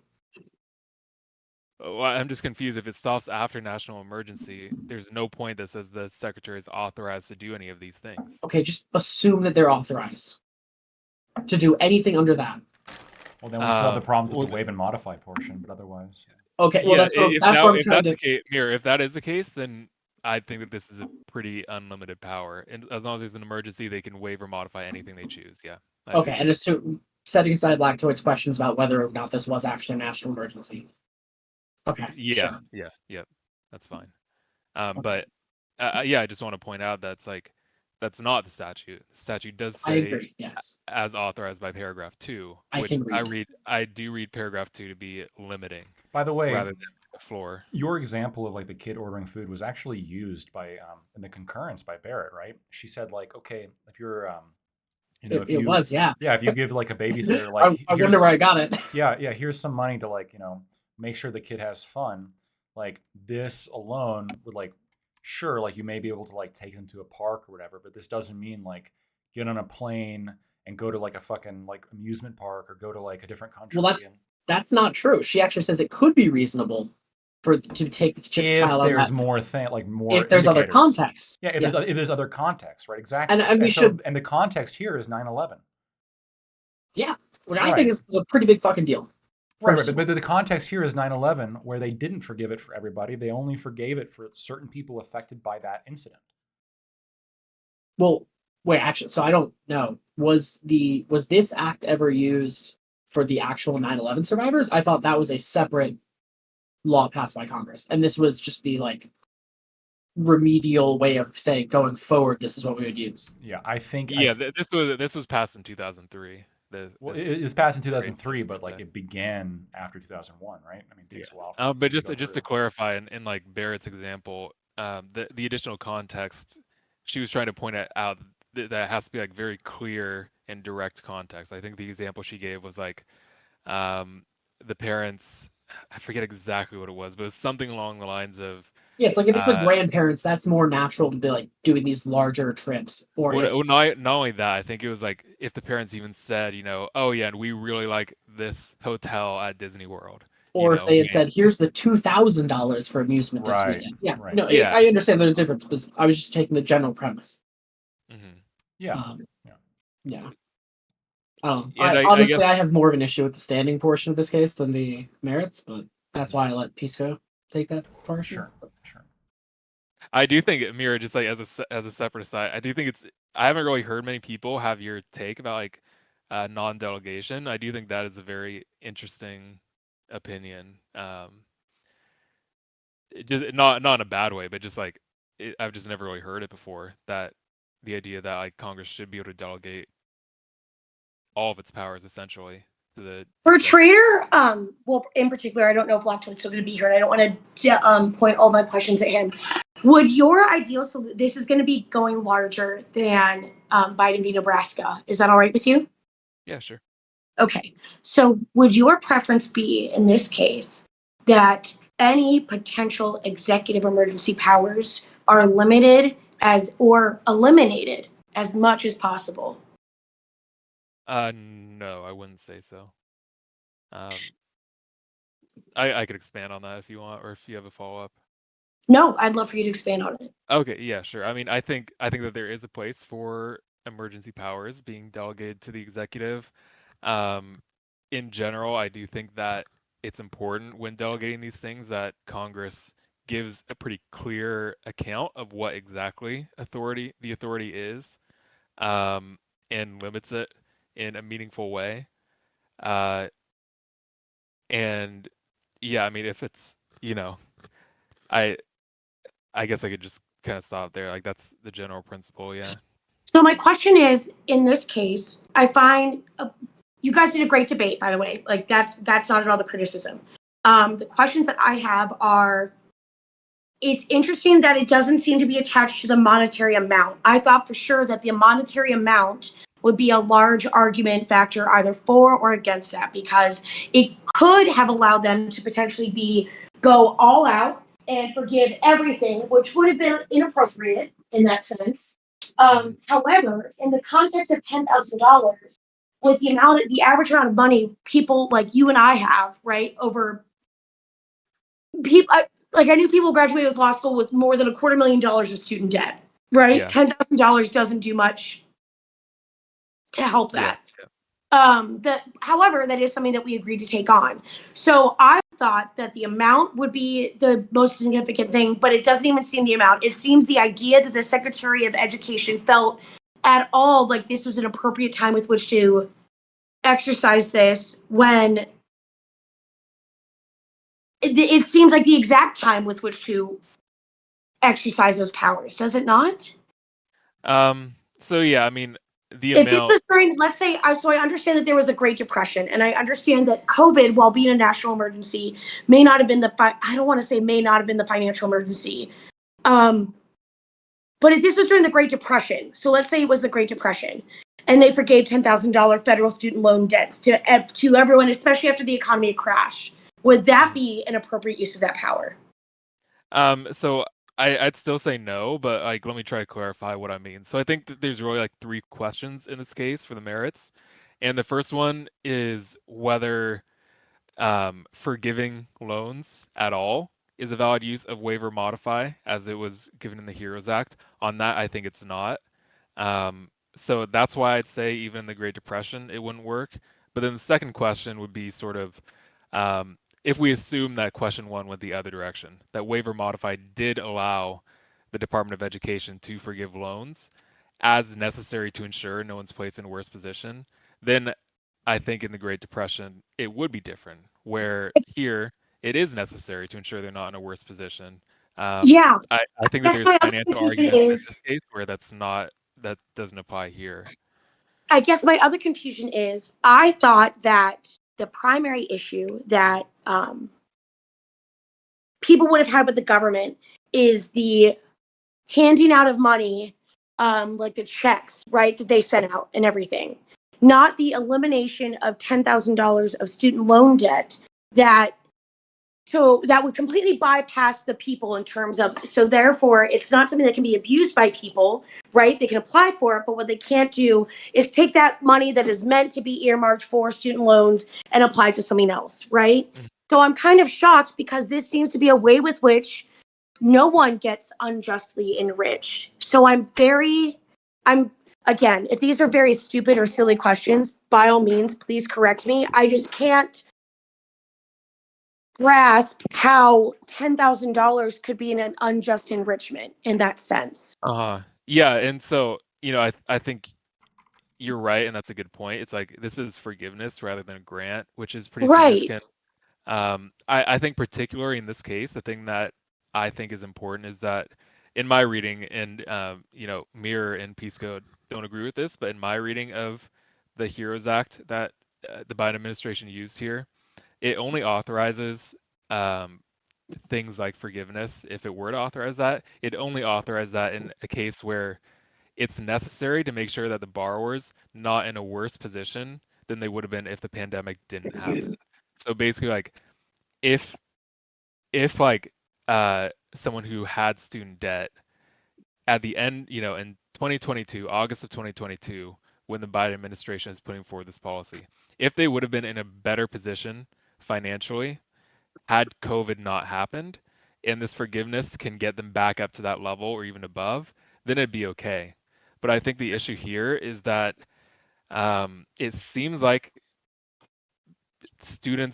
people with student loans weren't actually in a worse position with regards to their loans because of the pandemic. And the reason I think that is because there was a long period of deferral where there was no interest accumulating on people's loans. They didn't have to pay off the principal, and there was high inflation at the same time. But would you agree that a lot of people also lost their jobs at that time? And as we've seen, especially in the legal sector, a lot of people have returned to jobs, but certainly not at the same rate that they were paid even prior to the pandemic, right? So I did look that up. Trader's point, doesn't that argument matter? Isn't Trader's point that this is way too broad and wide sweeping of forgiveness? So there's clearly a lot, even there's people who did lose their jobs, there's lots of people who didn't lose their jobs and maybe even made more money. And that is I part reject of that it. kind of question. I'm not trying to ask a dumb question. No, it was a good question. I actually have an answer that I think is a good answer to it. But yeah, I mean, Duke's also right that that's another thing I'd say. But in regards to your question exactly, I mean, I looked up these numbers before the debate today because I thought it was kind of surprising. It was actually a little bit different than I thought it would be. But I looked at the numbers from like August 2019, which is clearly pre-pandemic, and then August 2022, which is when the Biden administration did this. And the congressional office or whatever that tracks all this stuff said that unemployment was 3.7% in August 2019, and it was also exactly 3.7% in 2022. And then your point about the wages, they also tracked wages, or like average hourly wage for all employees in August 2019 and August 2022. Wait, how is it the same exact percentage? Really? Yep. And they adjusted it for inflation also for the wages, and wages were identical adjusted for inflation as well. So really, in both employment and real wages, people were en masse back to where they were pre-pandemic in August 2022. When can you actually get this? This actually interesting data, like in general, outside of the conversation. Can you actually I don't care if you do it right now, like at some point, just like send this data out? Like that's like super interesting. As like have data. This up. Yeah, let me see if I can get it for you. Yeah, send that to me as well, Trader. Like that's just like it's super interesting data. That, like at the exact time that this came out, like it was also the case people were exactly right where they were at the start of the pandemic. Like there was like literally so I mean. That's like a crazy, like not just a crazy, like the fact that like it wasn't like if it was a 0.1% off, or it's like the wages were like, obviously if like they're not exactly the same, but like if they're within that margin of error, that's crazy of like an idea to think about, right? Yeah, and I'll admit it's not like that crazy of a coincidence because I took August 2022 as the endpoint. All the data I saw was like on a chart where they do it month by month, and in looking for like pre-pandemic time points, I could have taken like December 2019, I could have taken July 2019 or whatever. I chose August 2019 both because it was exactly 3 years and because the numbers were exactly the same. So that wasn't like a perfect coincidence, but yeah, it did turn out that way, that over those 3 years the numbers were exactly the same. I'll pull up where I got that data from. Trader, when you get a chance, if you can send it to me, that'd be great. But yeah, I'll post it. Yeah. Trader, do you yourself or Mir have any YouTube channels or anything like that we can follow? No, I don't. I just hang out in.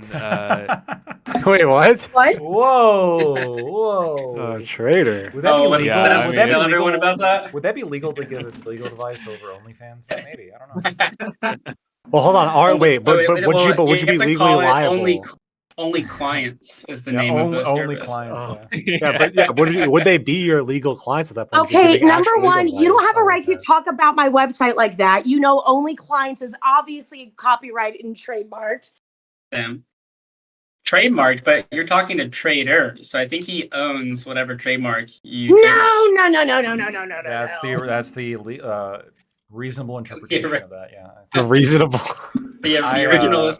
Do we need to make sure this is necessary? It's necessary as well. It's reasonable and prudent Yes. to consider it that I'd way. say so. I got to bounce, but I want to quickly say, See you, Lactoid. Trader and Mira, very, very great talking to you guys. It was great talking to Pisco too, but he left.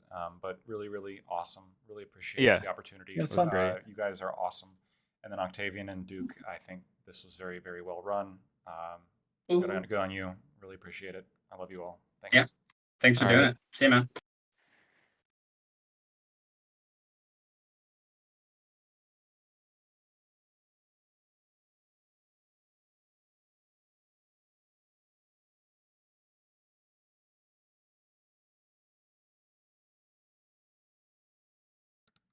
All right, everybody. Well, it has been a fantastic time. We got a nice, good stream in for a little more than 4 hours. Very, very good. I want to do a couple things here because I mentioned it in chat. Maybe not all of you saw it, but we passed a very important milestone today. So the first thing I want to say is I really thought that was great. And I love talking to lawyers. I think it was fun. It was informative. As you guys know from the prior legal discussions we've been having the past couple weeks, when it comes to legal elements or legal topics, I am in my element, and I feel a lot more comfortable getting heated and going in on people because I know more about what I'm talking about, because that's what I do as a lawyer. I also want to say that I had never heard of Trader or Mira before this, and they were awesome. Pisco was getting heated at the end. I know it's just who he is. I'm not going to hold it against him. He was just fine. We can disagree with him, but no, I thought this was great. It was great content. It was great discussion. We were talking about something that really matters, the technical details about something that matters, and I just fucking loved it. Mira and Trader, even though I never heard of them before, today they were fucking awesome, very smart, both of them, very, very smart. I really appreciated their input, and yeah, today I learned things from everybody, and I want to give them that credit because that's what happened. So I'm really happy with today. If every stream could be like today, I would be a very happy camper. I absolutely love it. The other reason I love it is because, as usual, chat, you guys have been fantastic, just in terms of being active. Giving me shit where it's due, giving me opinions where it's due, giving me your thoughts where it's due. It's awesome. Did you win or lose in your opinion? I mean, in my opinion, I believe that.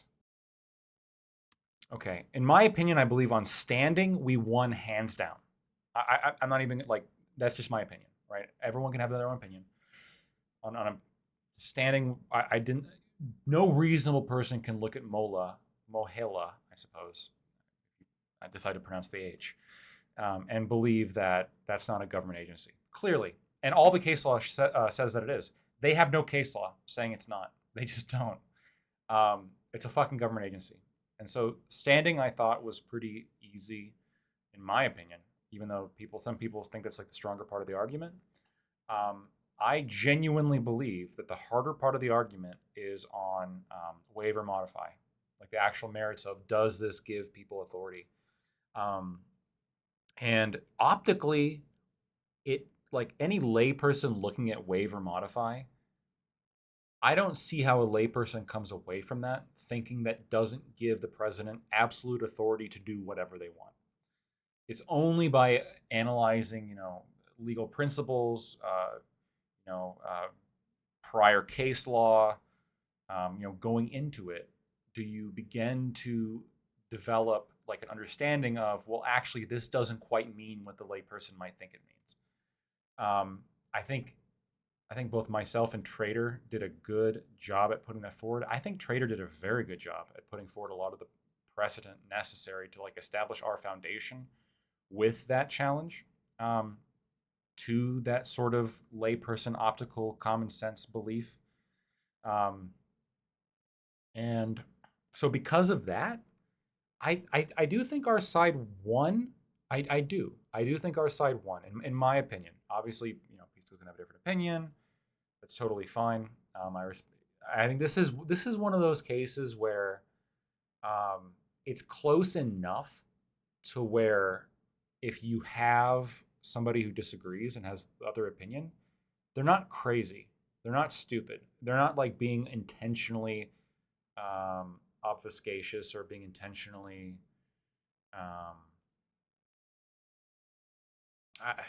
necessarily political. I think there's definitely enough there to argue about. And I think the majority even said, like, yeah, there's room for reasonable disagreement on this case, because there was. What did you think you guys failed at? Maybe the only thing we failed at, I don't even know if we failed at it, right? The only thing, I guess, room for improvement, being able to counter the hypotheticals quicker, to be able to counter the hypotheticals more succinctly with a specific answer of, actually, this is how your hypothetical isn't applicable. Because we did that, but I feel like it took us too long. And I feel like it took us too long and people perhaps lost focus, and they've lost their attention to the argument, and then it makes the hypothetical look very strong. And I'll put most of that blame on myself, but I think it was something that we could improve on. But overall, I mean, that's, I think, a relatively minor thing, because I think we were able to explain our answers to the hypotheticals given enough time. So I think that was important. Anyway, the important thing today that I want to talk about is today we hit 300 followers on Twitch. We were at 298 prior to today's stream. Today, I've had a few White Claws, so bear with me. Now we're at 302. So we are well above 300 followers. And this is absolutely fucking awesome. When I first started this, I didn't know how it would go. I'd been discussing stuff on Discord chat rooms for a while.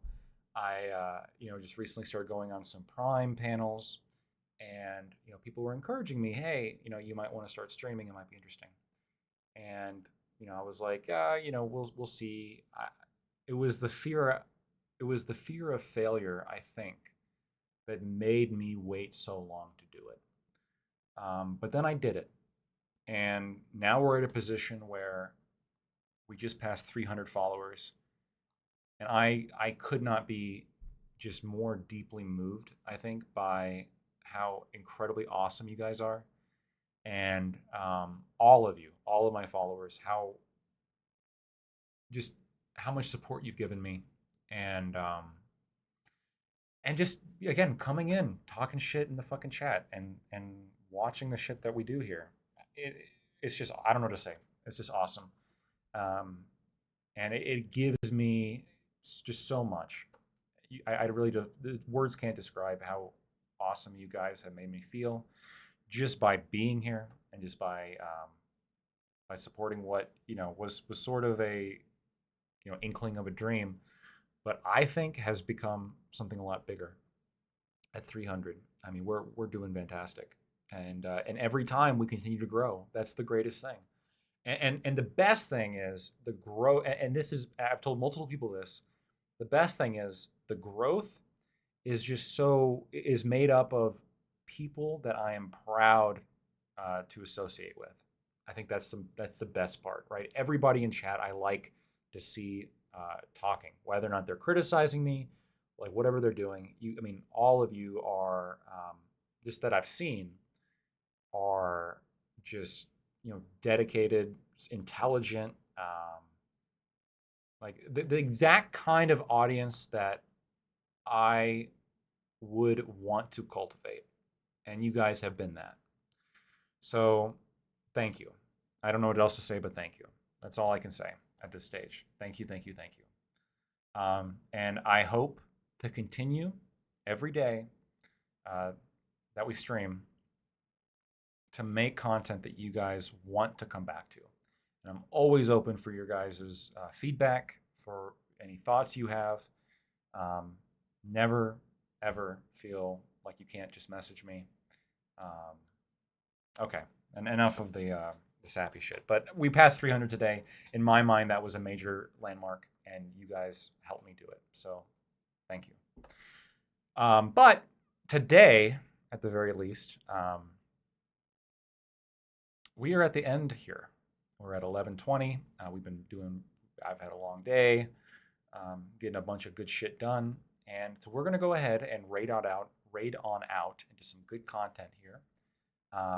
Not So Erudite here is doing something. We're going to go ahead and raid on out into her. Yeah, if you haven't given me a follow yet, please consider. That way you can see more content in the future. And I appreciate all your support, as always.